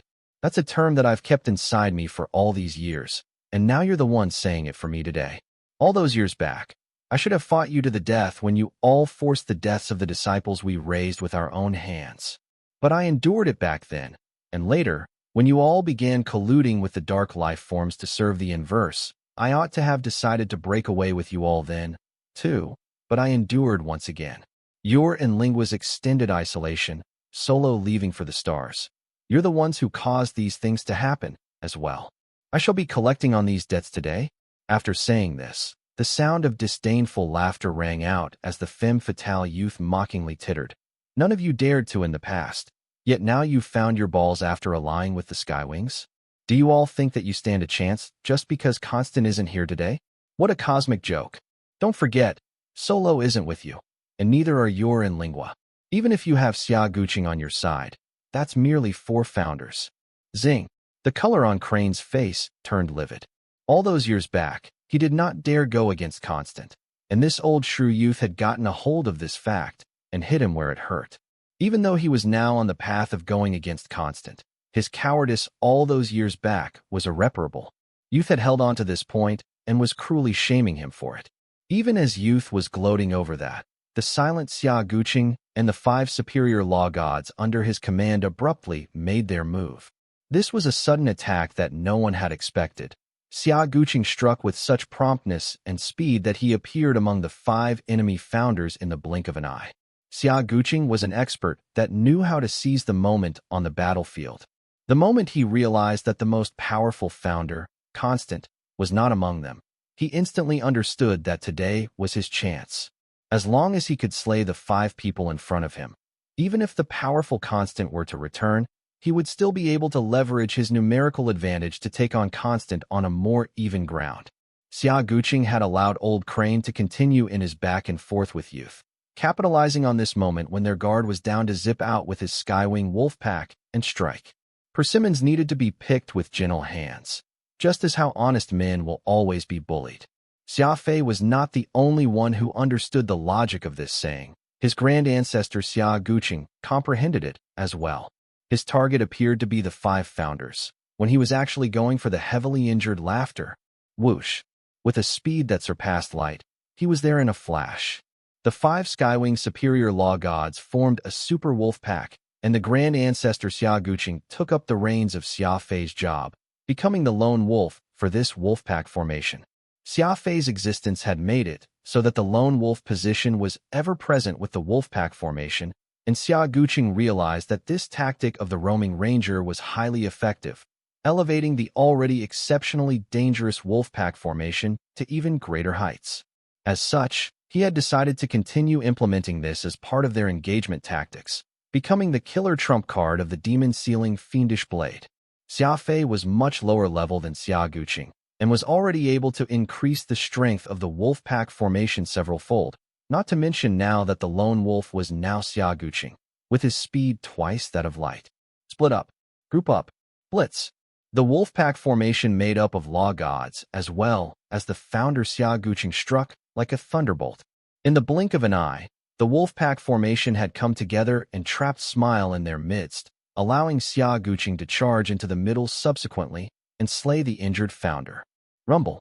What was already a killer punch became even more powerful with the assistance from Xia Guqing's super speed. This one punch directly shattered Smile's ribcage. Blood splattered everywhere. It was a most violent method, born from the most unimaginable opportunity. This was the prowess of the demon-sealing fiendish blade at its very limit. After achieving their goal with one attack, the Skywing Wolfpack did not overstay their welcome and swiftly relied on their speed advantage to retreat back to safety, standing across from their enemies once again. The 5 superior law gods lived up to their names as the most powerful trump card Xia Guqing had prepared for the Skywings. Their efficiency and flawless coordination left the founders wide-eyed and utterly bewildered. And how many are we up against now? Xia Guqing goaded them as he pointed with one hand. What a sinister grand ancestor, engaging in a psychological battle after his successful ambush. The 4 founders were on the verge of blowing up. They had already lost face after Xia Guqing made a blitz for Smile and slew him. After all, they were all experts with founder-tier cultivation and countless years of experience. Yet Xia Guqing was a newly promoted founder, just a handful of days old. In front of these 4 founders, Xia Guqing had not only slain Smile, He was also ruthlessly sprinkling salt over their wounds. There was no doubt what he was doing was cruel, but it was unfortunate that the go-to habit of the demon-sealing fiendish blade had always been to deal with an enemy's cruelty in kind. That's a powerful Skywing Wolfpack formation. Xia Guqing looked very ferocious as well. The man of few words, Ocean, suddenly blurted out. I never would have imagined that the Wolfpack formation famed throughout the Law Realm would be equally effective against experts at the Founder tier. This is simply unbelievable. I've long heard of how the demon-sealing fiendish blades have the ability to do battle against those above their own level. But who would have thought that could reach the extent of killing even a Founder? Vista added. Xia Guqing's successful kill in one blow had not only mortified the four Founders' youth, Rock, Chill, and Mortis still here, he had also increased the momentum of his side considerably. It was as if the three Founders had ignited their hope to succeed. The three of them were originally evenly matched against Chill and the others on his side. So now that they had Xia Guqing as well as the Skywing Wolfpack in their alliance, they were a head above their enemy in terms of strength. As long as they killed these four before Constant appeared, they would have hope. Let's not waste any more time. Let the battle begin. Crane bellowed after clearly understanding the circumstances they were in. In the blink of an eye, the decisive match between the Founders happened right there in the ruins of the Temple of the Many Gods. This was a fight that had hardly ever been seen throughout the history of the Law Realm. The majority of the combatants involved were at the Founder tier. Even if the 5 superior law gods of the Skywing clan made up a minority, they were also able to demonstrate a Founder's might when they were grouped together. Kaboom! The sounds of explosion that rocked the galaxy were endless. Everybody unleashed their most powerful combat capabilities in this clash, a fight to the death. When experts at the Founder tier put their lives on the line, the destruction that ensued would shock anyone. There were simply no words to describe the chaos that unfolded out in the vast expanse of space. Like the collision between a super black hole and a super white hole, the changes in this region of space could be seen from very far away. Nebulas and galaxies were all ruined. Grand Ancestor Xia Guqing's side was obviously holding the upper hand, as Xia Guqing's law of speed had already reached its max level and achieved double light speed. This was a clash between Founders. Every warrior that participated in the fight did not have a lack of cultivation, which meant that their neural response time was also lightning fast. But Xia Fei and his maxed out law of speed was still unparalleled. Furthermore, there were the 5 superior law gods from the Skywing clan. Their cultivation might not be on par, but their speed was sufficient to offset this gap. They lacked the combat strength to kill the Founders, so they made up for this with their numbers. When the 5 law gods were working in tandem, as well as using the might of the Wolfpack formation, their combined strength was equivalent to a Founder. Not to mention, there was still Crane. The reason Old Crane was called such was not because he cultivated the law of speed, but that he possessed super speed that was not any slower than the law of speed. Smile's sudden passing had caused the balance of strength on both sides to instantly shift, and now it was akin to 4 Founders versus 5. Out of all martial arts, speed was king.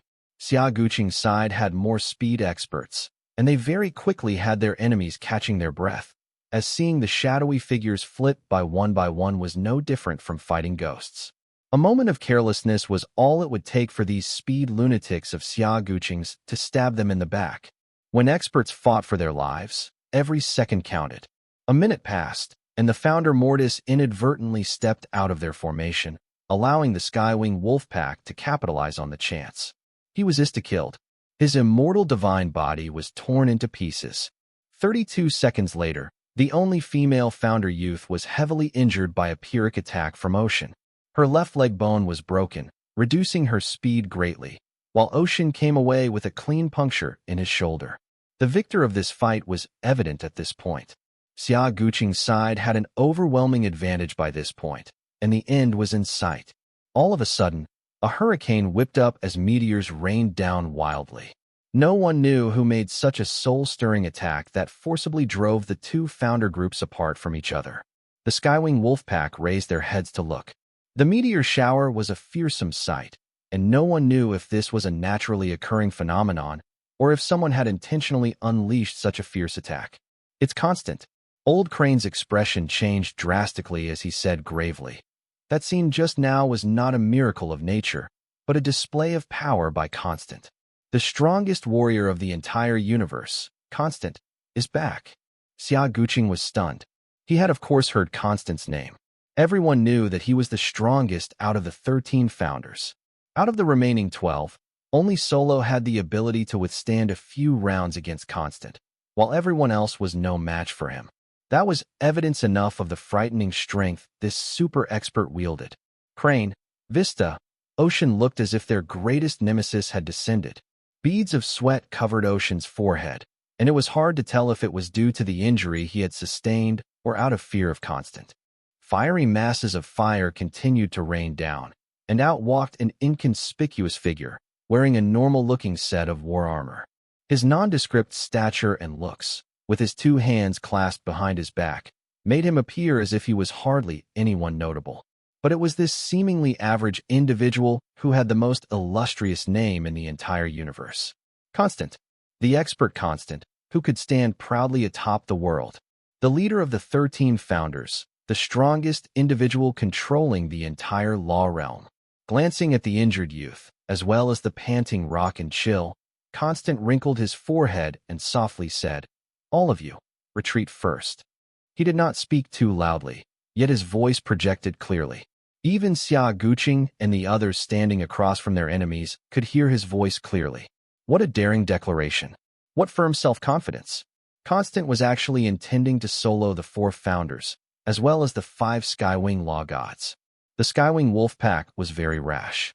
Their eyes were bloodshot, but their grand ancestor Xia Guqing clenched his fist tight.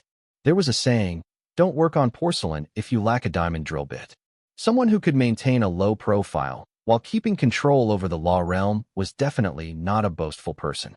It was evident that Constant was truly confident that he could win. Xia Guqing smiled, pointing at Constant with one arm and asking, "Are you the one who betrayed the entire law realm to the inverse, turning the law realm into a ranch for them?" Constant was unperturbed as he simply answered, "I am protecting the law realm from being invaded by the inverse." Xia Guqing directly spat, while the Skywing Wolfpack behind him all looked indignant in their outrage. "If you call this protection, then how about yours truly protect you and your entire family?" Xia Guqing spat emotionlessly. Xia Guqing truly lived up to his name as the grand ancestor of the Skywing clan. Not only was he a powerful fighter, his mouth was also ruthless. He had no need to throw expletives when cursing someone, comparable to the sharp-tongued Xia Fei. Constant froze for a moment. Then his expression turned black. No matter what, Xia Guqing was a prominent figure in the law realm, the one leading the demon-sealing fiendish blade. Yet this patriarch was different from any other patriarch. Talking to him was like jumping on a floor with strewn nails, prickly and sharp everywhere. "What use is there for a sharp tongue? You're still going to die by my hands today," Constant answered coldly. He turned his head and casually glanced at Old Crane and the others, saying in a low voice, "Ultimately, we were comrades that fought side by side back in the day, establishing the law realm afterwards. On account of that past friendship, we can all still be comrades if you turn back now." Constant was truly the most scheming out of the 13 founders. He was in no rush to dive into battle, but was attempting to dismantle the alliance between the 3 founders and the Skywings. The chances of Skywing achieving victory here would be slim if they lose the assistance of the 3 founders. The look in Constant's eyes radiated compassion, demonstrating just how good at acting he was. Unfortunately, he had underestimated Xia Guqing, the grand ancestor of the Skywing clan. He was not one that was easy to mess around with. "I guess being your comrade must be really fortunate. Just how many comrades did you have on your side back then? How are they doing right now?" Xia Guqing asked with a mirthless laugh. Old Crane and the others were actually wavering a little. After all, they were all very well acquainted with just how frighteningly powerful Constant was, but Xia Guqing's words caused the faces of the 3 founders to turn sullen. Comrades. Sometimes, comrades existed solely for the sake of being betrayed. Back in the day, Constant had not even blinked an eye when he slaughtered his own 27 disciples. That scene was carved deeply into the minds of Crane and the others. Heaving a long sigh, Crane shook his head. "Constant, I will admit that you're the one who put in the most effort when we were carving out a world of our own. So becoming the leader of the 13 founders made sense. But that is all in the past. It was just a matter of time before we severed this tie, so why not do it today? Ha ha ha. Constant suddenly burst into laughter, a fierce look in his eyes. Since the 3 founders had already made up their minds, he no longer hid the ruthless and tyrannical personality he had inside. He was determined to begin the massacre. Looks like I shouldn't have let any of you remain alive back then. You all should have suffered the same fate as Solo, and disappeared for good. That way, we would not be in this situation here today, waiting for you all to come out and ruin my great undertaking at such a crucial juncture. Constant remarked coldly. The 3 founders were stunned as Crane exclaimed, "You did not stop short at killing our disciples, but assassinated Solo as well." Constant glowered. Any threat needs to be removed as soon as possible. Of course, the main reason you've all lived until now is because none of you were considered a threat comparable to Solo. This one line revealed the hatefulness of Constant. Solo had been the only one out of the 13 founders who was close to Constant in terms of his cultivation, and Constant felt that the withdrawn Solo would ultimately be a threat to his plans. Back when Constant had decided to eliminate his 27 disciples and broker an agreement with the inverse, Solo had stood up and opposed him. It was evident that they would never see eye to eye with one another, so he had long since killed off Solo in secret. Crane and the 3 were very alarmed, but also very aggrieved. Behind Constant, Youth, Rock, and Chill were all unfazed. Crane pointed at Chill with a trembling hand. "So you already knew about Solo, yet you not once said a word about it to me. Solo and I started on the warrior's path together, and he was my best friend my entire life.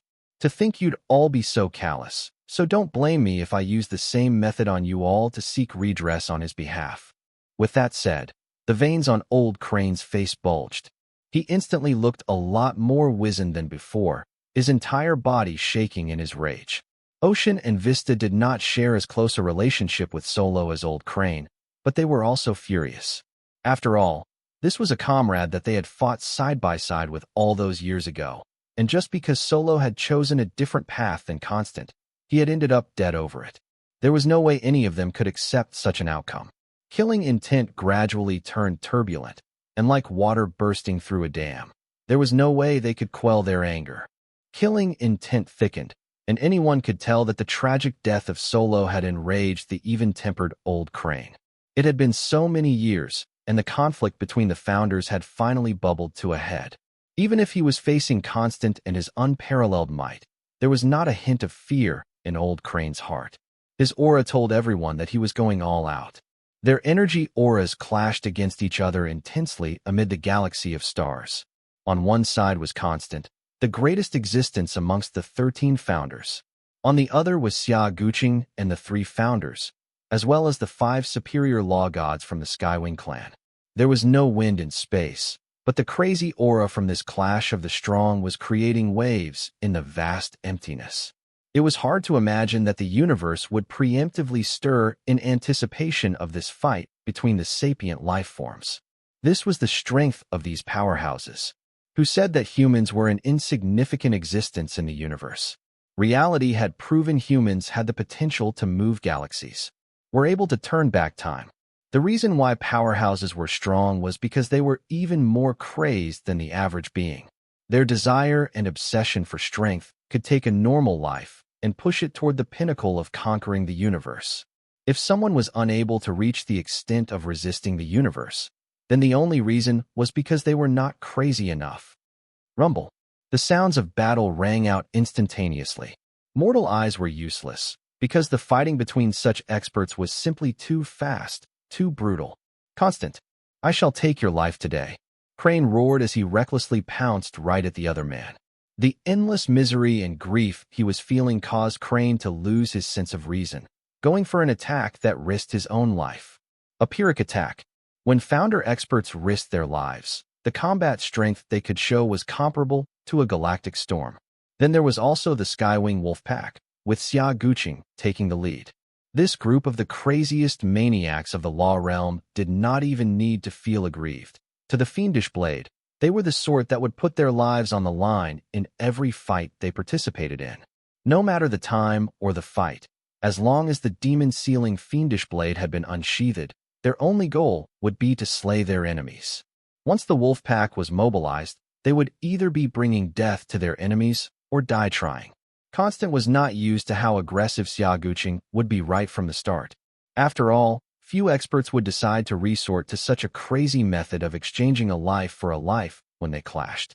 As they were all prominent figures at the founder tier, they placed an emphasis on their own demeanors, and they had to win with flair, and completely so. Unfortunately, Skywings cared about their demeanor the least. Being able to slay their enemies was their greatest reward. With Old Crane taking the lead, the three founders had also forsaken their conduct as well, because learning about Solo's death had utterly angered them. An intellectual would always insist that sapient life forms were different from beasts, having their own rules and intellect. But this statement did not apply today, because what Constant was facing now was a group of enraged wild beasts. When these well-respected super experts who stood proudly over the universe began using their teeth to tear at flesh, and their heads to headbutt their enemies, it made for a very brutal scene. They were using such methods to force the number one expert in this universe into a corner and make him too weary to continue. Constant lashed out with his fists, creating a powerful wave that could overturn the galaxy, forcing Xia Guqing and the others back. Meanwhile, he backed away a good distance while panting heavily, doubt filling his eyes. Constant was well aware of the strength Crane, Ocean, and Vista possessed.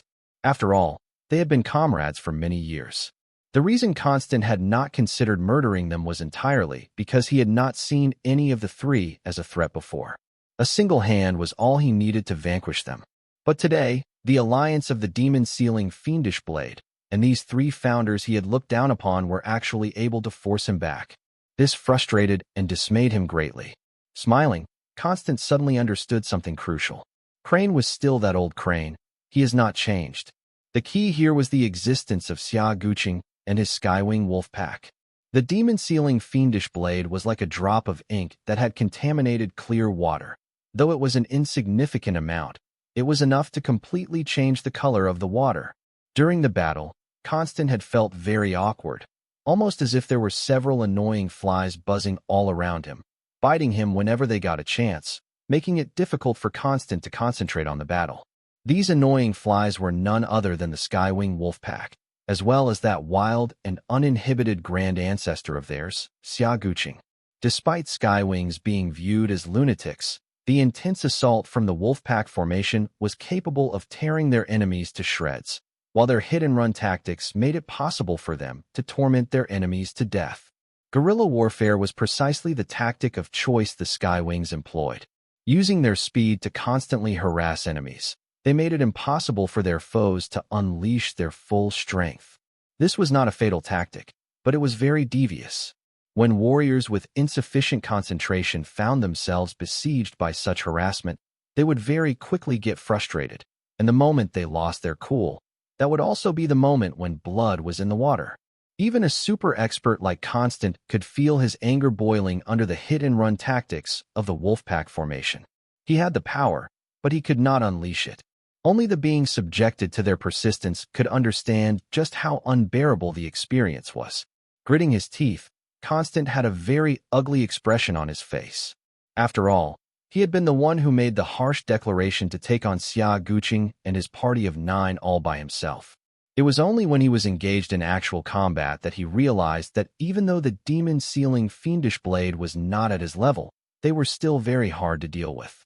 They were like vicious wolves, their crazed appearances hiding their cunning hearts. It was those unique traits of theirs that was key in the Skywings being able to sweep everything. The most frightening opponent is an incomprehensible opponent. With how varied and strange the demon-sealing fiendish blade was, they were like the wolf in the wind that no one could grab hold of. Through gritted teeth, anger shot from Constant's eyes, making ready to use his strongest soul art and hit the Skywing Wolfpack hard. It was right at that moment there was a sudden change in the stars. Space itself was torn, and a tunnel between dark space and conventional space appeared from out of nowhere as an entire armada sailed forth. Crap, those are the dark life forms. Vista was grinding his teeth. I told you before that Constant and the dark life forms are in cahoots. Now that the situation is going poorly, Constant had called the dark life forms to his side. Their plated hulls shone in their neat formation. 3 more founders were proudly taking up a position right at the front of the armada. The only 3 founders of the dark life forms had all assembled. The entire universe's population of founders had gathered. They were destined to cause an upheaval here in this universe. This fight was really filled with twists and turns. Just as Xia Guqing's party had seen a glimmer of hope, the arrival of the Black Life Forms Armada had immediately snuffed out what little hope they had. A grim look was on all their faces. After all, they were now in a fight with the 9 of them against 7 founders, as well as the entire elite force of the Dark Life Forms. The 9 of them working together was only enough to force Constant into a corner. Now that they were expected to go against a formidable force of such size, the chances of Xia Guqing and his people coming out victorious had practically dropped down to 0. This was going to be an arduous fight. "Winia, is the one who severely wounded you here?" the Dark Life Form King Wendar asked, clad in his pitch-black war armor. The Princess Winia swept her gaze over Xia Guqing and everyone there before coldly replying, "No. Perhaps he's hiding, afraid to show his face." Wendar nodded and turned toward Constant. Constant seemed to have been unaware that the dark life form would suddenly barge in like this, asking with a furrowed brow, "Why are you all here?" Wendar laughed as he replied in a mocking tone, "You promised to hand over the one who infiltrated the dark life form territory to me, and now that time is up, yet the person is nowhere to be found, so I've come looking for him myself." Constant turned back with a glance, and saw that Smile and Atrophy were not around. Youth shook her head at Constant, which meant that Smile and Atrophy had failed to capture Xia Fei. "I'll hand him over to you, so go wait in dark space for a few more days. Wait for me to settle this matter I have at hand first." Constant had both his hands behind his back as he spoke, showing off the dignified aura expected of the ruler of the law realm. Wendar ignored this as he continued laughing. "Wait? Who knows if we would still see you if we wait any further? These people you're fighting against are very strong. I'm afraid you won't have such an easy time dealing with them without our help, right?" Constant arched an eyebrow as he replied in a slightly indignant tone, "There's no need for you people to intervene on law realm matters. Besides, with you and your men appearing so ostensibly, what if someone discovers you and assumes the law realm and the dark life forms are about to go to war against each other?" King Wendar was even more disdainful as he coldly scoffed. "Afraid of others finding out at this stage? Why weren't you so afraid when we signed our military alliance with each other back then? I've helped you take care of many warriors you had trouble dealing with for all these years, so had it not been for me, would you have been able to accomplish the duty the inverse tasked you with? I see how it is now. I asked for the one who had barged into my territory, the murderer who assassinated my general and severely injured my daughter, yet you're unable to even do that. The way I see it, shouldn't we perhaps amend this agreement of ours? Why don't I replace you and rule over the law realm? What do you think?" A sinister smile was on his face. Wendar's words had angered Constant to the point his face turned red. Despite how very angry Constant was feeling, he could not show it. After all, Wendar was holding his life in his hands. Just a single slip of the tongue and Constant would become an eternal sinner in the law realm, someone that everyone would curse even in their sleep. Wendar seemed to be pleased seeing Constant and his bottled-up rage. He happily asked, "How about it? Why don't we work together again, and let me help you get rid of these disobedient little flies? Then you can hand over that twerp who barged into my territory, and I'll depart right away." Constant did not say a word, but his forehead was wrinkled, and his expression was becoming uglier by the second. The number 1 combatant in the law realm was actually being threatened by the dark life forms. Right in front of his enemies, too. Anyone could imagine the frustration he was feeling inside. "I'll take your silence as consent," Wendar chuckled mirthlessly. With a simple crook of his little finger, hundreds of elite dark life form warriors immediately stepped out from the armada, as well as a small force made up of dark beasts. With another twitch of his finger, these troops immediately mobilized, headed straight for Xia Guqing. "Don't hesitate anymore. Let's borrow Wendar's strength and take care of Xia Guqing and the others first. These people already know too much at this point. We mustn't let them get away." Youth whispered into Constant's ears. Startled, a A ruthless glow could promptly be seen in his eyes. All right, deal with inside threats before external invaders. I'll look to settle scores with Wendar after I deal with Xia Guqing. Constant nodded. Whoosh. The four founders, Constant, Youth, Chill, and Rock joined the elite troops in their assault, making their way over with a grand momentum. Xia Guqing was in great danger. Contrary to expectations, the party of 9, with Xia Guqing in the lead, did not have any intention of retreating, especially Xia Guqing. He even had this mysterious smile etched on his face, almost as if he had been waiting for the enemy to go for an all-out assault. Seeing Constant and the Dark Life Form Armada was already right across from him. That was when something else occurred. Since you've unsheathed the heavenly sword, I shall wield the dragon saber. 1. Just who would end up dead by whose hands in this arduous battle with many twists and turns. It was still not yet the moment when a clear victor would emerge. The battle reaches its peak when experts gather. This battle had gathered all the presently active founder-tier experts in the universe. Aside from Yor and Lingua, 2 founders who had shut themselves off from worldly affairs and gone into seclusion, everyone else was here. It would not be an exaggeration to say that this battle today would decide the fate of the entire universe. All these twists and turns occurred just as Xia Guqing and his comrades had caught a glimmer of victory going up against the Temple of Many Gods, and then the 3 founders from the Dark Life Forms descended with their elite warriors. Interestingly enough, the reasons why the Dark King Wendar was so eager to act had all been because of Xia Fei. Earlier, Xia Fei had run into the Dark Life Form territory and caused mayhem, killing and injuring countless Dark Life Forms. There was great unrest among their populace. Even Wendar's own daughter, Wienia, was severely injured by Xia Fei. How could the arrogant Dark King Wendar stomach such a disgrace? He had immediately led his armada from the dark space and made a beeline for the Law Realm. It was upon his entry into the Law Realm that Wendar grew even more angry, because he discovered that Xia Fei had even destroyed the critical Tiger Kill Pass. These numerous events were all Xia Fei's fault, and Wendar hated Xia Fei to his core. After contacting Constant, Wendar wanted the culprit handed over in a short time, which happened to have been around the same time as Xia Guqing's departure from the Law Realm. As Constant was already planning to deal with the Skywings, he readily agreed. That was how Xia Fei was dragged out from his spatial channel by laughter, and the 2 founders had subsequently clashed with him, with one losing his life and the other getting gravely wounded in the process, while Xia Fei had been forced to use his Tree of Life. After Wendar saw that Constant was still unable to hand him over was when he decided to lead his armada to the Temple of Many Gods, ready to seek redress from Constant. But he just so happened to run into this battle between Xia Guqing and Constant. This series of coincidences had caused this amazing occasion where all these various law gods were all gathered. Rumble. The Dark Life Form Armada and the 4 founder experts with Constant leading the charge gave off an oppressive aura. They were headed straight for Xia Guqing and the others. That was when something unexpected happened. 2 beams of light flashed past, and 2 additional strangers appeared from out of nowhere on Xia Guqing's sides. He was short in stature, and his beard grew past his knees. He was none other than the oldest of the 13 founders, Yor. It was said that before Yor had his 7th brain region opened, he was already at an advanced age, and could be considered ancient for having lived until today. Even if someone were to compare him against the entire universe, Yor might very well be the oldest being still alive.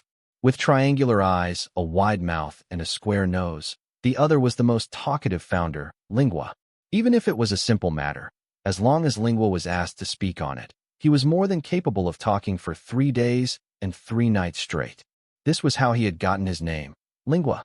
Unfortunately, the falling out of the Temple of Many Gods years ago had disheartened these 2 greatly. In a fit of anger, the 2 had decided to seclude themselves, refusing to involve themselves with the matters of the universe at large. Their seclusion had lasted tens of thousands of years. But today, these 2 experts that had not stepped a foot out in the larger world since times of old had suddenly appeared. Furthermore, they were standing on the side that was going against the Temple of Many Gods, with Xia Guqing taking the lead. This was no doubt a very shocking sight. Lingua, Yor, why have the 2 of you come here? Old Crane asked in surprise. After all, The three founders had gone to look for the two before this assault on the temple, doing their best to convince them to join the fight. However, the two had refused to lend a hand. Yet right at this critical juncture, Yor and Lingua had both had a sudden change of heart, coming as a big shock to Old Crane and the others. The two newcomers did not give an answer, and merely gave light nods to Xia Guqing and Old Crane. Whoosh! With one arm raised, Lingua pointed right at Constant. Years back, we were comrades who banded together to carve out our world, yet you actually made moves on solo behind everyone's back. Had it not been for the universe-wide broadcast today, we'd still have been kept in the dark about this. Constant, that was very heartless of you. Crane's mouth was gaping. Lingua, who had not said a word for tens of thousands of years, actually spoke. Had he not witnessed this with his own eyes, Crane would definitely have thought he was dreaming. Constant came to a halt, and his eyebrows were knitted together. He asked curiously, "How did you learn of this?" It was not just us. Right now, the entire universe knows about your collusion with the dark life forms and the inverse, and how you control the law realm. I've listened intently to every sentence and word you've said, and saw it clearly with my two eyes. Look at yourself. Just who are you standing together with? Forget your collaboration with the dark life forms, but you'd actually raise a hand and kill your own comrades. For that, I must settle this score with you today. Solo was the most righteous one out of us all. We respected him deeply, yet you killed him just because he could threaten your position due to his high cultivation. That is an unforgivable sin. No matter how tight we were in the past, from here on out, we are no longer comrades, but enemies. Lingua lived up to his name as the most talkative founder. Enduring his many years of silence must have been hard on him, so much so that the moment he spoke, he did not stop. What had once been a tense atmosphere turned lax, all due to the incessant nagging from Lingua. From how they first met, to how they joined hands to establish the law realm, Lingua's words were ceaseless, and even the old comrades behind him like Crane and you were secretly complaining about this unending tirade. But seeing how Lingua had now taken a stand after all these years gladdened everyone more. Live broadcast. What do you mean by live broadcast? Constant asked, clueless. That was when a voice could be heard, coming from afar. What he meant by live broadcast was none other than yours truly, standing by the sidelines, transmitting the matter of how you've colluded with the dark life forms and the inverse out to everyone. The conversation you shared with those dark life forms was illuminating. I believe the entire law realm is now in an uproar over it. Countless people out there are now thinking about you, the greatest founder that holds the highest seat in the law realm. This statement was of course said with biting sarcasm. What he meant by thinking was of course referring to everyone settling their past grievances with Constant. These past years, in order to provide the souls demanded by the inverse, Constant had plotted and taken out plenty of experts from the law realm, instigated war between the peak races time and time again, along with the numerous cases of experts that had gone missing. Constant had his hand in all these things. Practically every clan had members that had lost their lives due to the war, and now, with the truth finally out, the entire law realm were keen to settle this debt with Constant. Who are you? Constant bellowed angrily toward the sky. Yours truly. Everyone saw a single meteor trail streak through the sky, and Xia Fei appeared in front of everyone with a perfect landing. Ha ha ha. The Grand Ancestor was laughing boisterously when he saw it was Xia Fei, barking loudly in his glee. See that? That's the demeanor of our Skywing's lone wolf. Constant, Xia Fei has already recorded what you said just now, and subsequently broadcast it across the universe. You've already become the public enemy of the entire law realm. Just sit tight and await your demise. Xia Fei smiled, the corner of his mouth curling up at an angle to form a sneer. Indeed, after Xia Fei had learned that his grand ancestor Xia Guqing had barged into the temple of the many gods in a fit of rage, he did not recklessly dash out to join the fight, but instead hid at the periphery of the battlefield, publicly transmitting everything that had just happened, as well as the irrefutable evidence of the collusion between Constant and the inverse, all across the universe in every direction. The entire law realm was now aware of each and every word Constant had uttered. No matter how crafty he was, there was no way for him to defend himself now. This was Xia Fei's strategy. From the past until now, Xia Fei had not been the sort who would win purely in terms of his combat strength. While Xia Fei could be ferocious and crazed when he was putting his life on the line, it was his schemes and stratagems that caused even greater frustrations to his enemies. This time, Xia Fei had merely employed a little trick and had caused the entire law realm to stand against Constant. There was no way for him to come back from this now. A very ugly expression appeared on Constant's face. The three founders behind him looked to be even more distraught than him, like they were verging on mental collapse. The reason why they had assisted Constant time and again was all because they did not wish the law realm to learn of the deals that they had made in the past. Unfortunately, all of them had forgotten one simple fact. It was only a matter of time before shoes would get wet if one were to walk along the river often. Xia Fei had given them all a tight slap from behind and practically sent all these founders tumbling into the crashing waves. In the distance, the Dark King Wundar furrowed his brow. Though he really enjoyed seeing Constant being defeated and felt a great sense of achievement, he was also well aware that there would not be any benefit to him and the dark life forms if Constant were to truly fall. After all, the strength of the law realm was ultimately greater than that of the dark life forms, but the fighting between the two races had decreased the strength of the law realm greatly. If the god and demon races were to really work together and present a united front to deal with the dark life forms, he was certain it would not be at all positive for him and his people. Behind Wundar was Lady Wenpixa, who was also his elder sister, someone who had always been hiding behind Wundar, guiding the dark life forms. At the moment, Wenpixa was speaking with another unknown elder whose face was covered tightly under a black gauze, making it impossible for anyone to see his true face. The law realm is over. Constant can't handle the situation any longer. Let's leave. Wenpixa bent and whispered into Wender's ear. Stunned, anger appeared in Wender's eyes as he clenched his fists tightly. We can't. While we have the numerical advantage, we must reduce the threat the law realm poses to us dark life forms to its minimum. Right now, with all the founders of the law realm gathered here, is an opportunity for us. Wundar hissed back. Wenpixa seemed to disagree with Wender's plan, and just as she was about to say something, Wender's impatient personality reared its ugly head, and he directed the Dark Armada to attack. Let's eliminate all the elites of the law realm while we have the chance. Wundar bellowed. Kaboom. The elites of the dark life forms that he had brought out numbered beyond 1,000,000. The sound of them mobilizing could make the entire galaxy tremble. Constant, kill all these people with me. They will kill you tomorrow if you don't kill them today. Wundar shouted at Constant. Constant jolted back to reality. Wender's words had struck a nerve, making it sound like Constant was a coward that was most afraid of people taking their revenge on him. Now that his evil deeds had been exposed, Constant had also lost his greatest insurance against that. Gritting his teeth, Constant joined in on the assault with Wundar, while the other three founders begrudgingly followed suit as well. With how the chips have fallen, they had just one choice left. Kill off all the founders in the law realm and join the dark life forms. That would be their only chance of survival. The stronger the person, the greater their desire to survive. In order to do so, the 7 founders had no qualms betraying the law realm, and today, they were even willing to send the law realm that they had established to the gallows. Wenpixa shook her head and watched as her husband and brother charged towards Xia Fei, visibly displeased with Wender's actions.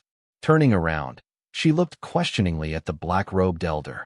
This elder was unmoved, staring deep out into space as he softly said, I can't help you guys this time, because my nemesis has come. Saying this, a figure suddenly appeared in front of Xia Fei. The soul hunter, Hosu. He had a nimble figure, but the aura he was exuding suppressed everything. He lived up to his name as a great soul hunter from beyond the cosmic gate.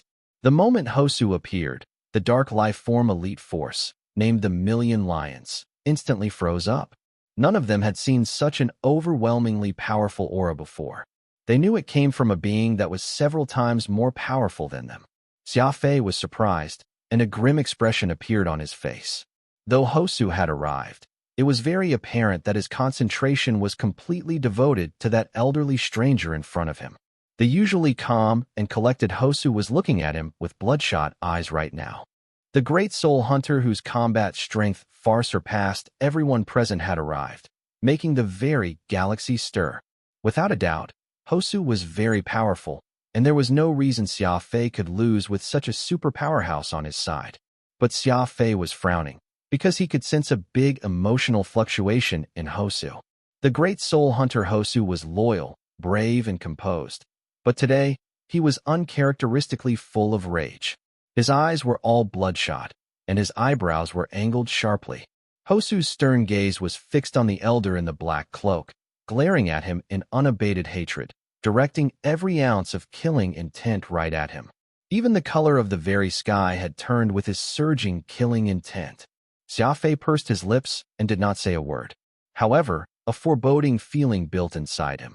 Hosu was a very cautious individual. After losing his soul weapon, it had taken a great deal of effort before he managed to gather enough energy to seal the cosmic gate again.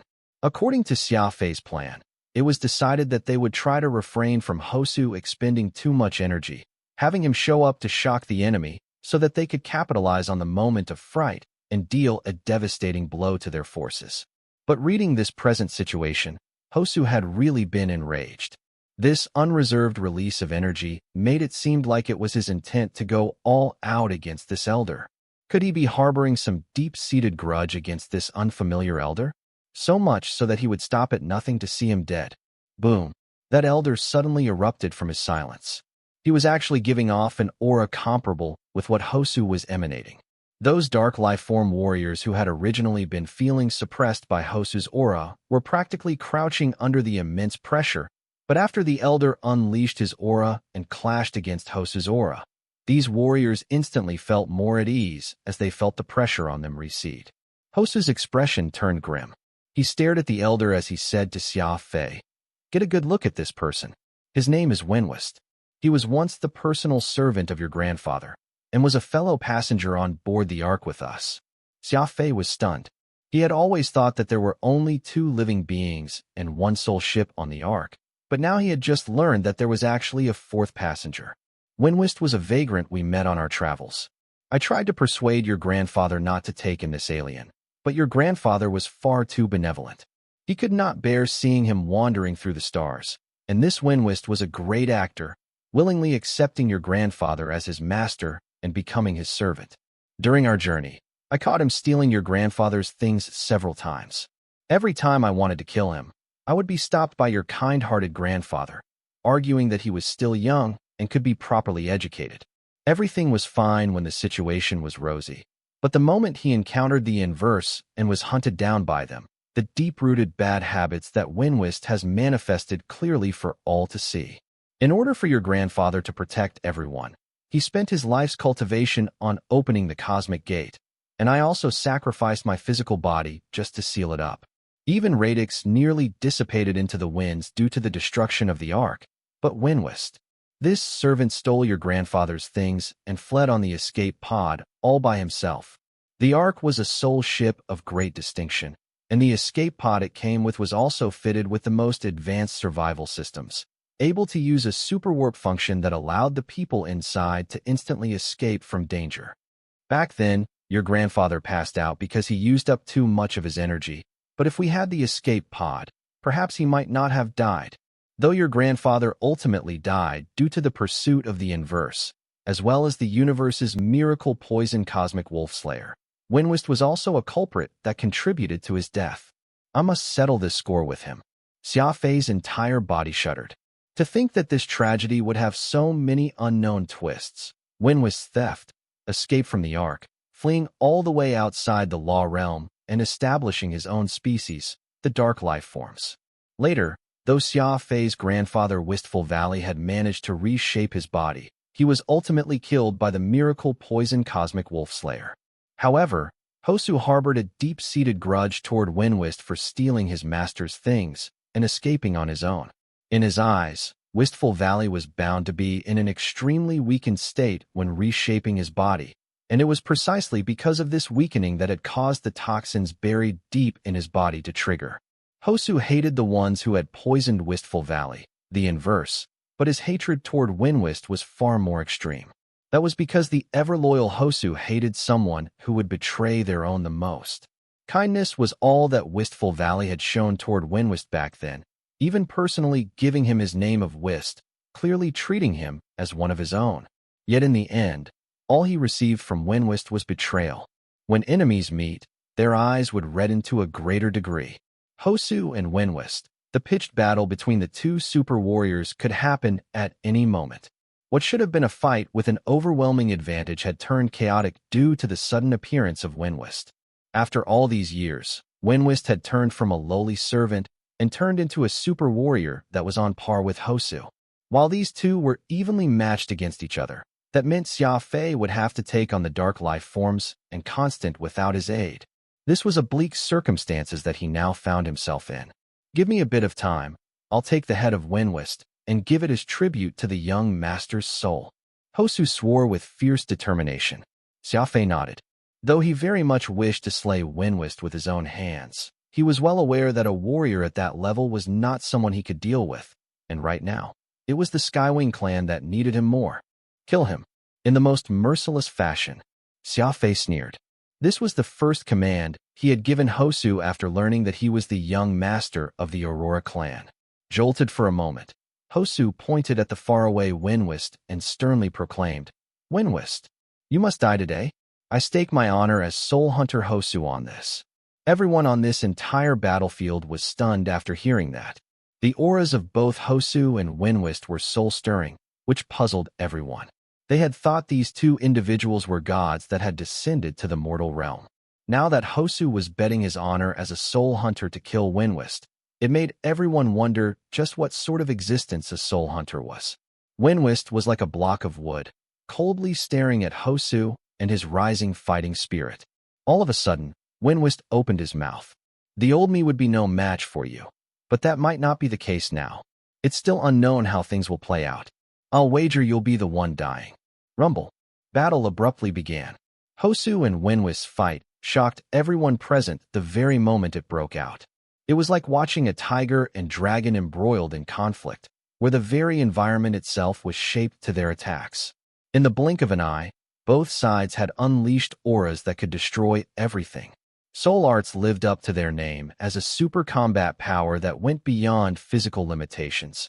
Everyone could see colorful lights fill the sky, almost as if light was being smashed about, rolling in a turmoil that flooded the very space around them in resplendent colors.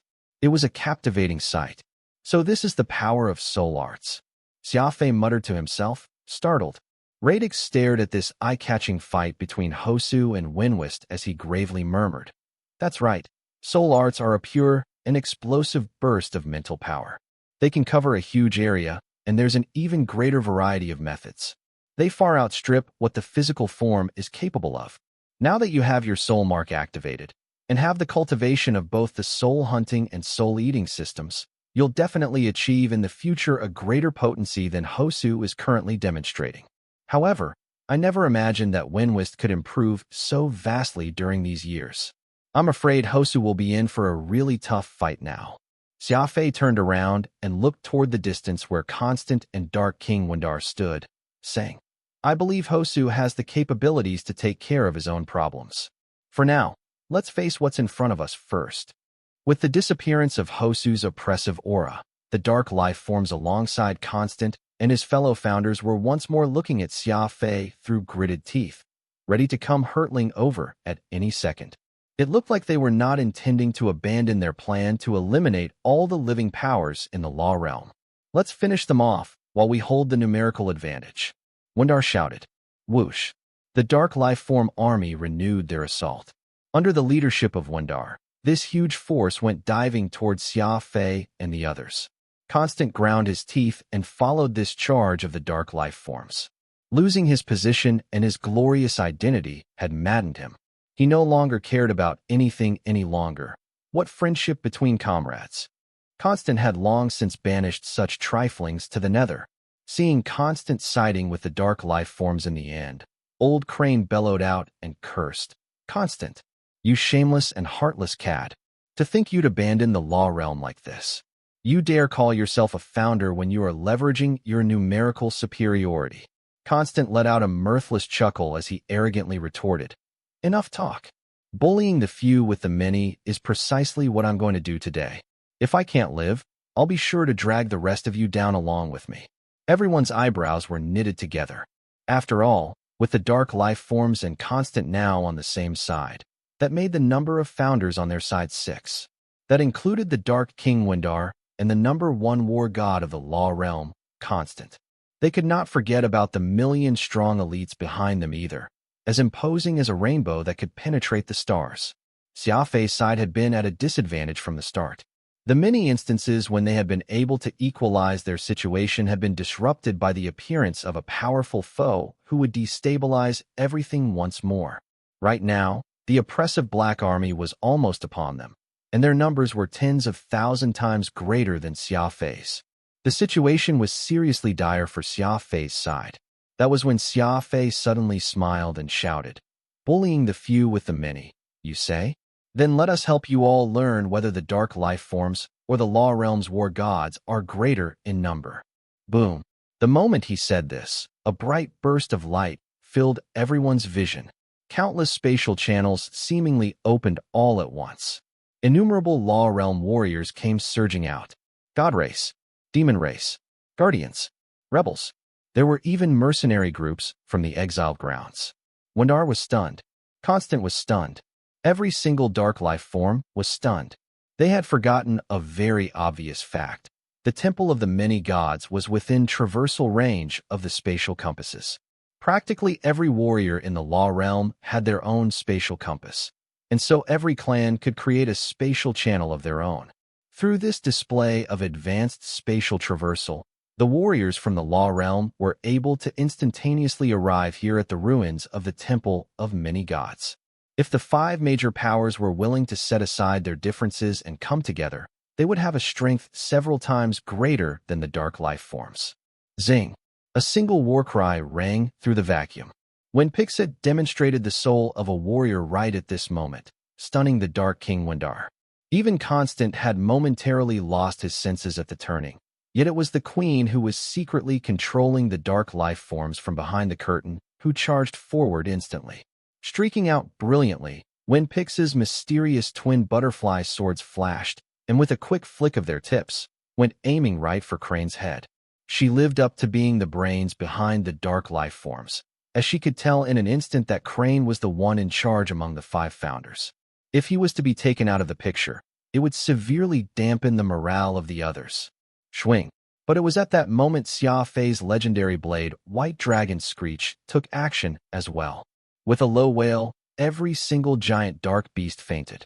Stellar Dawn, Stellar Chrysalis, and the Ancient Dragon. None can compete when the White Dragon descends. White Dragon Screech, the generational blade that belonged to the most dignified Aurora clan from beyond the Cosmic Gate.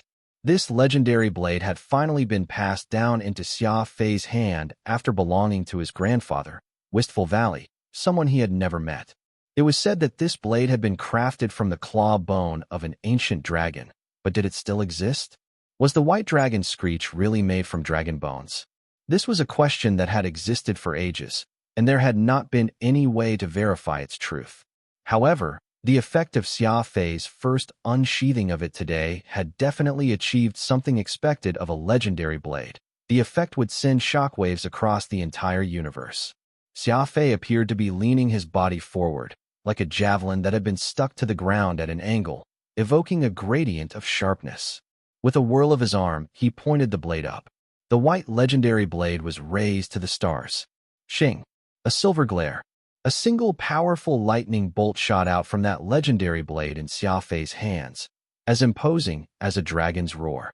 It tore through the eternal night sky that cut right through the vast emptiness. Everyone was dazed. The aura Xia Fei gave off at the moment surpassed that of a law god. His inner demon. Killing intent. The tyrannical aura of a hardened warrior. All of it was radiating from his body. This imposing aura was not any weaker than the demon-sealing fiendish blade's grand ancestor, Xia Guqing. At the end of the day, Xia Fei was someone who was a dual user of both soul hunting and soul eating. A founder-tier warrior would have activated a small portion of their soul power, but Xia Fei was completely different from them. The aura he gave off was all the more soul-stirring. Accompanying this cry was all of the dark beasts that the dark life forms had brought losing consciousness. It did not matter if their size was as large as a planet or as thin and lithe as a raptor. All of them fainted. Even Furball, the holy beast Shatterstar, trembled. His small beady eyes looked right at Xia Fei incredulously. This was the might of the white dragon's screech. It gave off the might of an ancient dragon that lorded over all things. Oh my heavens! Just unsheathing that legendary blade, and all the gigantic dark beasts fainted. Just what kind of sword does he have? How did Xia Fei obtain something like that? An aura greater than Law God. Could Xia Fei have been promoted to the founder tier as well? Are my eyes deceiving me? In that moment, a rare second of pause overcame everyone on that battlefield, from the average warrior down to the great soul hunters who were locked in frenzied combat, Hosu and Wintwist. They were all astonished. Hosu's eyes shone as he exclaimed to himself, "Ha! Sure enough, it takes a real descendant of the Aurora clan to use the legendary blade of the Aurora clan. Only then will it reach its maximum potential." Having kept the white dragon screech safe for so many years on Xia Fei's behalf, Hosu had naturally tried to use the legendary blade himself. But he had to admit that even though he was several levels higher than Xia Fei, he never once achieved the awesome effect that Xia Fei had demonstrated today. Across from him, Wenwist frowned as he exclaimed loudly, "Aurorian. An actual Aurorian. So Wistful Valley actually left his bloodline here in this universe." With a fierce voice and twisted expression on his face, Wenwist appeared to be on the verge of mental collapse after saying Aurorian. As the saying went, a man who had done no wrong is not afraid of any ghost knocking on their front door. Having stolen Xia Fei's grandfather's things at a critical juncture and fleeing was the great stain on his life. And what Wenwist was most afraid of was the powerful Aurora clan locating him and investigating his past misdeeds. Now that he had suddenly learned of Xia Fei's existence, he naturally was alarmed by Xia Fei, and even had an intention of killing the man. Hosu burst into laughter. "That's right. Xia Fei is the young master of the Aurora clan, the greatest nightmare in your life. I can tell you in all honesty, not only does Xia Fei have Aurorian blood running through his veins, he also lacks any of the kindness and leniency that the old young master had. He has had plenty of his enemies killed despite his youth, and is far more ruthless than a ferocious wolf, even more remorseful than a demon. He barged into the dark life form's territory and killed countless numbers of your people, injured your daughter, and ruined the tiger's maw. That was all Xia Fei's doing. He's the one you're looking for, but it's already too late for you to find him alone at this point. He's about to completely vanquish every single person in your clan." Hosu suddenly felt a great sense of relief in his chest after saying that. The depression he had felt after being suppressed for so long had been swept clean. Hosu began to gradually understand why Radix liked Xia Fei so much. If young Master Wistful Valley was in Xia Fei's position right now, there was no way he would have acted so unreservedly. Wistful Valley would definitely stand by one side with grace and bearing, emotionally persuade Wintwist to repent, and then turn a blind eye to his past misdeeds. That was benevolence and grace, but it was hardly enjoyable. Xia Fei did not understand benevolence or grace. All he knew was to take on anyone that dared take a stab at him and ruin his entire clan in return. Every fell turn deserved revenge in kind. He would resort to any means necessary to achieve that. Wintwist was trembling all over. He had followed the Aurorian young master Wistful Valley for a long time, and knew that he had taken advantage of Wistful Valley's sense of righteousness and decency. Now that there was a maniac like Xia Fei who did not care about anything born in the Aurora clan, if Wintwist did not kill him now, there was no way he would have any peace in the future. Grinding his teeth, Wintwist sternly called out, "Hosu, not only will you die today, so too will your new young master." Saying that, Hosu and Wenwist engaged in combat once more, with such great power that it could ruin planets. Slowly, these two experts grew further and further away as they fought, until finally they were no more than two bright meteors zooming through the sky. Xia Fei did not witness Hosu and Wenwist's battle and conversation clearly, because he was currently dealing with a powerful dark life form enemy with all his might. When Pixa, the second he unsheathed White Dragon's screech, Xia Fei and his body sprang out like a bolt of lightning. The queen behind the scenes of the dark life forms, when Pixa, had originally charged for Old Crane's head with her strange green longsword. Her sword skill was exquisite, and it looked lustrous and sharp. People's hearts shuddered after seeing it come alive. Even a fool could tell that the green longsword in Wen Pixa's hands was nothing ordinary. She was still a good distance away, and Old Crane was about to use his superior speed to shunt to the side, so as to avoid this green longsword's sharp edge. But that was when the green light exploded. It turned into a tight beam of light that shot forward rapidly. Seeing that this green beam was about to reach him, Old Crane had not expected the strange sword to actually be capable of firing, and he broke out in cold sweat from shock, just as Xia Fei came speeding over in the nick of time. A silver ray versus a green beam. Xia Fei's white dragon screech screamed as it unleashed an unrestrained white radiance. The green and white intertwined, like a huge white dragon facing off against a green boa constrictor. One was wild and filled with an imposing aura that threatened to ruin everything.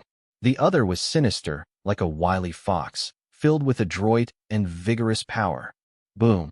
When the two weapons clashed, it was not as intense as everyone had imagined it would be. This was because Xia Fei's white dragon screech had directly opened its giant maw and swallowed the green beam from Wen Pixa whole. They were on a completely different level with one another. Wen Pixa was startled. The face hidden behind a black veil turned livid. All she could do was give her green sword a quick flutter as she attempted to retaliate.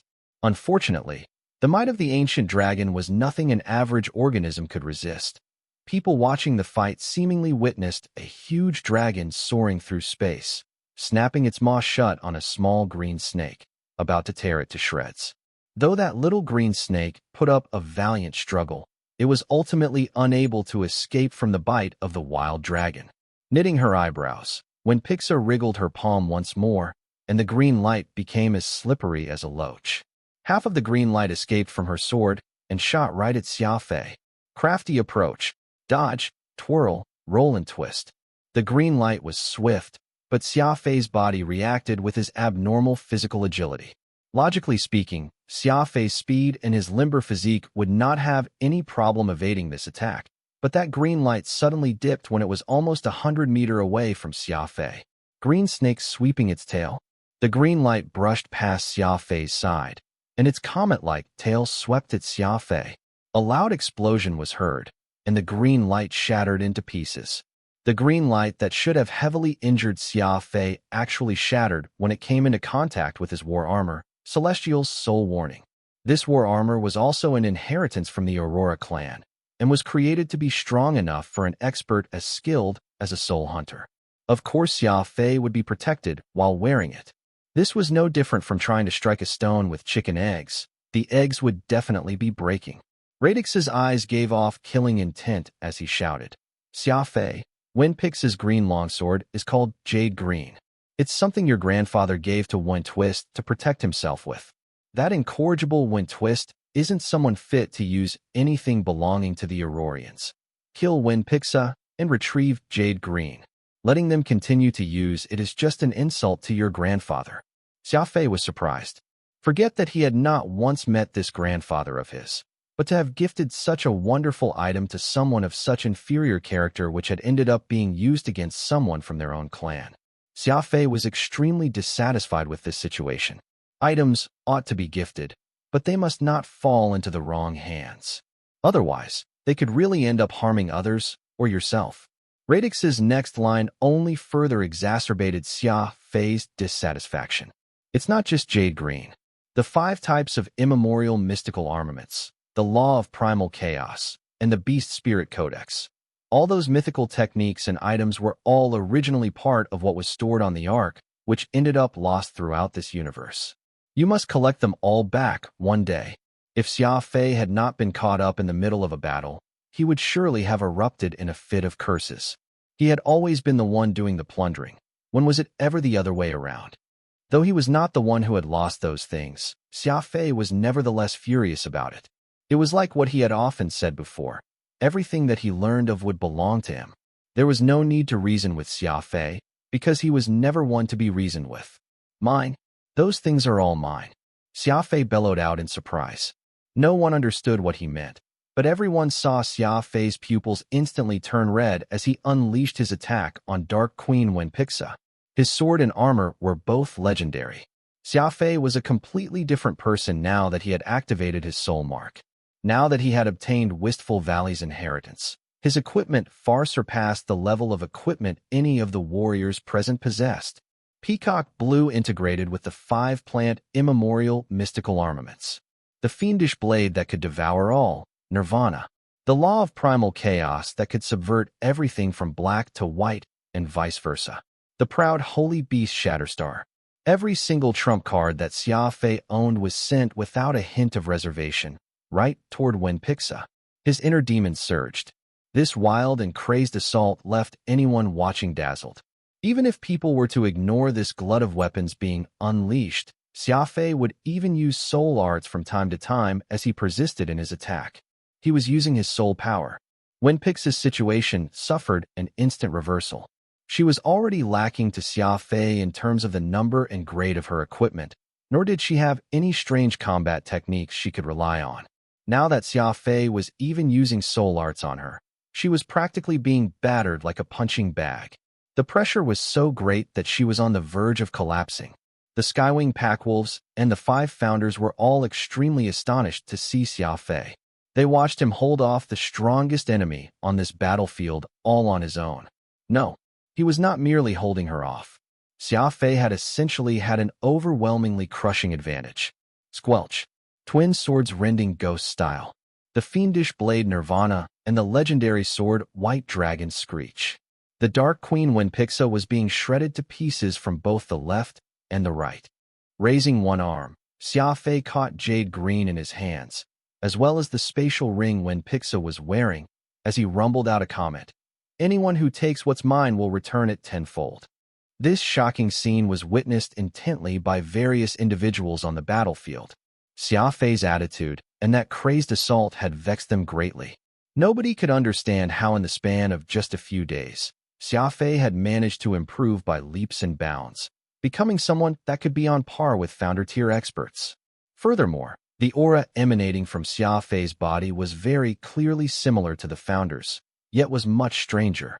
Pixa, Dark King Windar yelled as he succumbed to extreme grief and indignation. The Dark Warriors were aware that Wenpixa was the queen behind the scenes, and her death sent their morale spiraling. Conversely, on the side of the Law Realm, waves of excited cheers could be heard. Killing a founder? This was not a feat that just anyone present could accomplish. Yet Xia Fei had succeeded in just that. It was not just Wenpixa's body.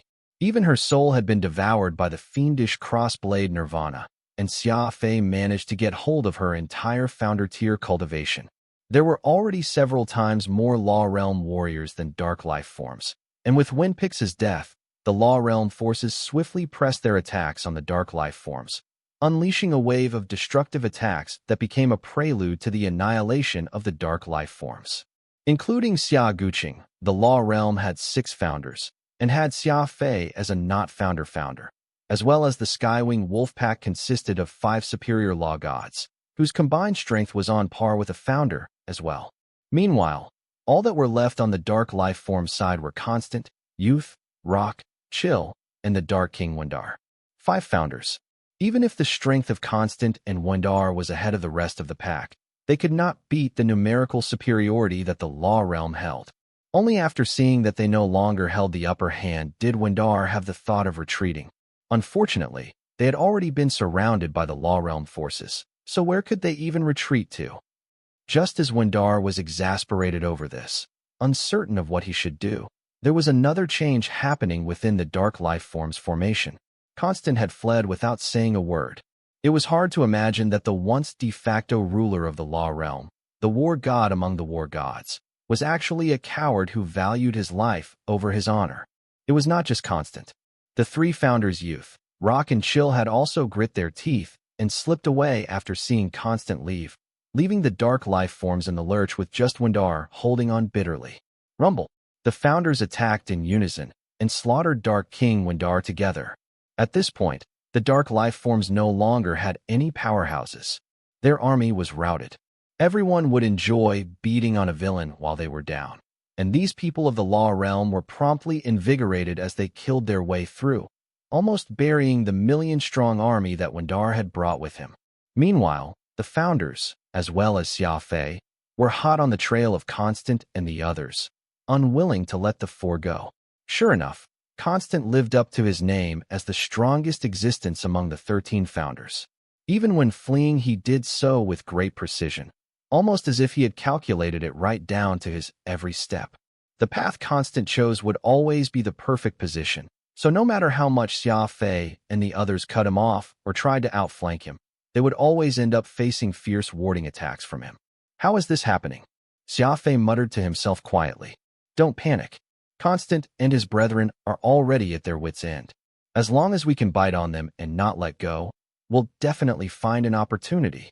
Radix spared no effort encouraging Xia Fei, even as he looked further into the distance. Hosu and Wenwist's battle had already taken them further and further away, and they were no longer visible. Radix was very worried about Hosu's chances of beating Wenwist without his soul weapon.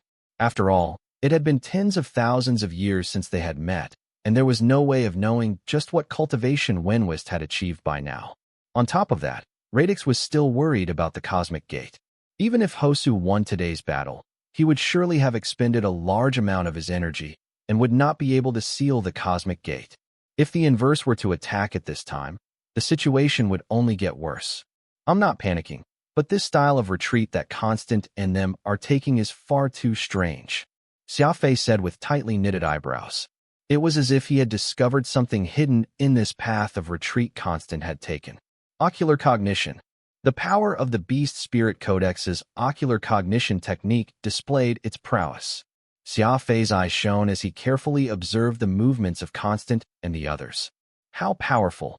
I don't recall my ocular cognition being so powerful before, Xia Fei exclaimed. The Beast Spirit Codex had been the technique Xia Fei had gained the earliest, and after countless promotions and a subsequent relearn, Xia Fei had now reached the limit of what the technique could achieve. He had thought that it was impossible for it to improve any further, but when Xia Fei used ocular cognition this time, he was surprised to find that his visual acuity was even better than before. This is truly remarkable. Xia Fei had clearly finished cultivating the complete Beast Spirit Codex, so how could his ocular cognition still be improved upon? Radix laughed out loud. This is the power of activating your soul mark. Soul mark? Xia Fei was slightly taken aback. What has the soul mark got to do with the Beast Spirit Codex? Radix answered, I think you're underestimating the soul mark and soul power. Do you remember that colorful energy ball that was once in your 7th brain region? Of course I do, Xia Fei replied. That amazing energy ball could absorb and store energy, and it was precisely because I had it that it made it seem like my body was not emitting any energy at all, fooling a lot of enemies into thinking I was just a commoner who didn't know any martial arts, helping me hide my cultivation. Even when I was at Fig Corporation that one time, it was all thanks to that energy ball. It's too bad that the colorful ball vanished after I activated my soul mark. Radix chuckled. The energy ball didn't disappear, it evolved. The reason why that colorful energy ball existed is solely as a stand-in for the soul mark, and is one of the unique traits that an Auroran possesses. As long as a warrior in the clan is talented enough, they would have a very high chance of gaining that colorful energy ball before their physical form reaches its peak potential. Normally, such a situation will only happen after attaining Law God, because this particular tier of cultivation is a very crucial transition period. Once a warrior achieves complete physical cultivation and begins trying to attain soul power, having the rainbow energy ball would be of great help, which just goes to show how great an aid it gives to a warrior. Now that you've activated your soul mark so much earlier than normal, your strength is much greater than before. Like the law of primal chaos, powers like your Beast Spirit Codex will all be enhanced to varying degrees now. It only makes sense that your ocular cognition is much more potent than before. Xia Fei was stunned. To think that the rainbow energy ball was a unique heritage of the Aurora clan, and its uses were so great. It was not the soul mark, yet it had a portion of the functions of the soul mark, even capable of storing such a great energy reserve. No wonder I felt that my law of primal chaos was stronger than before. So that's the reason. Xia Fei rejoiced. Swoosh. With the strengthened ocular cognition, Xia Fei could very clearly see each and every move made by the elusive Constant from far away. Though the Skywings had plenty of speed experts, Constant appeared to have some super ability that could always spot a crucial point, helping him escape unscathed despite being surrounded by the various founders and the Skywing wolf pack. Xia Fei found it stranger the more he looked. It was very hard to think when moving at high speeds, not to mention that Constant was at an absolute disadvantage right now. Being able to find the breakthrough point was not only difficult, but he would also need the right opportunity, the right terrain, and have a complete understanding of the enemy formation to do what he was doing right now. After all, they were out in space, where there was no cardinal direction to speak of. Everything was three-dimensional. So if Constant was really a warrior with such exceptional judgment, Xia Fei and his side would indeed have a tough time effectively surrounding him. After all, there were too many things they needed to take note of in 3D space. But the key here was that Xia Fei refused to believe Constant had such a superb ability. It must be said that their comprehensive encirclement was being done by the 6 founders, as well as Xia Fei and the Skywing wolf pack with 5 superior law gods. The entire universe would laugh if anyone were to say that these experts with hundreds of battles worth of experience did not understand how to engage in an encirclement. This was definitely not a problem with their ability to surround the enemy, but with Constant. Even Xia Fei, someone proficient in calculations and with keen observational judgment, could not guarantee that he could choose such precise points in the middle of such an intense fight. But no matter how clever the path of retreat Constant was taking, the Skywings were not the sort to give up. Both parties kept up the chase, drawing further and further away from the battlefield. Xia Fei realized that Constant was making a very strange motion. He would often touch his ear with his left hand, almost as if the battle was overly intense, and he was very afraid that something from his ear would fall out. Whoosh! Veins began to appear in his eyes as Xia Fei increased his use of ocular cognition to the limit in hope of finding out just what Constant was so worried about. So that's it. Xia Fei was startled when he finally spotted what was on Constant's ear. "What did you see?" Radix asked. "There's a black dot stuck to Constant's ear. It's some sort of mental communication device. It turns out that there's someone giving Constant instructions on where to move, so as to avoid being caught." Xia Fei exclaimed. Radix exclaimed, "I know this communication device you speak of. It's a temporary emergency device that has a limited range. Does that mean that an ally of Constant is nearby?" Xia Fei nodded gravely. "That's exactly it. To kill Constant, we'll first have to uncover where this ally of his is hiding." With a slight flick of his finger, Xia Fei transmitted a message to every member of the Skywing clan present through the White Flamingo.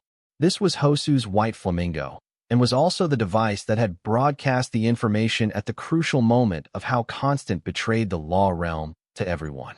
This was yet another time that it would be of use. Whoosh! The Skywings were no doubt a super clan that was born to fight.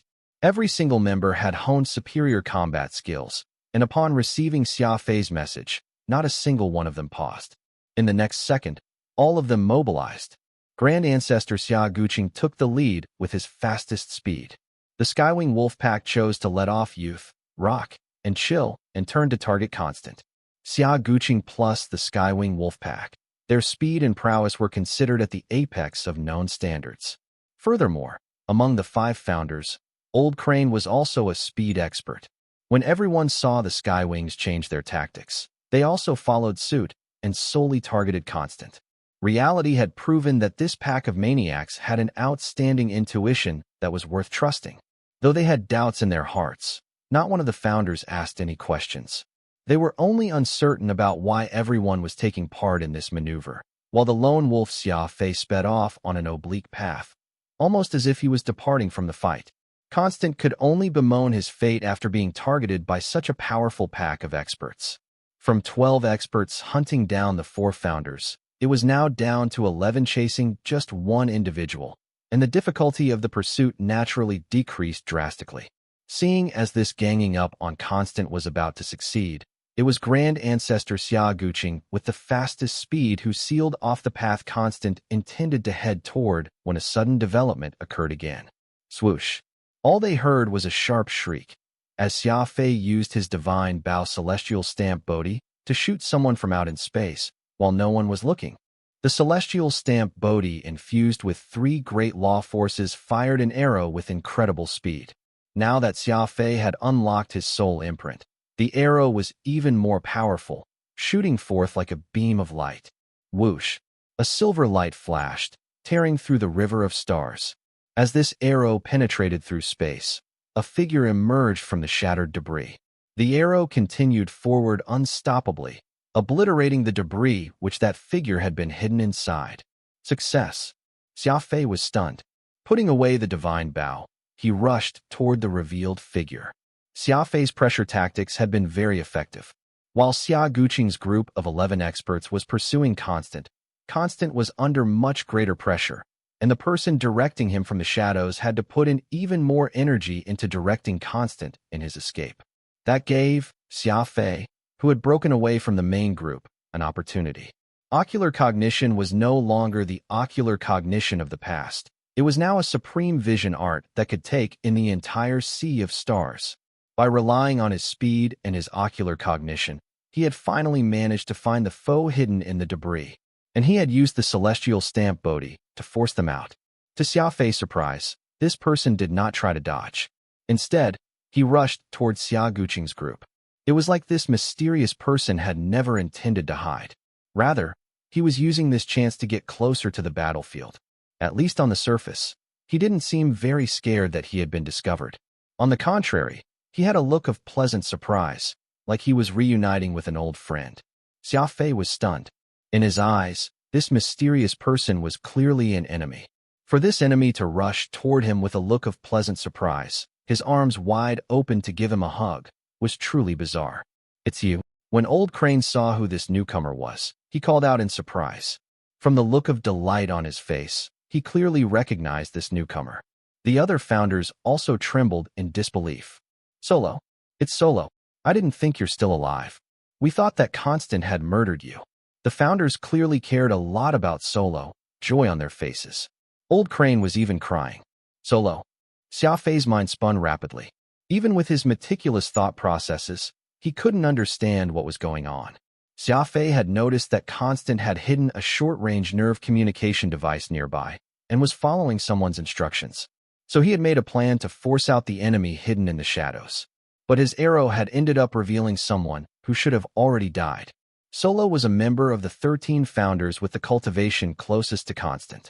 He was Old Crane's good friend and had firmly opposed Constant's decision to submit to the inverse. It was said that this eccentric genius was a loner who moved strangely and had an unreasonable personality, so he was given the nickname of Solo. The key was that Solo was dead. Constant personally announced that he had killed Solo, but less than half an hour later, the dead Solo had appeared before everybody, as real as could be. This was a bizarre plot twist that not even a movie could make up, but it was reality. "Solo, I had such a hard time looking for you," said Old Crane urgently. He heedlessly rushed over, weeping like a child. It was clear that while this old man had lived for eons, he still had a caring personality, and when he was touched, he couldn't help but show his emotions. Xia Guqing grit his teeth and waved his hand, ordering the Skywing wolf pack to keep pursuing Constant. The demon-sealing fiendish blade had to see blood once it was unsheathed. Their mortal foe Constant was still alive, so Xia Guqing was in no mood to enjoy Crane being reunited with his old friend. He had only one thought in mind: killing Constant. The other founders, though pleasantly surprised by Solo's appearance, still decided to follow Xia Guqing's plan. This was a rare chance, and with the strongest expert of the law realm running for his life, nobody wanted to lose out on this excellent opportunity. The forces encircling Constant formed into 3 waves. The first wave was led by Xia Guqing and was focused on doggedly pursuing Constant and his founders. Another wave was led by Old Crane, who was planning to meet with his good friend Solo. There was also Xia Fei, who circled around the perimeter, continuing to play his role as the independent wandering cavalry. Suddenly, Xia Fei's eyes erupted with cold light as he accelerated in a curve. His target was none other than Solo. He was after this old friend who Old Crane dearly missed, even taking out the white dragon Screech. "You're sure you want to kill Solo?" Radix was alarmed by Xia Fei's order. Look at how excited Old Crane is, and Solo's delight when he saw Old Crane. This Solo shouldn't be an enemy. Might you be making a mistake? Radix's question received a terse reply from Xia Fei. Less nonsense, he said viciously. It was clear that Xia Fei had already made up his mind to consider Solo his enemy, and enemies existed to be killed. If he attacked, he did so to kill. The white dragon's screech let out a mournful howl, and a white beam shot towards Solo. Old Crane saw what Xia Fei was doing and roared. Xia Fei, what are you doing? This is Solo. We're not enemies. Alas, Xia Fei was Xia Fei. Once he made up his mind, not even the old heavenly king could change his mind. Solo was startled, and confusion, sorrow, and anger appeared on his face, as though he were being unjustly accused. Old Crane could not stand to see this. He stepped forward and spread apart his arms as he stood in front of Solo, using his body to block Xia Fei's attack. Without a word, the determined Xia Fei made a decision that no one had expected, swinging the white dragon's screech at Old Crane. This move was far too shocking. No one had expected that Xia Fei would rather attack Old Crane than let Solo go. Even if Xia Fei was right, it would at best be a life for a life. Xia Fei would be killing Crane to kill Solo. And if Xia Fei was wrong, he would mistakenly kill two powerful allies. The situation was horrifying. On one side, Xia Fei was crazily attacking, and on the other side, Xia Guqing and the Skywing Wolves were letting Xia Fei be. The absolute trust of the demon's sealing fiendish blade was on full display. There was no need for words. The Skywings would always stand behind their people, supporting them to the end. If they did right, the Skywings would give their full-throated support. If they did wrong, the Skywings would, in their unreasonable fashion, still give their full-throated support. Stop! Don't hurt Old Crane. The four saw that something was wrong, and they immediately stopped and turned around to stop Xia Fei, crying out. Of the 6 founders who opposed Constant, Yer was the oldest, but the real leaders were Solo and Crane. Solo wasn't much for words, so everyone looked to Crane for leadership.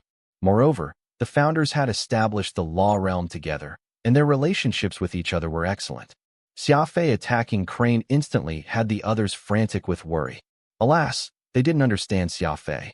Once Xia Fei had made up his mind, no matter how crazy the decision he would carry it out. The fiend blade Nirvana descended, while the legendary white dragon screech pierced through the river of stars. Furball and Peacock Blue stared hungrily, waiting for the right chance to strike. A lethal move. Xia Fei was seeking to kill Old Crane. Old Crane had even closed his eyes, displaying a resolve on par with Xia Fei's. Even if he had to die, he wouldn't let Xia Fei hurt his friend. Plush! The blade's edge descended without hesitation. Xia Fei suddenly accelerated, his sword thrusting through Old Crane's body, entering his right shoulder from an angle. The Nirvana Fiend blade descended, but the Nirvana Fiend blade did not follow a normal trajectory, instead of traveling on a strange arc. Its ultimate target was Solo, who was standing behind Crane. There was a clash of metal. The speeds were just too fast for everyone to see what had happened 1 second ago. All that they saw was that Solo now had one arm hanging limply from his shoulder, while Old Crane had paled from the heavy wound Xia Fei had inflicted on him. Whoosh! Everyone suddenly gasped, for Solo's hand was holding a pitch-black short sword. The tip of the sword had already penetrated through Crane's armor. It was only a few centimeters away from striking the old man's heart. In comparison, while Xia Fei's white dragon screech had been vicious, it had avoided striking Old Crane in his vitals. It had only inflicted an external wound that needed some medicine and a few days to be completely healed. It was now clear that Xia Fei had attacked because Solo was attacking Crane. By thrusting his sword through Crane's body, Xia Fei had managed to block Solo's lethal strike. Everyone was stunned. Such penetrating insight, and such insane execution. No one else would have used this sort of self-destructive protective measure. But this method that severely wounded one's own ally was the only way of protecting Crane. Kill him, Xia Fei bellowed. Nirvana, Peacock Blue, and Furball rushed out. Xia Fei extracted the white dragon screech from Crane's body and charged. Xia Fei didn't even glance at Old Crane.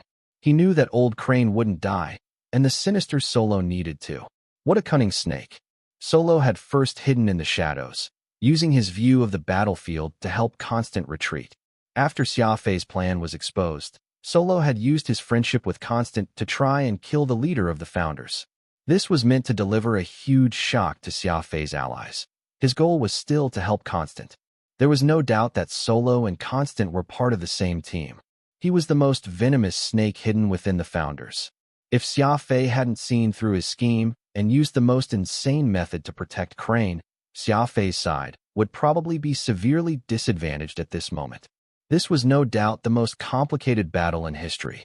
Solo's appearance had pushed this battle of the universe's strongest to the absolute climax. After saving Crane, Xia Fei continued his assault. He charged straight at this founder who had died and been reborn, Solo. Solo was the lone wolf of the 13 founders, and Xia Fei was the lone wolf of the demon-sealing fiendish blade. Lone wolf versus lone wolf. It wasn't about who was the better loner, but who was the most vicious. Rumble. Another wave rose before the first could settle. Xia Fei and Solo began to battle in the sea of stars. Crane paled, and instantly seemed to age decades. The chests of the other founders rose and fell as they stared in disbelief. This scene was nothing much to Xia Fei and the Skywing Wolves, but it was far too heavy a blow for the 5 founders. After all, this was the most thorough and most insidious betrayal. Sometimes, the universe was just amusing like that. The person who should have been your greatest comrade was actually your greatest enemy, while the person who was trying to kill you ended up saving you. I'd love to hear from you. Thanks so much for watching. Did you enjoy this video?